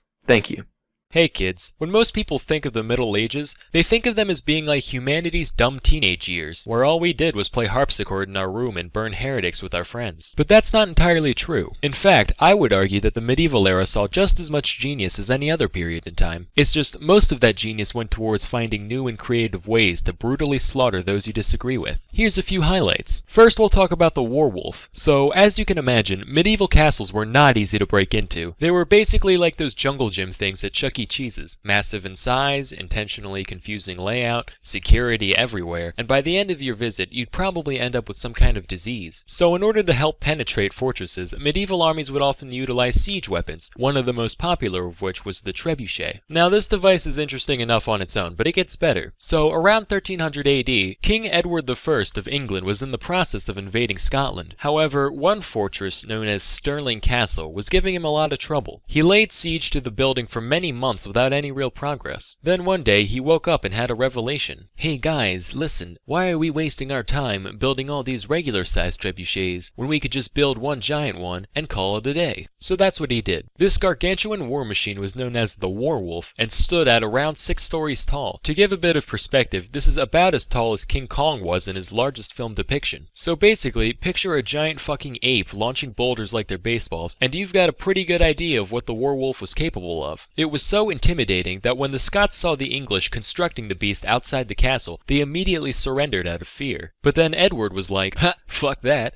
I'm gonna test this bad boy out, and proceeded to take pot shots on the castle anyway. Another devious product of the Middle Ages was a flammable substance known as Greek fire. Contrary to popular belief, Greek fire was not invented by the ancient Greeks. Rick Riordan, you lying prick. It was actually invented in the 7th century AD by the Byzantines, who happened to inhabit Greece at the time. Historians still don't know exactly what it was made of, but they do know that it acted a lot like napalm, sticking to ships, sticking to people, even floating and continuing to burn on the surface of the water. The Byzantines also had these siphon-like tubes that they'd put on the front of their boats to pour Greek fire on the enemy, kinda like makeshift flamethrowers. These were retired pretty quickly though, mostly because when you put the words makeshift and flamethrower next to each other, you're bound to run into some problems eventually. Our next bright idea comes from a woman known as Olga of Kiev. So Olga was a princess who ruled the area around the capital of modern-day Ukraine from 945 to 963 AD, and she had quite a track record for being just a total badass. For example, the Drevlians, a tribe of people under Kiev's control, once sent 20 men to Kiev in order to convince Olga to marry their prince, under the pretense that if they did marry, the prince could claim her rule over Kiev. In response, she had all 20 of them buried alive. She then sent a letter to the prince saying she accepted his proposal, but she would need a bunch of his most distinguished governors to escort her on the journey. Once the men showed up, Olga was like, "Hey guys, long journey, huh? How'd you like to take a bath in this here bathhouse?" They were like, "Yeah, sure, that sounds great." "Okay, have fun, you guys."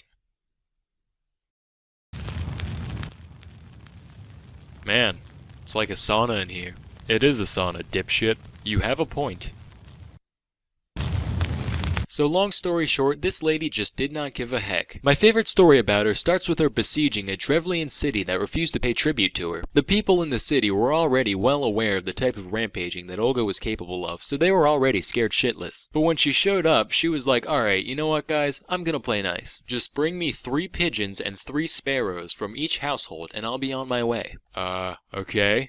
What are they for exactly? We're just hungry. I mean, we got some food too. We could just give... I'm sorry, did I fucking stutter? Alright, birds it is. Then, once the creatures were in Olga's hands, she had each of her soldiers tie a cloth-bound piece of sulfur to one of the birds' feet, which was then set alight. The birds were then released all at once, and when they flew back into the city, their nests acted like little piles of tinder, resulting in nearly every house in the entire city erupting in flames simultaneously. And while the whole place burned to the ground, Olga just sat and watched. By the way, it's worth mentioning that, after her death, Olga was canonized as a Catholic saint, presumably around the same time as Saint Tiffany, who went around pushing in the soft spots of babies, and Saint Jerry the Goat Fucker, who, as the name implies, fucked a lot of goats. In conclusion, pay your taxes. To my loyal subscribers, I'll see you in 3 months. I'm Salmonella, and thank you for watching. Hey kids, it's That Happened Thursday. So today, I'll discuss where different religious symbols come from. First up is Christianity. As most of you know, Jesus of Nazareth was crucified despite being supposedly sinless, so the cross is representative of his martyrdom. Personally, I always thought choosing the cross of all things to signify the whole religion was at least a little silly.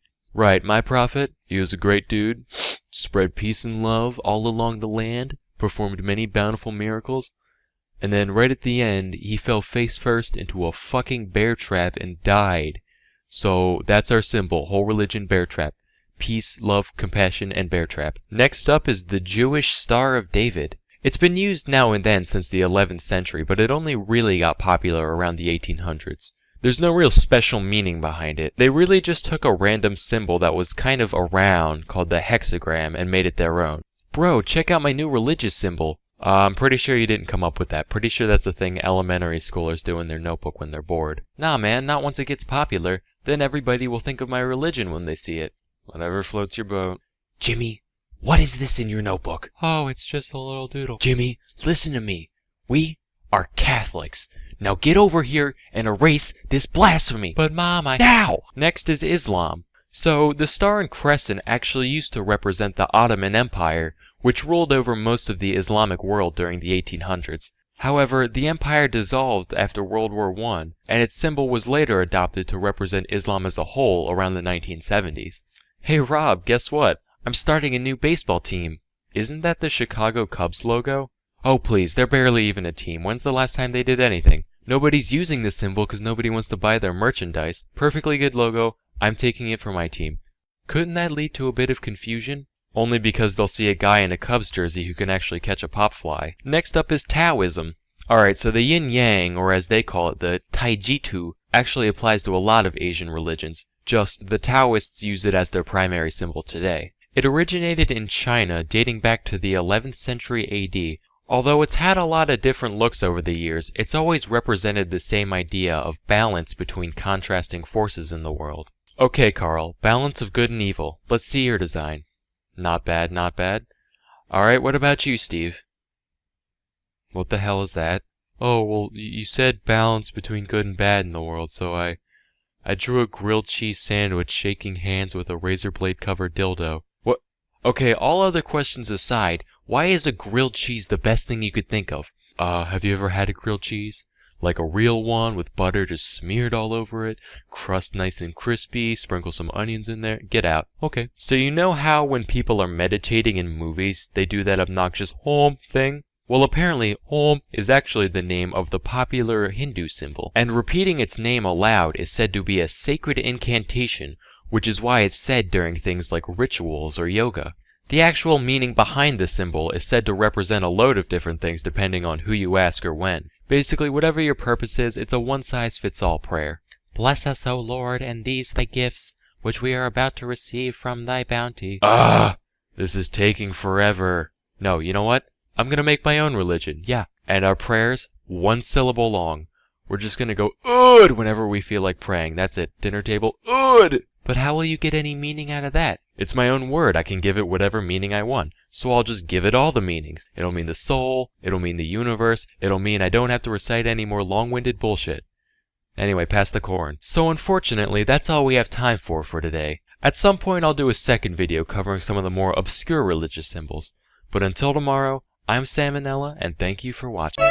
Hey kids, do you like fashionable, high-quality apparel at an affordable price? Well, too bad, because that's not what we're talking about today. I'm going to learn you all a thing or two about the real banana republics. Our story begins during the turn of the 20th century in Central and South America. Agriculture's kind of a big deal right now. You've got a ton of little plantations all over the place growing bananas, sugar, pineapples, that kind of thing. And they're doing alright for themselves, no big deal. But then refrigeration happened, and it changed everything. Because now produce could be kept fresh for way longer in transit, meaning the fruit companies could suddenly open up their business to the international market, their biggest new trade partner being the United States. This massive opportunity gave rise to three main companies, known as the United Fruit Company, Coyamel Fruit Company, and the Vaccaro Bros. By growing, shipping, and selling fruit, these three firms made just obscene amounts of money, a lot of which went towards buying out smaller family-owned farms and plantations. This allowed them to make even obscener amounts of money, until eventually the only competition that remained was each other. And then shit got real. The year is 1910. One of the companies I mentioned, Coyamel, was doing most of its business in the country of Honduras, when the president of Honduras, Miguel Davila, decided to give a land grant to the Vaccaro Bros in exchange for helping to build some roadways. In doing so, they basically stole a bunch of Coyamel's potential plantations and gave them to a competitor. So Samuel Zamuri, owner of Coyamel, said to himself, "Dang, I hate those guys. If only there was some way for a guy like me to significantly influence the world around him for his own personal gain." Wait a minute. So he used a portion of his McDuck-esque fortune to hire a mercenary army, which he gave to one of his friends, former Honduran President Manuel Bonilla. And together, they overthrew the entire fucking government of Honduras. Yeah. Should've called it Coyamel, haha. Anyway, Bonilla took power and gave very generous concessions to Coyamel and United as thanks. But then America saw this, and they were like, "Hey, that's not very freedom of you, young man." To which Zemery replied, "It's okay, we're gonna help this country succeed. After all, politics and business are essentially the same thing." Well, I suppose it's not our place to be policing the governments of other nations, yet. Still though, maybe— Oh, also, nanners. Alright, I'm sold, do what you want. So with their interests secured, the businesses continued to thrive and expand. But since they got cut so many breaks by the government, very little of their commerce actually ended up benefiting Honduras as a whole. In fact, the national debt of Honduras got so bad that the government ended up not being able to perform a lot of its functions. So in response, the three fruit companies stepped in and said, "No worries, we got this," and decided to basically build the nation's infrastructure for them, including roads, railways, shipping lines, telegraphs, telephone lines, radio towers. They even switched the whole country off to the US dollar. Keep in mind, this wasn't out of the goodness of their hearts. It was mostly just to make their own businesses function more efficiently. But it was helpful either way. Anyway, now, not only did they have total power over their plantations, but also a monopoly over nearly every major industry in the country. Many other Central American nations soon followed this pattern, creating a corrupt sort of symbiosis whereby the fruit companies get huge tax breaks and land grants in exchange for a modernized infrastructure and payoffs to the rich minority. And so, the banana republics were born. Sounds like a pretty sweet gig, right? And it was. for the upper 5% of the populations who happen to hold some direct share in the plantations or shipping lines. For your average Jose, though, life mostly consisted of working on land that wasn't even theirs in exchange for dirt-poor wages. So that's how things were for like a decade and a half. At some point, Coyamel was bought out by United, but then Zamore became the owner of the whole thing, somehow, and the Vaccaro company was renamed as Standard Fruit. Then one day, in 1944, the country of Guatemala had a democratic revolution, and the newly elected leader, Juan Jose Arevalo, wasn't happy with how the companies treated his people. So he implemented several reforms, like a minimum wage law and universal suffrage. And while the populace got a lot of benefit out of this, United Fruit most certainly did not, because more rights for their workers means less profits for the business as a whole. Then Guatemala got a new president, Jacobo Arbenz, and he continued these reforms. And United continued to get the metaphorical shaft until finally, in 1953, they decided to go to the USA for help. Oh, Eisenhower. Yo, what's up? This Jacobo guy, he's making us pay minimum wages. Well, that doesn't sound very good for business. That's not all, though. He's also taking our unused land and giving it back to the people. Does that sound familiar? Oh dear. You don't think. By the way it's looking, Dwight, I'd say he's a dirty, oh god, collectivizing, no, commie. Commie! Commie! Yeah, go get him, Dwight.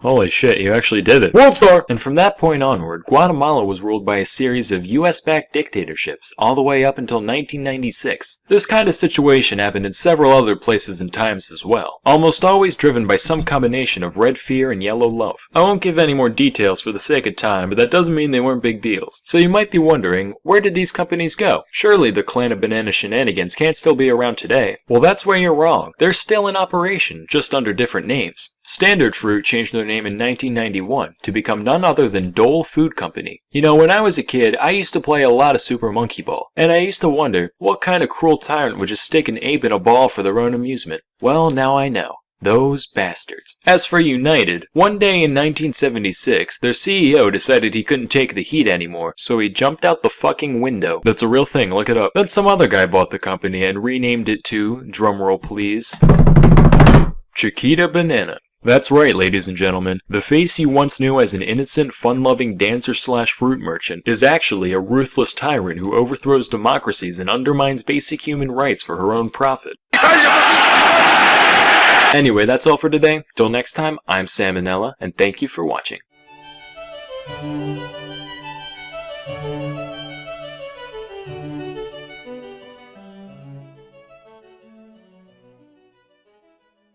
Hey persons of age. So, long before the era of the wiki, there used to be these things called encyclopedias, where for a small fee of thousands of dollars, they would mail you a tiny fraction of the knowledge we have access to today, and you could put it on a shelf, and it would sit there and make you look learned. But while not reading an encyclopedia is easy, not creating one is much easier, and yet we do it. Encyclopedia Britannica is still in circulation today, and it's maintained by around 100 full-time editors and more than 4,000 contributors. So whose idea was this? Who was the first person to sit down and say, today I feel like writing down everything? To answer that, we must look nearly 2,000 years in the past, to the mid-70s AD. Pliny the Elder. Author, philosopher, veteran, imperial administrator, and one curious buckaroo. Early in his life, Pliny's father took him to Rome to study law. Then, as a young adult, he spent several years as a junior officer in the Roman military. His interest in literature made him a few high-ranking friends there, and when he came home, he took to writing. Unfortunately, a certain apocryphal fiddler was in charge at the time who wasn't exactly kind to intellectuals. So Pliny kept it on the DL, mostly writing about things like grammar and rhetoric, which at the time few people found worth freaking out over. Fortunately,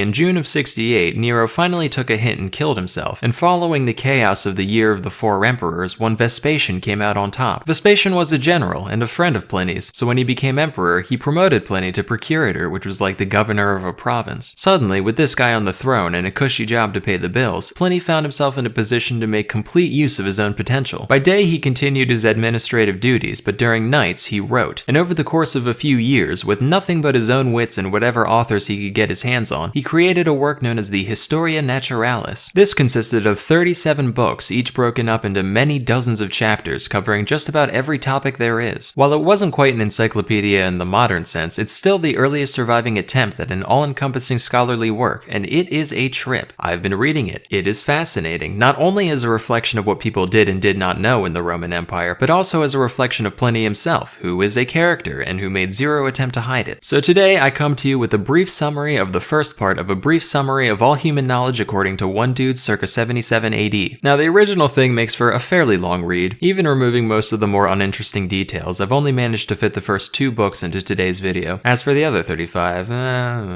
we'll see. I'm gonna let Pliny do the narration himself using my voice. He gets a lot of things shockingly right and a lot shockingly wrong. Rather than constantly chiming in with fact checks, I'm just gonna throw chess.com analysis icons in the corner for every claim he makes. I'll also provide relevant snippets of the actual text I'm paraphrasing just for reference. If you're one of the people who likes to pause the video just to see the funny ha-has I snuck into the freeze frame, rest assured there will be none today. You can just let it play. One last warning, while there is a loose overall structure to this thing, it also seems like Pliny just kind of wrote whatever was in his head for a given chapter. He has a habit of jumping back and forth between completely disparate topics and going on weird personal tangents in between. I am presenting this thing in the exact order it's written, so if it at any point seems utterly scatterbrained, it's his fault, not mine. Anyway, take it away.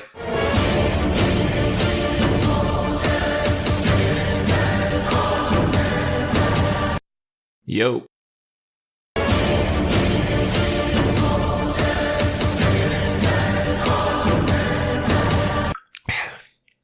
Right, let me get right ahead of things. These books are strictly about this world and the things we can see around it. If you're one of those madmen who think there are other worlds beyond this one, give it a rest, alright? That's psychotic. You can't know these things, and you can't grasp infinity. Stop trying, you'll hurt yourself. So the heavens are a perfect sphere, and they spin around us perfectly. It takes 24 hours for them to do one spin, which is actually really fast because the universe is huge. In fact, massive objects all whooshing around us this fast should be incredibly loud at all times. Why isn't this the case? The whole shebang is composed of 4 elements, right, which sort themselves by weight. Earth is heaviest, so it falls to the middle of everything, into a sphere, and it stays still. It's the only still thing. On top of that is water, then air, and fire's the lightest, which is why the sun and stars are made of it. The sun kicks ass, easily the best of the 7 things up there. Basically a god. Not literally. Don't try to answer questions about God's nature, by the way. You'll just confuse yourself. There's at most one God, and he's everything, and he doesn't do weird human shit like getting jealous or banging other gods. I swear, people just make up new gods every time they want something specific. Let me tell you, there was a temple on Palatine Hill dedicated, through my tax dollars by the way, to fever. Like, the illness. You understand that's bad shit, right? Things like that are why we've got more gods than people at this point. Folks in other countries worship animals and obscene things like stinking meats. There are gods of theft and other crimes. It's all folly. You want to be godly? Just help others. That's the way of the old Roman nobles, and that's the way of the noblest noble of all, Emperor Vespasian Augustus, who may or may not be my best buddy. But anyway, if there is a god, he doesn't care about what you do. People put crazy emphasis on the religion, avoiding foods, worrying themselves sick about all kinds of sacred rules. Look, I hang around the Capitol. There's a lot of rat bastards in politics, real scumbags, and they are thriving. You don't need to torture yourself. Have a bacon, nobody gives a shit. Back to the stars, which by the way also don't give a shit about you specifically. For big history-changing stuff, yeah, they'll act up, but you reader do not need to worry. Anyway, most of them are fixed in a sphere really high up there. We'll call this the heavens. Between the heavens and the earth, there are 7 other bodies to talk about. Highest up there, we got Saturn, then there's Jupiter, Mars, the Sun, Venus, Mercury, Moon. The heavens spin to the right, all these guys spin to the left. Saturn is cold, Mars is hot, but Jupiter's just right. The sun's orbit is made up of 360 degrees, 1 degree per day, except not quite. We have to add 5 1/4 days or else our sundials break. Down to Venus and Mercury, these guys are weird because they like to hang around the sun. Fun fact, Venus is actually bright enough to help out the sun and moon sometimes. When it's helping the sun, we call it Lucifer, the light bringer. And when it's helping the moon, we call it Vesper, the sleepy time guy. Mercury tries to do the same thing, but he's much more lame and cringe, so he can't. The moon's got phases, as you know, and she gets closer and farther away at different times. And Daimion figured out lots of cool info about the moon's orbit, and you assholes bullied him for it. Yeah, This man unraveled the secrets of the universe, and in return, everyone goes, "Oh ho ho, he's in love with the moon." That's because humans are sick in the head. They'd rather read stories about bloodshed and massacres like that matters more than the fabric of reality. Get a clue. Anyway, the moon has phases because of the way it borrows light from the sun, which might be what these other guys do too, we don't know yet. All those spots on it are actually puddles because it likes to draw up moisture from the earth, which is where we get the tides. And every now and then, it casts its shadow on earth. We call these eclipses, and they are freaking wicked. Eclipses can happen the other way around too, and the way these happen prove that the moon is bigger than the earth and the sun's way bigger than both of them. Oh, and just so we're clear, eclipses are a natural thing. It's not the apocalypse or God's wrath. They follow rules. Even the Greeks could predict them. Settle down. Back to the planets, they're all kind of in the same belt up there, and they all get farther and closer to us at different points because their orbits are complicated. They mostly follow the same rules as each other, but there's some goofiness, like the ones further than the sun move the slowest when they're the farthest away from us, but the closer ones move the quickest then. We can chalk this up to the sun emitting vapors that must push them around in weird ways. Thunderbolts come from Jupiter, and we don't know why. One theory is that it's because Saturn is very moist and Mars is very fiery, and when they meet in the middle, we get celestial fire thrown down at us. Same reason a wet log crackles and throws off embers in a fire. There is a type of star that moves around and vanishes. We call these comets, and they come in all kinds of flavors. These might actually be omens. I mean, there have been some weird coincidences. Some people think comets are permanent and we only see them when they swing by the right way, while others say they're just flare-ups of celestial vapor that dissipate on their own. Now to talk about some real anomalies, things we've only rarely seen. The sun goes dim sometimes, like when Caesar got killed. Matter of fact, during the Civil War with Mark Antony, it stayed dim for like a year. Multiple suns have been seen at the same time on several occasions, but no more than 3. 3's the record. Same with moons. One time a burning shield darted across the sky, throwing sparks as it went. Another time someone saw a shooting star fly towards us until it was as big as the moon, and then it turned around and went back to being a normal comet. Side note, even the translator was like, I don't know what the fuck he's talking about. Finally, there are the stars Castor and Pollux. If you see both of them, it's good luck, but be advised, if one's alone, he turns into a little bastard. He can and will come down and set your boat on fire. That's the celestial sphere taken care of. Now let's move down a peg to the air. The air ends way before the moon, and it mixes with water vapor to create the weather. The sun dries up water on the earth, it goes up and turns into clouds, and then it's pushed back down again by the star forces that keep stuff on earth. We get rain and hail and such, and it keeps going round and round like some kind of water cycle. The seasons go around once a year, and we don't know exactly why, but it definitely has to do with the motion of the stars. Like some are wet or dry, hot or cold, and that influences the climate when they move. Especially Saturn, he always soaks the place going by. He's a freak, like actually. Oh, I almost forgot the dog star. This guy's nuts. It kindles the sun's vapors, and when it rises, the ocean gets upset, wine ferments, and stagnant waters are set in motion. And there's a creature called the oryx in Egypt, and when the dog star goes up, they look at it and they sneeze out of worship. It also makes dogs go rabid, hence the name. But the stars and the seasons they create have profound effects on nature, and it's not just the weather changes that do it. Some flora and fauna have weird links to the heavens. Pelagium blooms right on the winter solstice, even when hung up to dry in the house, and heliotrope follows the sun even when it's cloudy. The moon makes oysters bigger and ants lazier, and diseases in the eyes of livestock will grow and diminish based on its phase. That's just a few examples. Hey, let's talk about the winds. The ancient Greeks have published a lot of great observations about the winds. Those were warish, disconnected times, which makes their work all the more impressive. Nowadays, in this great peace, every shore of this sea welcomes Romans. And what are we doing? When's the last time we sent anybody out to investigate this world with inquiry in their heart? Plenty of expeditions, sure, but that's just because you got some shit to sell. Rather than pursue science that could benefit all of mankind, you're hawking olives in Byzantium just to watch your abacus go up. Greed. But anyway, how many winds are there? The ancients recognized 4, but that's clearly not enough. The next generation overcorrected, brought it up to 12, and shit got messy, inelegant. So today, us modern folk take the middle of the road with a nice even 8 total, 2 for each quarter of the heavens, and they've got a bunch of fun names. And yeah, if we wanted to add in the old reject winds, we could, and there's even a couple extra secret winds only recognized by a select few. Plus, there's certain winds that only blow in certain regions of the world, but broad strokes, it'll do you fine. These winds each blow at their various allotted times of the year, and the winter ones make for particularly rough seas. In former times, pirates were compelled by the fear of death to rush into death and to brave the winter ocean. Now we are driven to it by avarice. Direction isn't the only difference between the winds though. They can all be characterized by their temperature, their moisture, and the kind of weather they tend to bring. Volturnus is dry, Septentria brings snow and hail, Auster is sultry, Aquilo is the most healthy. Real motley crew, those winds.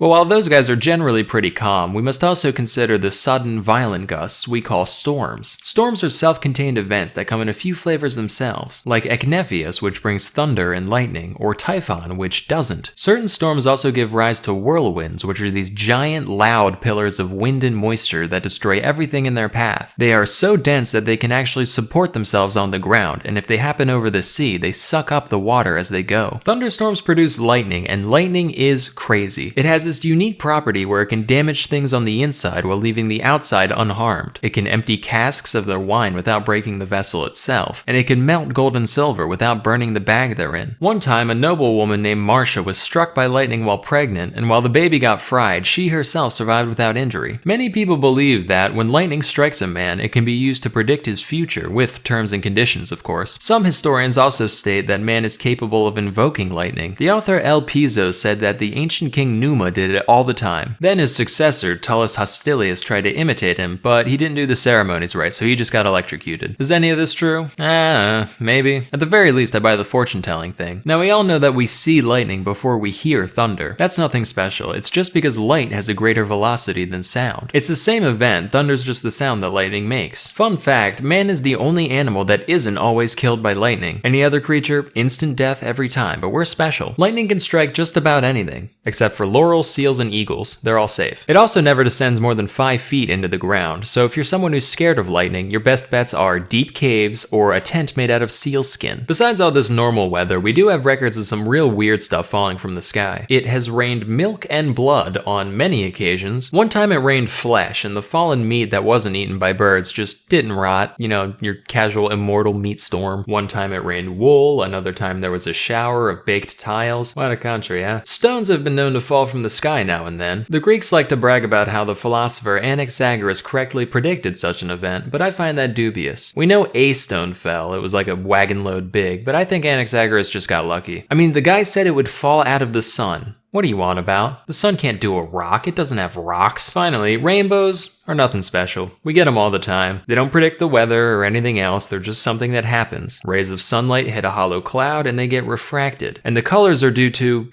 a mixture of clouds, air, and fire. Let's come down from the air onto the earth. Good old Mother Earth. The other 3 elements are bastards. You never know when they're going to turn on you. Fire burns us, water pelts us as hail and floods our villages, air rages and squalls, but Earth, she's just hanging out. And what a bounty she has for us, giving us crops, flowers, medicinal plants. In her compassion, she even gave us poison, so when life sucks, we can kill ourselves quickly. And what does man do? Naturally, we take advantage of her kindness. We torture her for all the iron, timber, and stone she can bear, and then we use that iron to tear out her entrails in search of gems to put on our fingers. Do you know how many hands have to be worked to the bone just to decorate one joint of another? Honestly, if hell existed, all this greedy digging would get us there. But, of course, whatever we take from her, we all pay back in blood and bones eventually. World keeps turning. Just wish y'all weren't such ingrates about it. Anyway, as we said, the Earth is a perfect sphere, except for, mountains and valleys, but close enough. There's a question we get all the time when people first learn about this, particularly from the commoners. They'll go, right, if Earth's a ball, why don't people on the other side fall off? To that I say, why doesn't the whole thing fall down? Where would it go if it did? Up into the other sky? That doesn't make sense. No, the Earth is right where it belongs. Then they'll say, alright, fine, but why's the ocean flat then, Guess what? It's not. Here, take a glass of water, fill it to the brim, then drop a little something in there. See that slight, subtle curve? That's the ocean. You can see it when a ship goes out to sea. The bottom bit will disappear over the horizon before the mast does, and so it goes all the way around. One time, some Indians got blown off course by a storm and ended up in Germany. Side note, this was not the first nor the last time the translator started his annotation with this exact 11-syllable sigh of frustration. The ocean they must have crossed had to be massive, like half the globe. Real quick, let's think about how much of the world is even inhabitable. We got one hemisphere over here, which is divided into 5 zones, right? On the top and bottom, miserable, nothing but cold and darkness. In the middle, sun's too close, burns everything, miserable. So already we only got a fifth of the place to ourselves. Then take into account all the seas and mountains and wilderness and other crap in the way, there's barely anything left. And this is what every war in history has been over, this tiny portion of what amounts to a speck in the universe. Even if you conquered the world, you'd have barely started. And how much of it can you bring with you to the grave, huh? So the Earth is in the middle of the universe, and we know this because of the equinoxes. Day and night, perfectly balanced on these two dates. We're right in the middle, it just makes sense. There's plenty of other proof that we live on a globe. Certain stars can only be seen from different parts of the world, and that's because the Earth's in the way. Just ask a sailor, they'll see new stars squink their way out of the horizon as they go. Also, eclipses show that the time of day depends on your east-west position. A few years back, the same eclipse of the sun, same exact event, was seen at 8 in Campania but at noon in Armenia. Try splaining that one, planists. Here's another. One time, a courier named Philonides ran from Sicyon to Elis, which is a distance of 1,200 stadia. The way there took him 9 hours, but then the return trip took him 15. And it's not because he was tired or took a break somewhere. Brother, he ran against the sun. Likewise, the length of shadows on a given day depends on your latitude. In Egypt, on the summer solstice at noon, their sundials cast a shadow half the length of the pointy bit, whereas in Venice, at the very same hour, the shadow's as long as the pointy bit. If you keep going south, eventually you'll reach a point where the sun's straight up at the solstice. We dug a well in a town called Syene just to check, and sure enough, it's light all the way down. If you go even further south, you'll notice the sun do that twice a year at equal distances from the solstice. There's also a place in India where there just aren't shadows, ever, and as a consequence, the people there don't know what hours are. But because of the way the sun moves, you'll notice that the longest day of the year is longer the further north you go. In Alexandria, on the summer solstice, they get 14 hours of daylight. In Italy, it's 15, and in Britain, it's 17. Following this pattern, we believe that at the very North Pole, it's 24, meaning they get 6 months of daylight at a time, with 6 months of night on the other side. The difference in climate based on latitude is clearly reflected in the nations that live there. For one, the Ethiopians talk about earthquakes. The Babylonians used to blame these on the movements of the stars. One guy is even said to have predicted an earthquake through astrological means. Is that true? I'll let you be the judge. I, for one, believe that earthquakes are caused by the winds. Think about it. Before an earthquake, it's always very calm. The seas are tranquil. There's not a single bird in the sky. Why?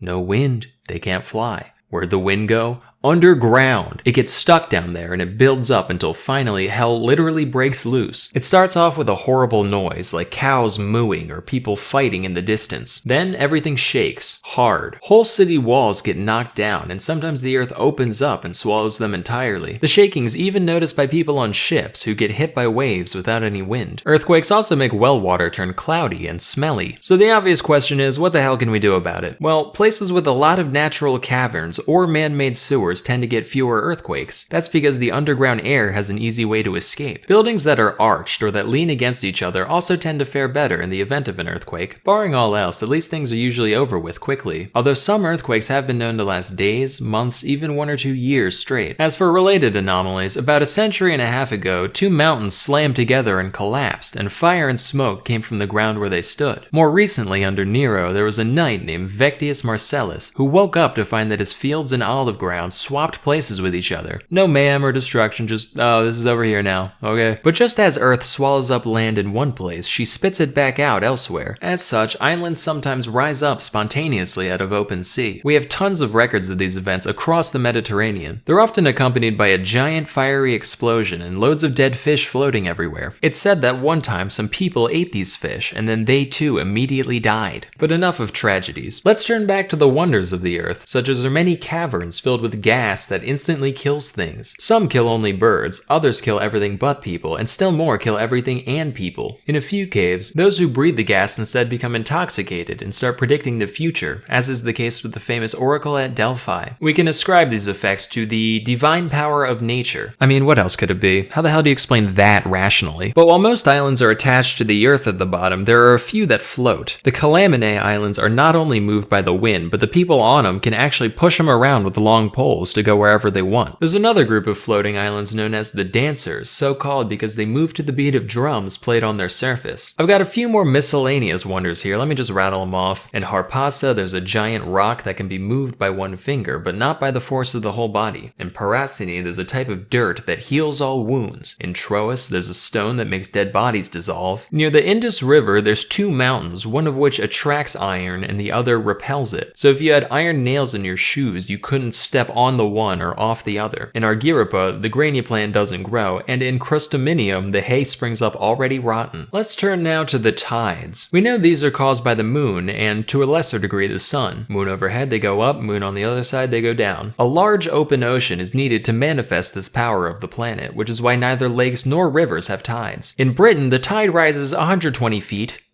The tides do a full cycle twice a day, except in Euboea, where they do it 7 times. Aristotle said that animals only die when the tide is ebbing, but really that's only true of people. Watch.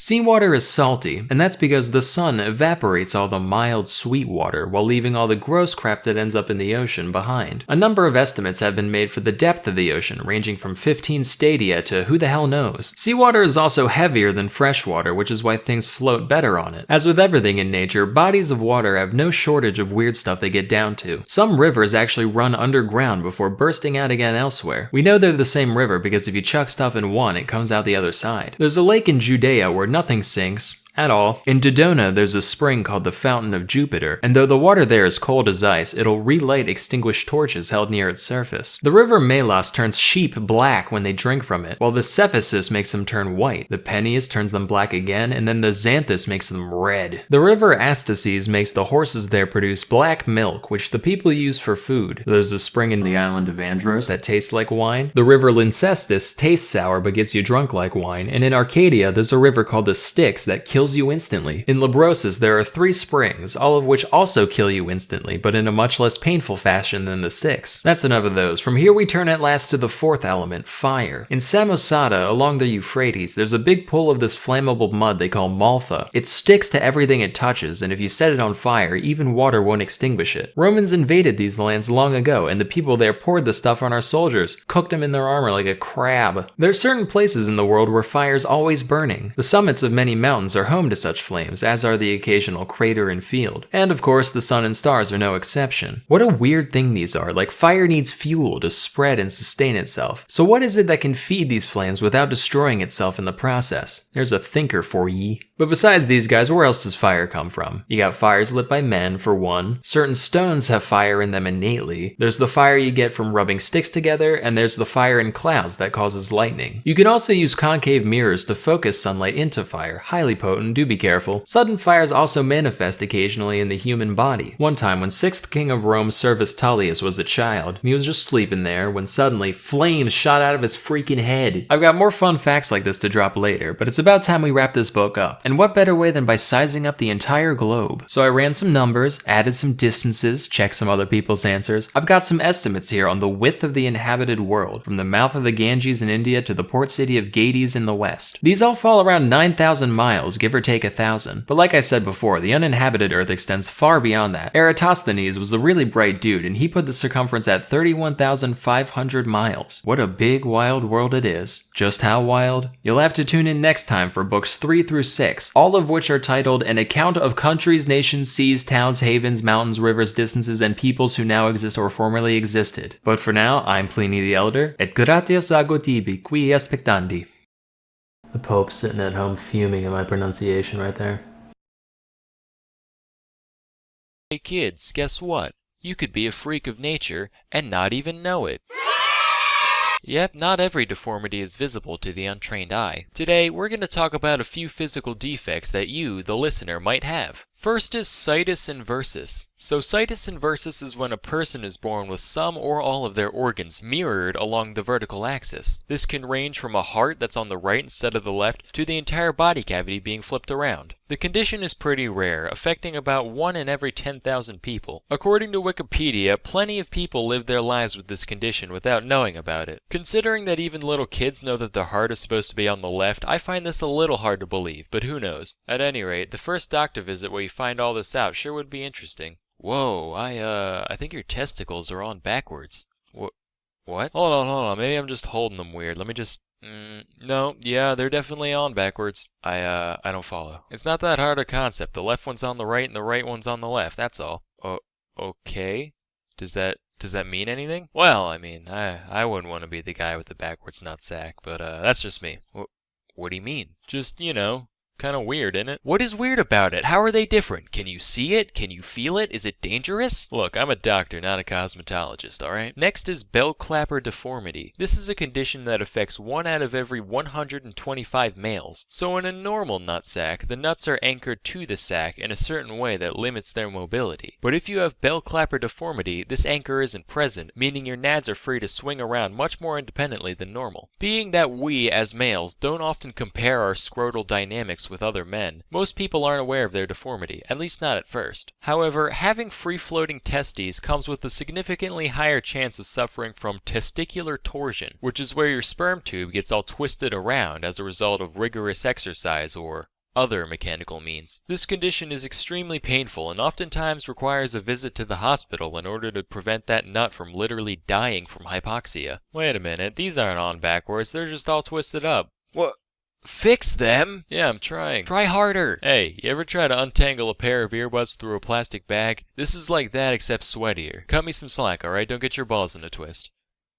More of a twist. Next is the accessory spleen. So most of us have at least heard of the spleen. For those of you that don't know a lot about it, basically it's a softball-sized organ right around here that helps out your bloodstream and immune system. But apparently 1 out of every 10 people have not 1, but 2 spleens. Sadly, the second spleen isn't another full-sized organ, but rather a little enclosed ball of spleen tissue about the size of a peanut M&M. Since it is self-enclosed, it's technically considered another organ. But because of its small size, it's not all that beneficial to have one or anything, it's just kinda there. Hey, I haven't seen you around before, are you new on campus? Oh, yeah, I just got here a couple days ago. Well, hey man, welcome to UCLA, if you want I can— Wrangle Rock! What is that? It's a good show! Oh, that's Toby. He's my accessory. Do you listen to The Offspring? Is it talking to me? Do you listen to The Offspring? Well, I mean, I used to when I was younger, not so much nowadays. Well, you're gonna go far, kid. I'm gonna go now. Do you think he got the reference? Yeah, Toby, I'm sure he did. Finally, we have fetal alcohol spectrum disorder. The only reason I'm including this one is because of something that happened in health class during my freshman year of high school. Our teacher was telling us all about how you should never drink during pregnancy. She also said that between 2 and 5% of people in the United States have some form of FASD. Then she goes, looking around the room, I do see a couple people that have the distinguishing facial features. Not gonna name names, of course. And then she just continued on with her lesson as if she didn't just drop a huge bombshell on all of us. So needless to say, this scared the shit out of me. Cause although I consider myself a little bit on the intellectual side, for all I know, I could have been lined up to be the next Einstein, and then my would-be genius brain just got Jaeger bombed into a merely above average one. So as soon as I got home, I pulled up a chart that showed all the distinguishing facial features for FASD, and compared it in the mirror. Thankfully, my philtrum was distinct and my upper lip was plump, so I'm in the clear as I know now. Statistically speaking though, there's a good chance that at least a few of the moms of the people watching this video are not the angels that they make themselves out to be. So, you know, food for thought. It really is a curse though, learning about this chart here, because the features are subtle enough that those who are affected still look normal to the average person. But once you're on the lookout for them, next thing you know, you're on Facebook, your friend posted pictures of her kid, all the comments are like, oh my god, he's so cute, what a perfect little guy, and you're the only person there who knows otherwise. Anyway, that's all for today. Till next time, I'm Salmonella, and thank you for watching. Hey kids, it's Food Friday. So today, I'm going to cover some of the deadly toxins found in your local produce section.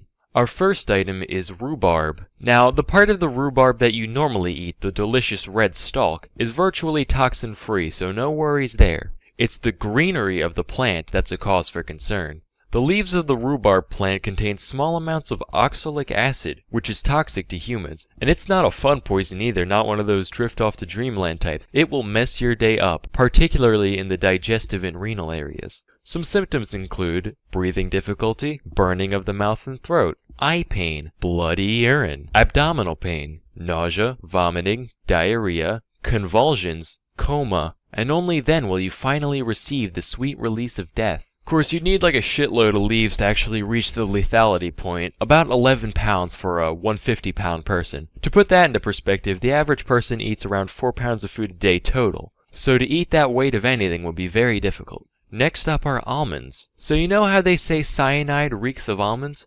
Turns out it's actually the other way around. Sweet almonds, the type people normally eat, contain a bit of the toxin, just enough to get a whiff.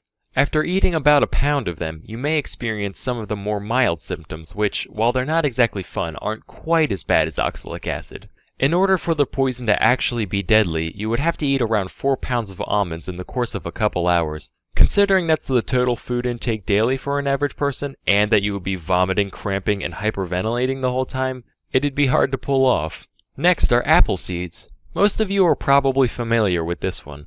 Apple seeds contain cyanogenic glycosides, which are materials that produce cyanide once they enter the digestive system.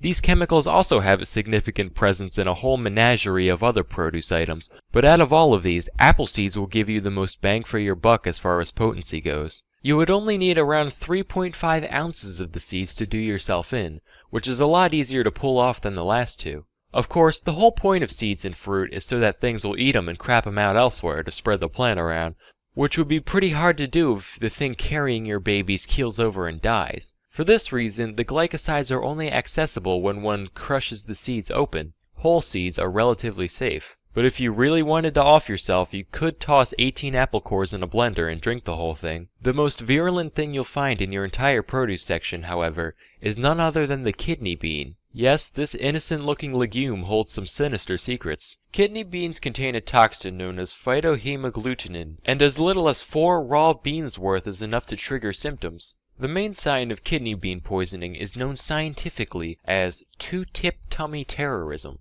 Boiling the beans deactivates the toxin, which is why we can eat them normally, but heating the beans below the boiling point, as in a slow cooker, actually increases the toxin's potency, to the point where a single heated bean is enough to get you blasting out of both ends. I couldn't actually find any reports on deaths caused by the toxin, probably because everyone who ingests it ends up propelling it away from them at high velocities a few hours later. But it'll certainly make you want to die at least. There are a bunch of other minor sources of poison present in your produce section, of course. I just decided to highlight a few.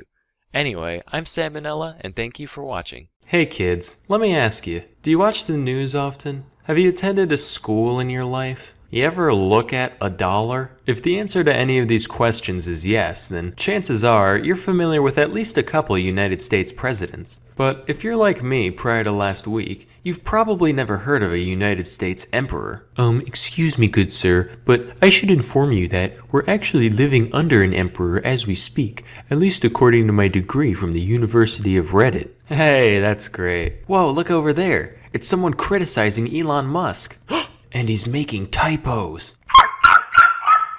Anyway, let me tell y'all a story about a man named Joshua Norton. Norton was born in England at some point in the 1810s. Very little is known about the guy's younger years other than the fact that he spent most of his youth in South Africa as part of the UK's colonization programs. He came to San Francisco in 1849 with a modest amount of wealth to his name, and worked his way up in the real estate and commodities markets to become one of the city's wealthiest citizens. All was normal in the life of Mr. Norton, until one day when he got a little too big for his britches. You see, in 1852, China was facing a huge famine, so they completely banned the export of rice. Naturally, San Fran's rice price began to skyrocket in response to the reduced supply, peaking at 36 cents per pound. Norton saw this and decided to buy a $25,000 rice shipment from Peru at 12 cents per pound, thinking he'd corner the market. Keep in mind, that's around $750,000 in today's money. Little did he know, that wasn't the only shipment coming out of Peru, and by the time he was able to sell it, rice was already back down to 3 cents a pound. Now, according to my calculations, that put Norton at a net loss of a whole frickin' lot. He subsequently got into a years-long court battle with the vendor who sold him the shipment, which only cost him more money, and ultimately left the man destitute. So, Norton did what anybody would do after losing everything. He drank a nice hefty dose of fuck it all and said, you know what?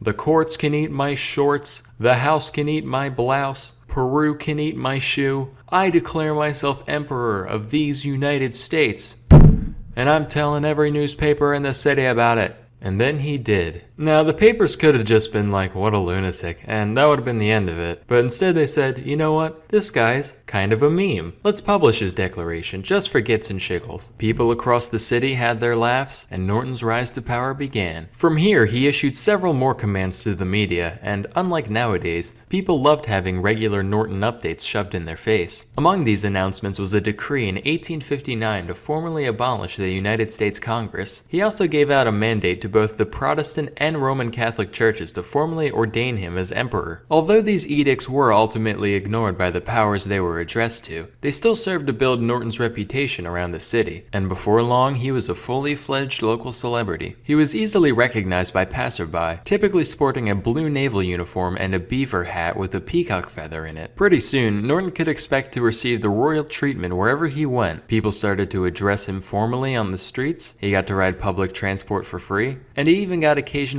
tax payments from people sympathetic to his impoverished living situation. Oh, and get this, Norton became so famous that toy stores in the city began selling dolls of the man for kids to play with. How many people can you think of that were so legendary that they got dolls made after them? You got Emperor Norton, Mr. T, and the bear that Teddy Roosevelt decided not to shoot. That's it, really. Also, though not backed by actual law in any way, his declarations came to be taken relatively seriously by the populace around him. For example, according to Norton, saying Frisco instead of San Francisco would be punishable by a $25 fine. Talk to any Frisco native and you'll find that this attitude survives to this day. With the help of a local printing firm, Norton even issued his own currency, which was actually accepted by many residents of the city, despite having no backing behind it whatsoever. In fact, a few Norton bucks are still floating around today as highly valued collector's items. I tried doing the same thing a while back, but unfortunately, Onella rubles are still only worth their weight in Onella rubles. Of course, it wasn't all magpies and molasses for our good friend Josh. He was once arrested by a policeman named Armand Barbier, who wanted to throw him in an asylum for his apparent insanity. Needless to say, when the public caught wind of this, they lost their fucking minds. Irate citizens wrote complaints in droves. All the newspapers published scathing editorials towards the police department. Stray cats were thrown into wood chippers. I don't have any evidence for that last one. I'm just, assuming based on what I would do in this scenario. Anyway, pretty soon, the chief of police got the memo, and Emperor Norton was released unscathed. Thankfully, Norton issued a royal pardon towards the man who arrested him, and from that point onward, whenever Norton passed a member of the force,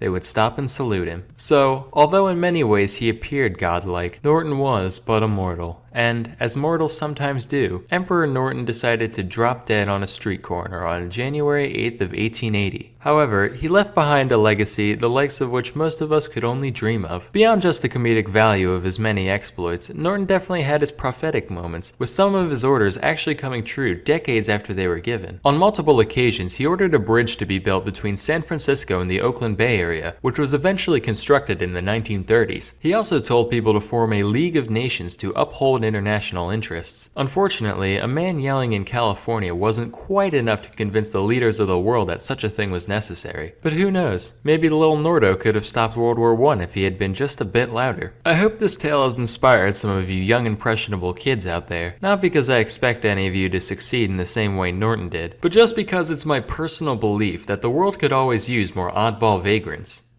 Wait a minute. Oddball vagrants. Product placement. Hey kids, let me tell you a story.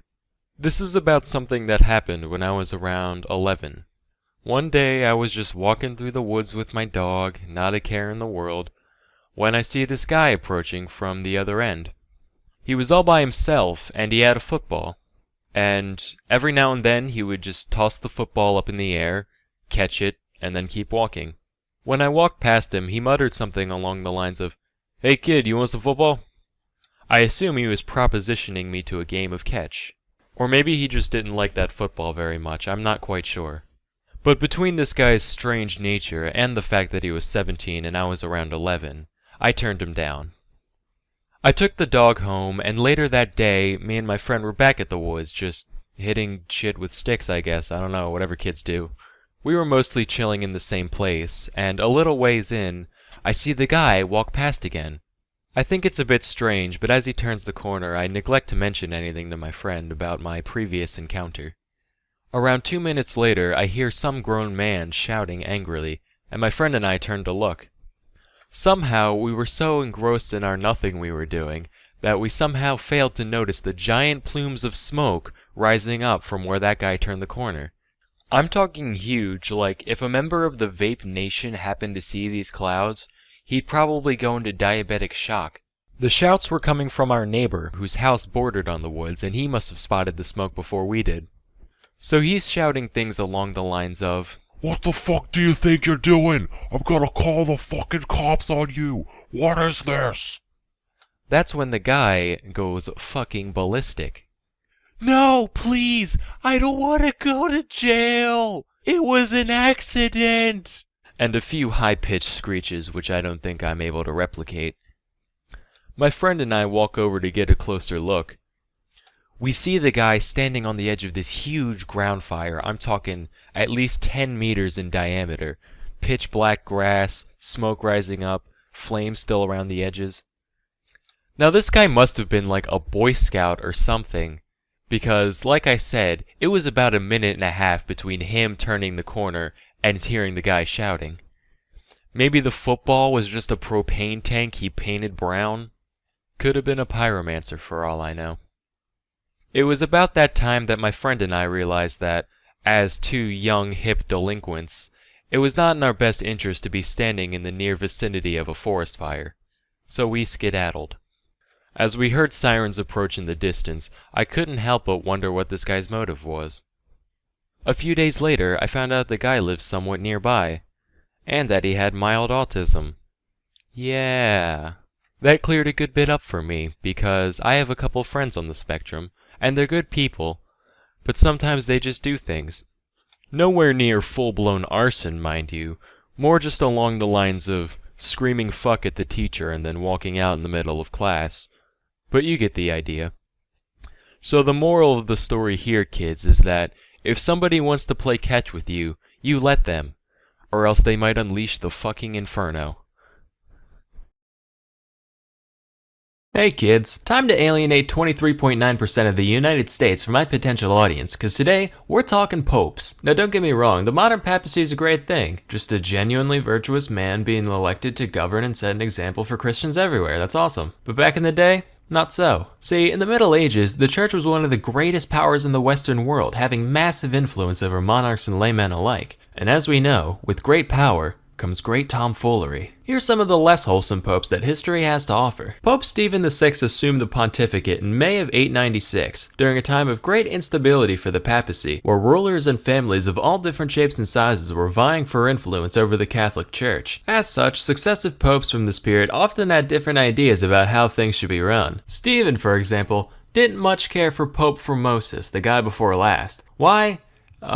It's complicated. Even if I could wrap my head around all this, it'd probably be boring as hell, so just take it on good faith that Steve had a lot of beef with Formosus. So much beef, or as we call it, papal bull, that Stephen couldn't even be happy that the dude was already dead. So he had the 8-month-old corpse of Formosus dug up, dressed up in pope clothes, sat down on a throne, and literally put on trial, with a deacon appointed to give all his responses for him. So you thought you could get away from the law with that little dying stunt of yours? Well, tell me, Mr. Thrombosis, did you violate canon law, commit perjury, and pretend to be a bishop when you weren't? Yes, pasta fazool, I am a fool. I've heard all I need to hear. This court finds you guilty, and everything you did as pope, we legally declare to be fake and dumb and stupid and dumb. Now throw him in the river. What? The river? Can he do that? See the hat? That means I'm Pope. P-O-O-P Pope. You better 3-point that bitch into the briny deep right quick, or I'm gonna raise hell.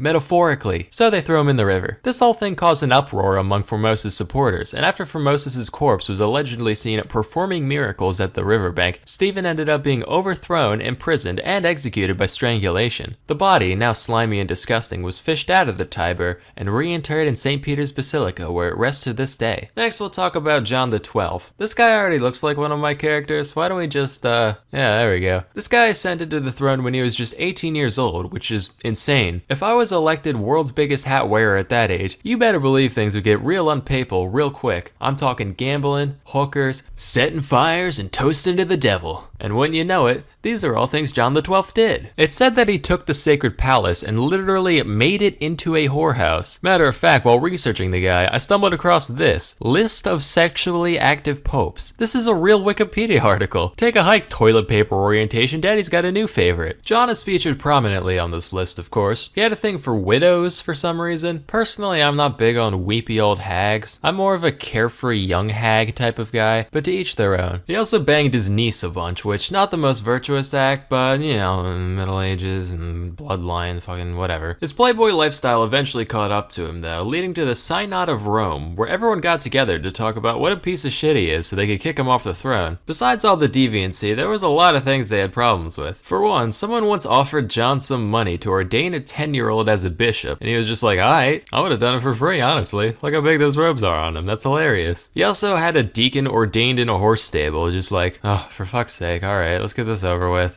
Shouldn't we be doing this in like a church? Listen, bucko, if it's good enough for Jesus to be born in, it's good enough for you to have your little cardinal party. No, sir, not cardinal, he's just a deacon. Not if you keep running your mouth, you aren't. He also liked going on hunting trips now and then, generally considered to be something popes don't do, although my suspicion is that they were just tired of cleaning his big stupid camo hat every time. Probably his worst act, though, was putting on a helmet, followed closely in second by the time one of his subdeacons got on his nerves, so he literally cut off his dick and murdered him. So between all this and some conflicts with Otto I of the Holy Roman Empire, John was uncanonically ousted in 963. Except as soon as Otto left Rome, nobody was there to pressure him off physically anymore, so John was like, lol, just kidding, rounded up all his groupies, kicked the new pope off the throne, and continued his role like nothing happened by early 964. But just a few months later, fate caught up with John, and he died the way he lived.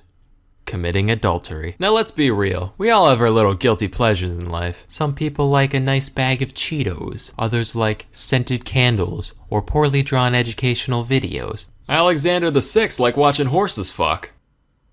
According to Vatican chronicler Johann Burckhardt, he would specifically arrange for his stallions to be introduced to mares in heat outside his palace, and he'd stand up on his balcony to watch them violently mate, which just tickled him pink for some fucking reason, and he'd laugh uproariously during the entire spectacle. He also once threw a party in the palace called the Banquet of Chestnuts, also referred to as the Joust of Whores. Wait a minute, horse jousting, horses banging. Was dyslexia a thing back then? Nah, but during the banquet, Alexander had 50 of Rome's finest raggedy harlots line up and strip down for him and his guests, which, by the way, included 2 of his children, which, by the way, he had many children, but at this point hardly a concern. Guests began throwing chestnuts at the ladies, who got down on their hands and knees and scrambled frantically, like the cook at Denny's when I held him at gunpoint, trying to collect as many as they could. After this went on for a while, Alexander was like, alright kiddos, game time. Whoever can bang the most broads before the night's over wins Rome's finest silks, and the only condition is that anybody who makes a joke about nutting on someone's chest gets disqualified.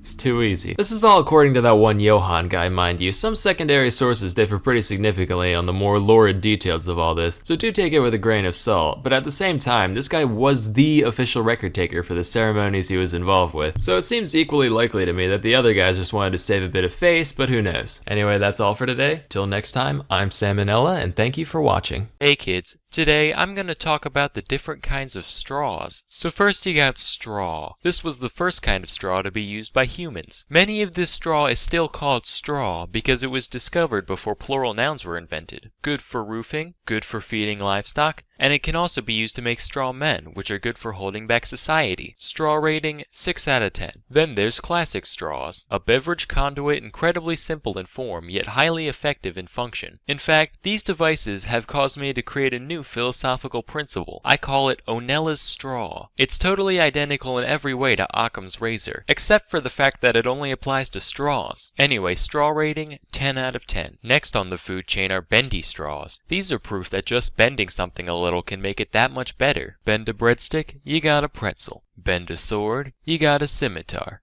Bend the rules, you got a badass. Bend the truth, you got a nomination. bend a straw, and you've got, a slightly more convenient straw. Straw rating, bendy 10 out of 10. Next is the last straw. I don't really know what it looks like. All I know is that it makes girls never talk to me again. Straw rating, cry wank out of 10. Then you got crazy straws. In the words of Dr. Ian Malcolm, your scientists were so preoccupied with whether or not they could, that they didn't stop to think if they should. This quote is frequently misattributed to having been talking about bringing dinosaurs back to life, when in reality he was talking about the invention of the crazy straw. The crazy straw is a perfect example of humanity's tendency to overdo things just to get our sick kicks. When my gaze falls upon a small child across the room at Olive Garden, gently sipping chocolate milk through a crazy straw, all I see is a misguided youth wasting his life. Straw rating, 9 out of 10. So after all this, I figured, hey, if we already got the crazy straw, we might as well double down here. So I invented something that goes beyond just crazy. I call it the Menace to Society straw. Patent pending. Straw rating, fuck you, God is dead.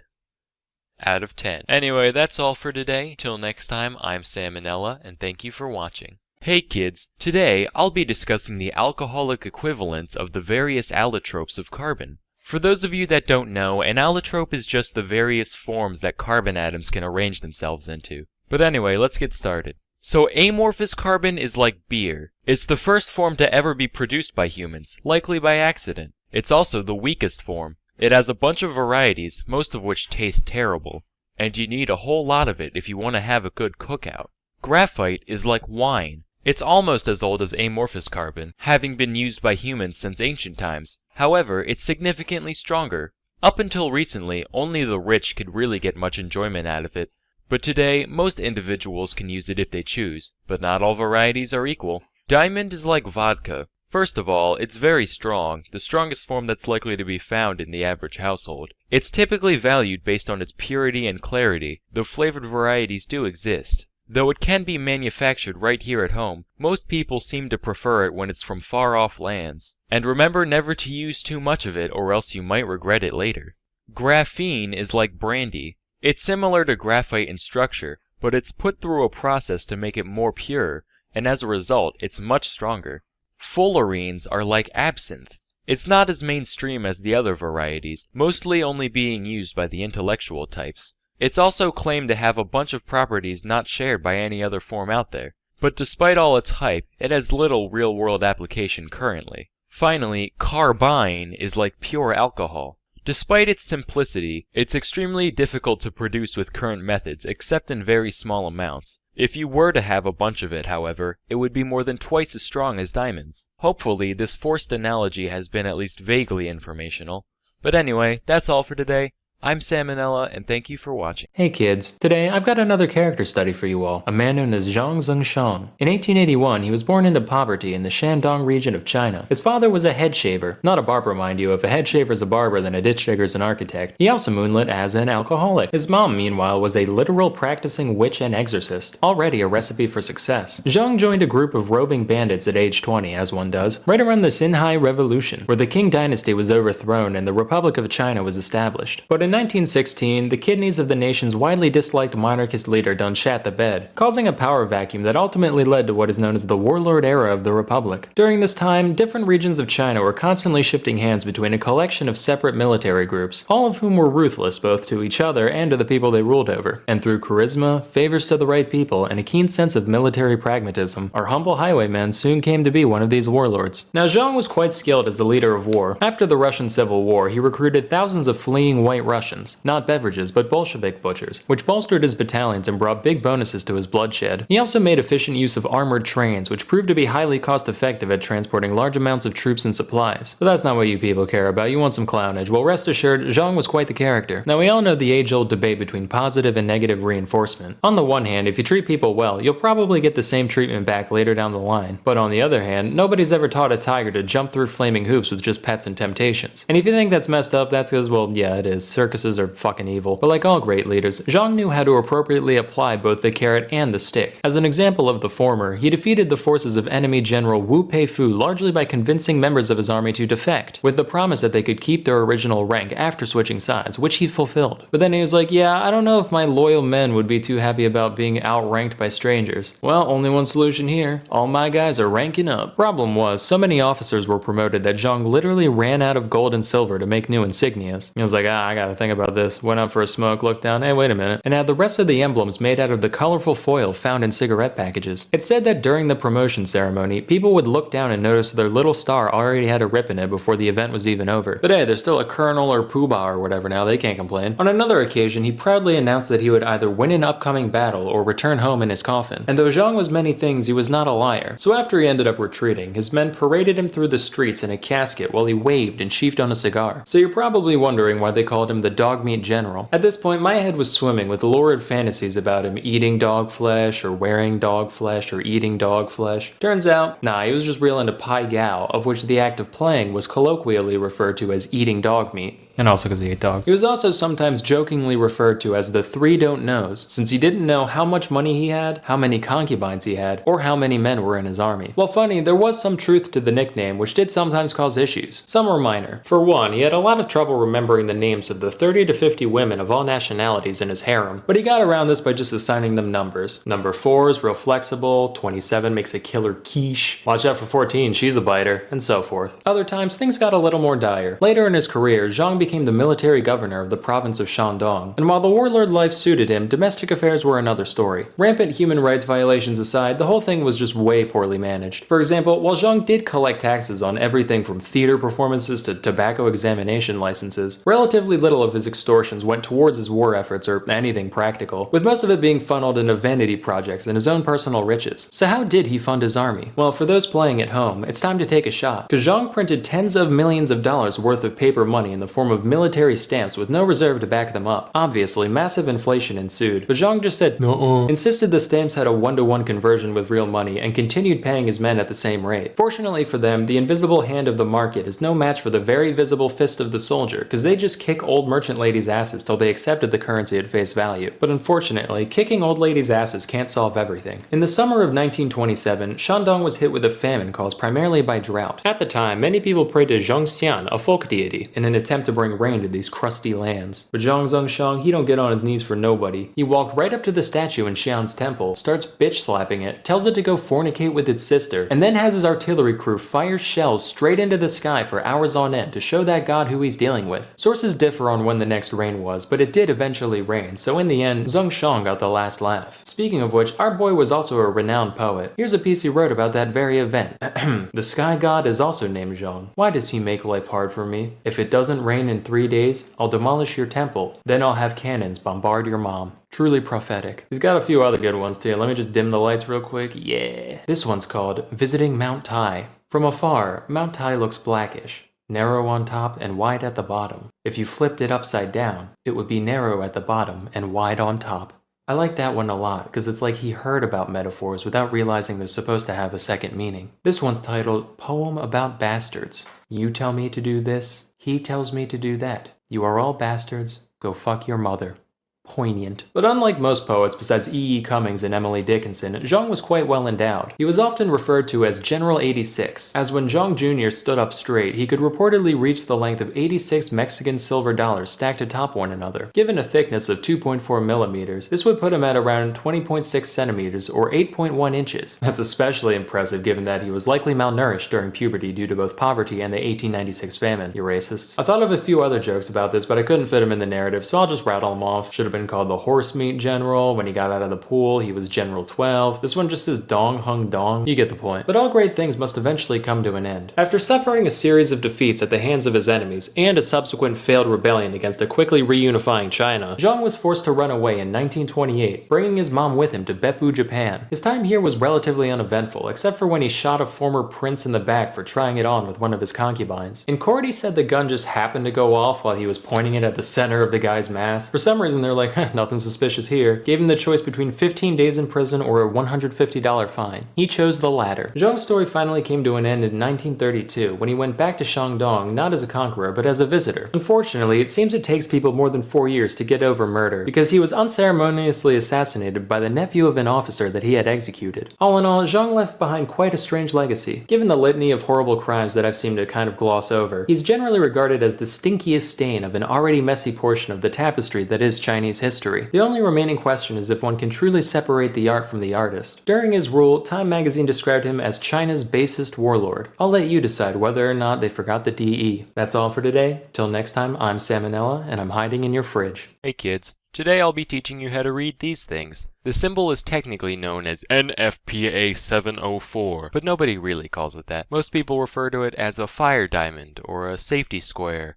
or if you're British, a figmenty pigmenty crossa tossa, whatever floats your boat. Anyway, when you see the symbol, usually on a door or a container or something, it means there's a hazardous material present, and the numbers and symbols on the diamond give information on exactly how dangerous that material is. So first off, notice the 4 colors, right? Each one represents a different type of hazard. Red is for flammability because fire and burning things are usually red. Yellow is for chemical reactivity, I guess because chemical reactions involve swapping electrons and electricity is yellow, sure. Blue is for health hazards because fuck you. And then white is just extra space for other stuff. So the 3 colored diamonds, or if you want to be politically correct, the African American diamonds, each have a number from 0 to 4. And each of these is like a threat level for that category. If the number is 0, it basically means you'd have to be some kind of professional to manage to fuck things up in that fashion. Sand, for example, has a 0 in its flammability. The only time sand burns is when it's wedged in the cracks of your Speedo for too long. However, please note that the health section does not apply to ingestion. For example, motor oil has a blue rating of 0, but that in no way makes it safe to drink. If the number is 1, that means there's a threat present, but you'd still have to be like an advanced level dumbass in order to really find it. Cellulose, the primary chemical found in paper, has a flammability of 1, so don't,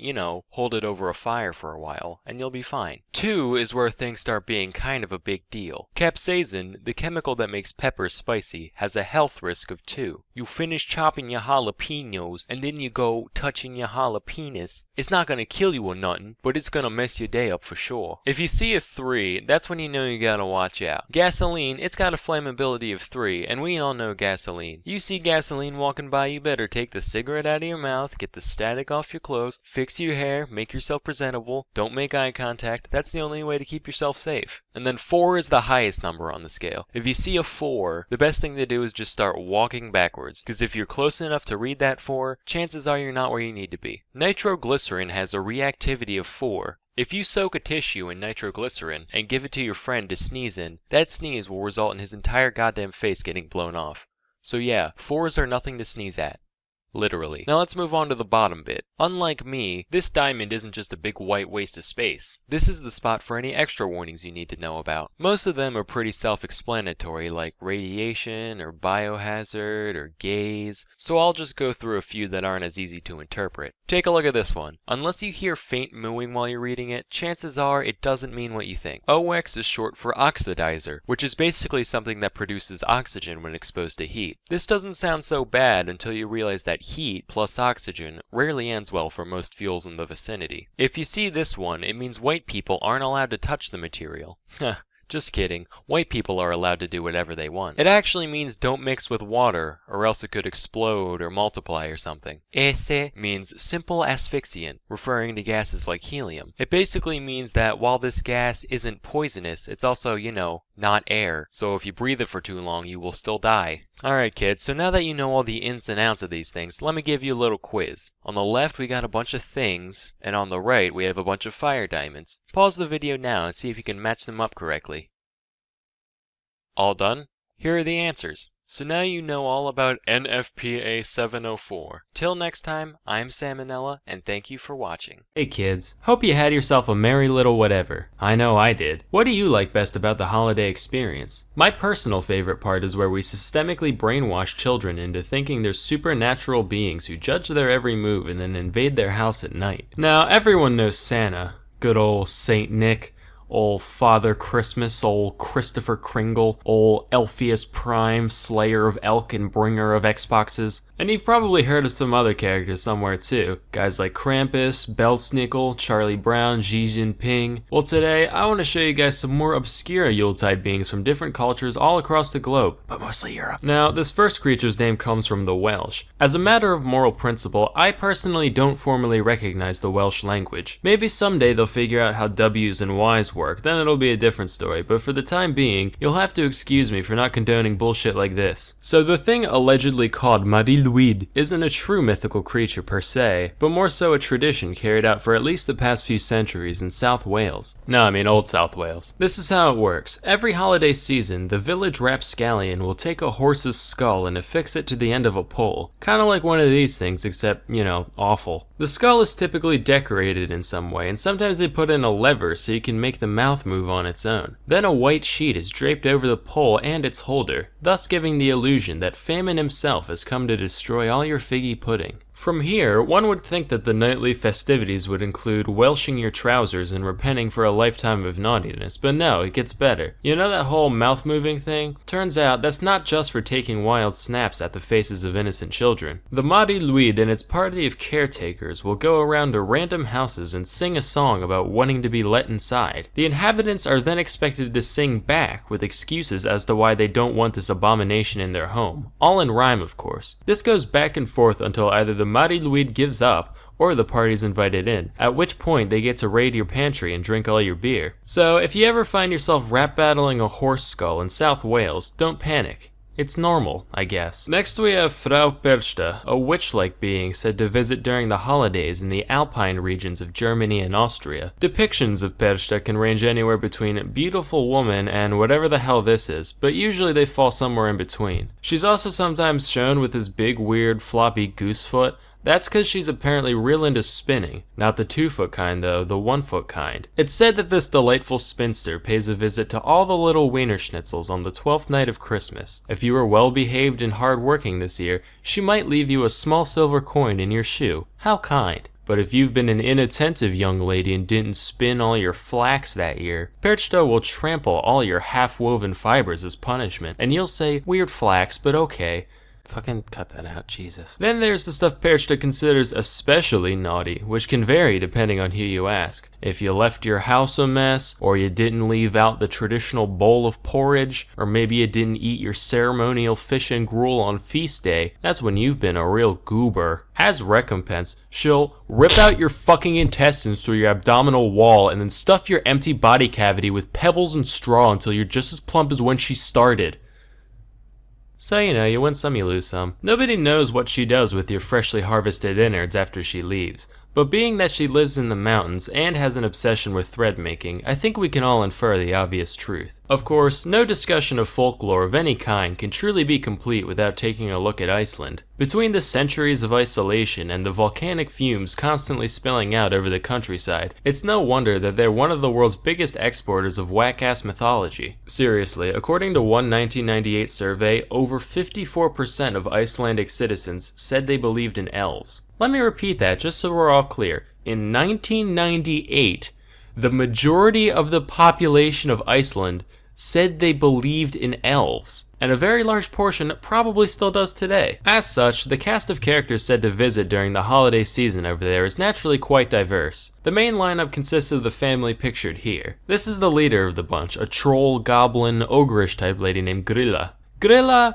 just fucking eats kids. That's it. She's said to prefer the naughty ones, but as long as it's small and made out of kid, she's game. Then you got her husband, Le Palu, who lives with her in her cave, generally considered to be equally ogreish. When the holidays roll around, if there's no soot in your fireplace, he'll reward you with a pickled herring. But if it's dirty, he'll scoop up the ash and dump it in your bed, ooh. Nah, just messing with you. None of that's true. He also just eats children. The couple also has a giant cat called, this. The cat's main concern is whether or not a person received new clothes for Christmas. Pretty hypocritical considering it walks around naked all the time, but whatever. Anyway, if you got new clothes, then good for you, you got new clothes. On the other hand, if you didn't get any, well, can you guess what he does? You want to take a wild stab?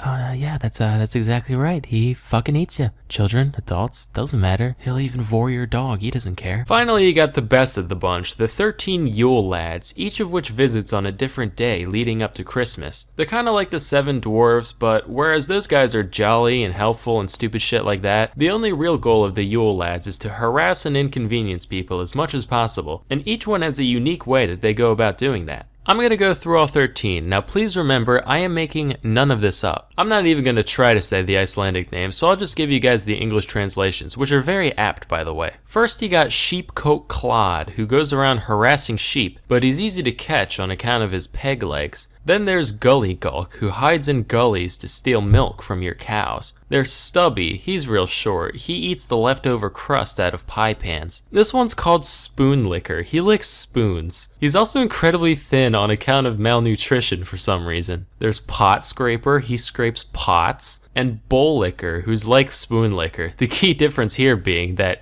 he licks bowls. You got Door Slammer, who slams doors in the middle of the night. And then Skyr Gobbler, who gobbles up all your skyr, which is like a Nordic yogurt type thing. Whoa, who's that up in the rafters? It's Sausage Swiper, of course. Here to swipe your sausages. And who's that in the windows? You bet your ass it's Window Peeper. Look at him peep.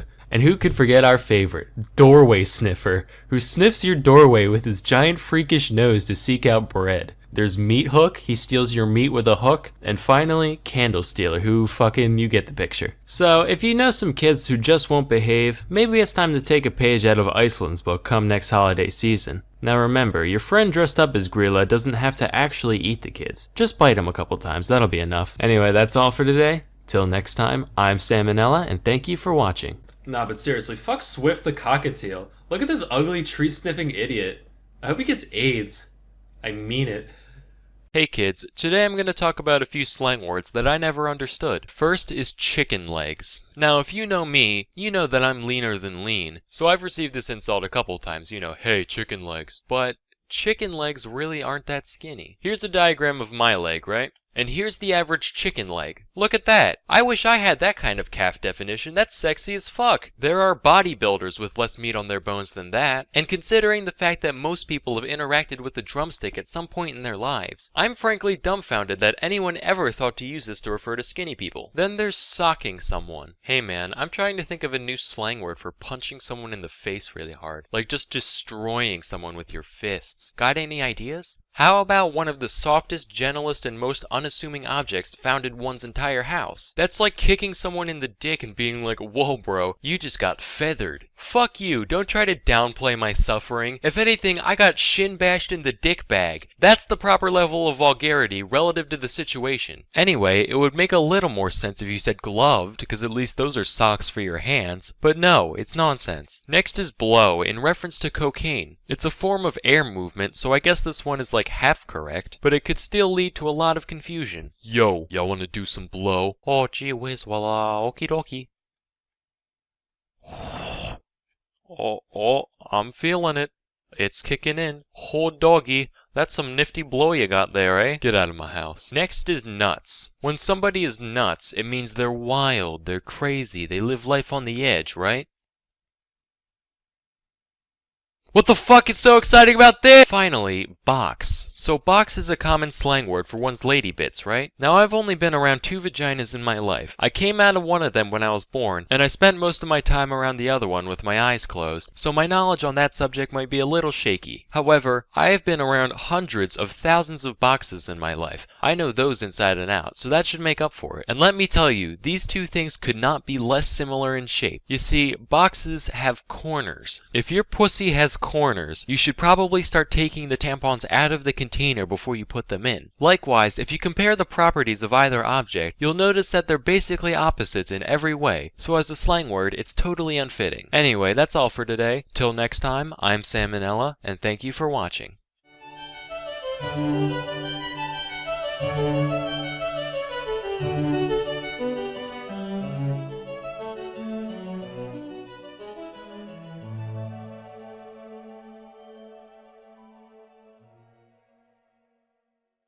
Hey kids, time for another hot steamy load of knowledge dripping down your neck and chest. Today, we're gonna talk about the greatest mind to ever live. Nope, not him. Nope. Keep trying. Who I'm really referring to is the ancient Greek philosopher known as Diogenes of Sinope. Diogenes followed the school of thought known as cynicism. Far from the yelling at CNN, sitting down during the pledge kind of cynicism we know today, cynic philosophy centers around the rejection of conventional desires in favor of a simple, moderate lifestyle. But while many philosophers made a virtue out of self-discipline, Diogenes took all that to a whole new level. He was the most down-to-earth guy out there. Literally, he lived on the ground, in a big tub in the marketplace where he'd beg for a living. For a while, his only possession was a wooden bowl, until one day he saw a child drinking out of his hands, and he was like, what do I need this shit for? Now, though his way of life and perspective was unique enough, it's the way Diogenes showed it that really set him apart from the rest. When someone today wants to go against society, they dye their hair blue and make a blog post about how there aren't any obese women of color in Super Smash Bros. On the other hand, when Diogenes has something to say, he just jerks off in public. Takes a dump in the amphitheater, pisses on passerby, whatever. The way he saw it, he was just performing much needed bodily functions while also protesting the superficiality of the civilization around him. Keep in mind, though he was an unwashed, publicly defecating homeless man, that's not all he was. His wit was easily on par with his philosophical contemporaries, and his lack of inhibition meant that everyone knew it. For example, here's an often pondered question of the day. How do you define a human in the simplest of terms possible? Plato decided to tackle this question, and he came up with featherless biped. And in the ancient Greek world, they didn't have any kangaroos or gibbons or nothing, so people were the only things around that both walked on two legs and didn't have feathers. Plato thought he was real clever with that one. Diogenes, on the other hand, he wasn't having any of it, so he said, alright, you pompous prick, I'll give you a featherless biped. So, in reality, we do not learn, and what we call learning is only a process of recollection. Oh god damn it, not you again. What's up, fuckers? Hey, check out this person I found. Isn't it such a human? Look at him, wow. What a guy. Anyway, love to stay and chat, but I saw some trash outside that looked delicious. Smell you later, deliberator. Yes, my student. Yeah, what the fuck? Here's another anecdote. Macedonian King Alexander was a big fan of Diogenes, so he decided to pay him a visit. And he said, hey man, big fan. If there's any favor I can do for you, anything at all, just let me know, I'll make it happen. Now to put this into perspective, this is Alexander we're talking about. The guy who had his cousin straight up assassinated so he could take the throne. The guy who would later go on to conquer the majority of the civilized world. And you know what Diogenes says? He goes, yeah, you can do me a favor. Move over, you're in my light. Wow, I'm not even mad. You really are just a legend. Diogenes lived up to the ripe old age of 89. I don't know if that's a testament to his lifestyle or if he just got lucky, but either way, if there is a god, he definitely has a sense of humor. The exact cause of Diogenes' death varies depending on which source you look at. Some say he died from an infected dog bite. Others say it was from eating raw octopus. My favorite theory is that one day he just got tired of living, and he just held his breath till he died. He left behind instructions on what to do with his body after he passed. Now, when people think of special post-mortem instructions like these, they usually think, scatter my ashes at 6:53 a.m. off the western face of Mount Rainier using my grandfather's favorite ladle. None of that with Diogenes, he kept it simple. In the words of Danny DeVito, when I'm dead, just throw me in the trash. Specifically, he wanted his body tossed into the wild so animals could feast on him, thereby giving back to the earth what little he took from it. So kids, moral of the story, don't judge a book by its cover. The man who appears to be nothing more than a shit-smeared babbling vagrant could actually be the wisest man you'll ever meet. Or he could really just be a raving fucking lunatic. Bring a knife, just in case. Anyway, till next time, I'm Salmonella, and thank you for watching. Hey kids, whenever I browse this site, I see more and more videos of people talking about things like YouTuber drama, the election, world politics, and it made me think, hey, maybe I should start covering more relevant, nuanced topics in my videos. Anyway, let's talk about chickens. So the story of the chicken begins a long time ago in Southeast Asia. Now, this area had a ton of bamboo growing all over the place. And the thing about bamboo is it follows a very specific life cycle, where once every 50 years or so, every bamboo plant in a given region will blossom at the exact same time. Then, shortly after, they litter the whole area with these little seeds known as bamboo rice, or as I call them, bambinos. These pellets get planted, the current bamboo dies out, and the cycle starts over.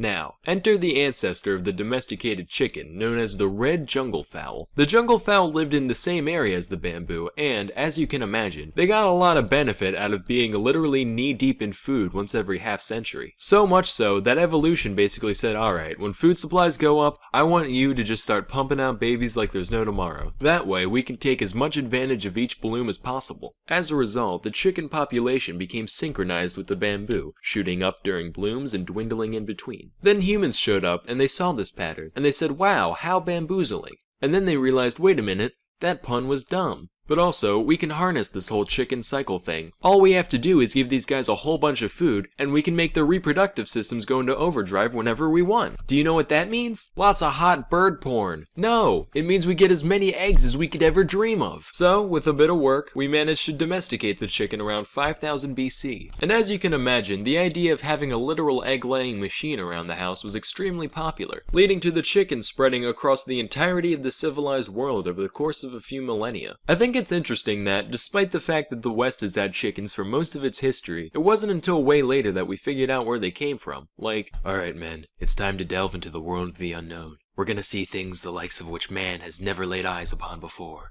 But, if you keep your wits about you, we just might make it out of here alive. Hey, is this yours? No? Weird.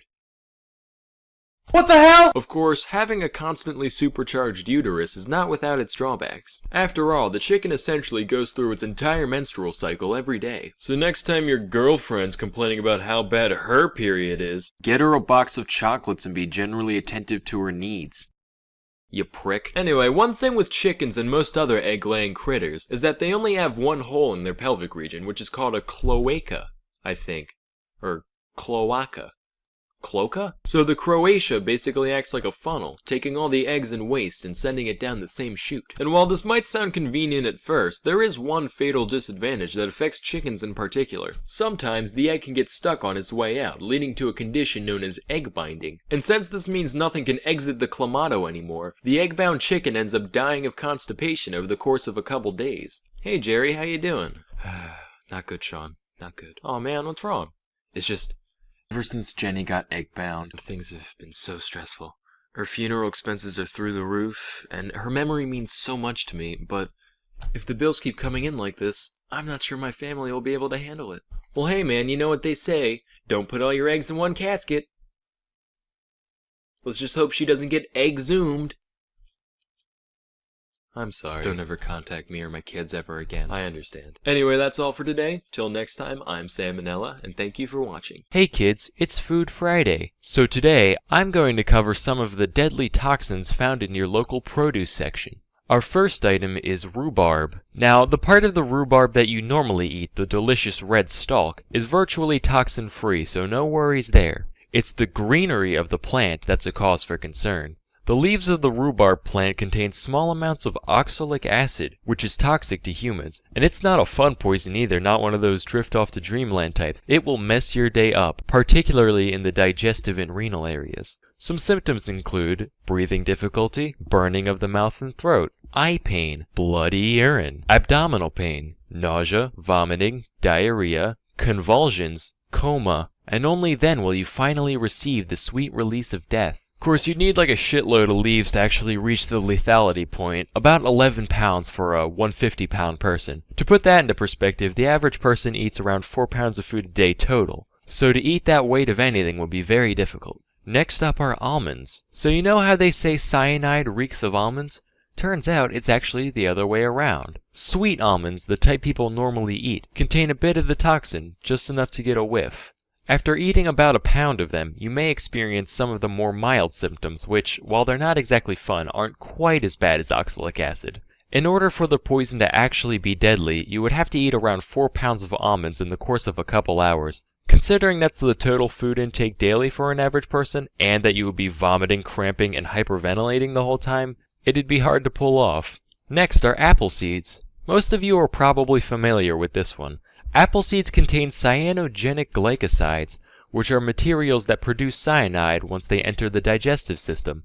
These chemicals also have a significant presence in a whole menagerie of other produce items, but out of all of these, apple seeds will give you the most bang for your buck as far as potency goes. You would only need around 3.5 ounces of the seeds to do yourself in, which is a lot easier to pull off than the last two. Of course, the whole point of seeds in fruit is so that things will eat them and crap them out elsewhere to spread the plant around, which would be pretty hard to do if the thing carrying your babies keels over and dies. For this reason, the glycosides are only accessible when one crushes the seeds open. Whole seeds are relatively safe. But if you really wanted to off yourself, you could toss 18 apple cores in a blender and drink the whole thing. The most virulent thing you'll find in your entire produce section, however, is none other than the kidney bean. Yes, this innocent-looking legume holds some sinister secrets. Kidney beans contain a toxin known as phytohemagglutinin, and as little as 4 raw beans worth is enough to trigger symptoms. The main sign of kidney bean poisoning is known scientifically as two-tip tummy terrorism.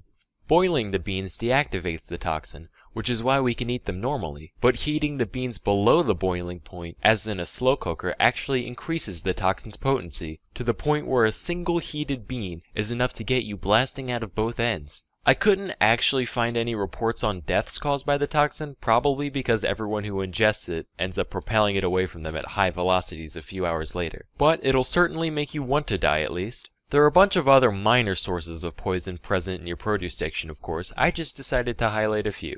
Anyway, I'm Salmonella, and thank you for watching. Anyway, today I'm going to talk about the bombardier beetle. So here's what he looks like, right? Already you can tell he's kind of a prick. He just looks like an ant that one day decided to stick a sunflower seed on his back, thinking he's all creative, like, yeah, I'm original now. I'm my own insect. Got the junk in the trunk for the ladies, no big deal. That's just the picture Wikipedia shows, though. There are a bunch of other species of bombardier, most of which look a little more unique, so I'll give him some credit. The cool thing about the bombardier beetle, though, has nothing to do with appearance. It's actually the fact that this creature has some pretty awesome weaponry up its sleeve. The beetle is actually capable of shooting a foul-smelling chemical spray from its back end. And it doesn't even have to eat Chipotle beforehand, am I right, ladies? Anyway, the spray contains, among other things, a compound called 1,4-benzoquinone, which is quite irritating to vulnerable tissue, like eyes or mouths. Couple that with the fact that the mixture comes out at a temperature close to the boiling point, and you've got a pretty gangster arthropod on your hands. One could liken the bombardier beetle to the common Tumblr feminist. Whenever it feels even slightly threatened, it starts pulling shit out of its ass in an effort to be as unnecessarily inflammatory as possible. Even more interesting than the spray itself, though, is the way the beetle pulls it off. It starts out with 2 different substances, hydrogen peroxide and hydroquinone, each of which is stored in a separate reservoir in the body. Then whenever the bombardier gets his jerrys in a jostle, he releases either chemical into a single chamber. Once they mix, these chemicals react violently with one another, producing a bunch of heat and gas. The pressure from the gas is what propels the liquid out of the chamber and into the face of anything nearby. Fortunately for the bombardier, the pressure also seals off the entrances to the reservoirs, so as to stop the thing from, blowing itself up. As soon as the pressure's released, though, the valves reopen, and the process can be repeated. And this whole cycle takes place within the course of a couple milliseconds, meaning the average beetle could fire anywhere from 5 to 20 blasts within a fraction of a second. Once this video's over, you guys should look up some slow-mo videos of the bombardier in action. I can't show you here because of copyright and all, but it's pretty cool, so go check it out. Anyway, though, this system of using pressurized gases both to launch projectiles and to regulate the chambering process is actually somewhat similar to how guns like the AK-47 work, so I thought it was pretty neat how this creature managed to evolve something so mechanical in nature. I just hope the NRA doesn't catch wind of these guys. If the government takes away our chemical weapons, only the bombardier beetles will have chemical weapons. Then what, man? Then what? Hey, do you guys remember how the Flintstones always used to use animals as tools? Like that Pelican cement mixer, it's all living. Well, it's a shame the writers didn't know about the bombardier beetle, because it would fit right in with their primitive shenanigans. Wilma's walking home late at night, right? Hear someone sneaking up on her, hand on her shoulder, bam! Prehistoric pepper spray. Then when he's down, she whips out the eel, bam! Prehistoric taser. He thinks it's over, little does he know, she's got a cicada on a string around her neck. Bam! Prehistoric rape whistle. Police come, take him to jail, he serves his sentence, after a while he gets granted parole, things finally looking up for him, and that's when they stick the parrot on his shoulder. Bam! Prehistoric Megan's Law. Hey, so I'm kinda new around here, and so legally I'm obligated. He's a pervert. Well, what he means to say is Kitty diddler. what? Okay, first of all, nobody got diddled, let alone Once a rapist, always a rapist. Anyway, what was this episode about? Right, bombardier beetle. So yeah, that's all for today. Till next time, I'm Salmonella, and thank you for watching.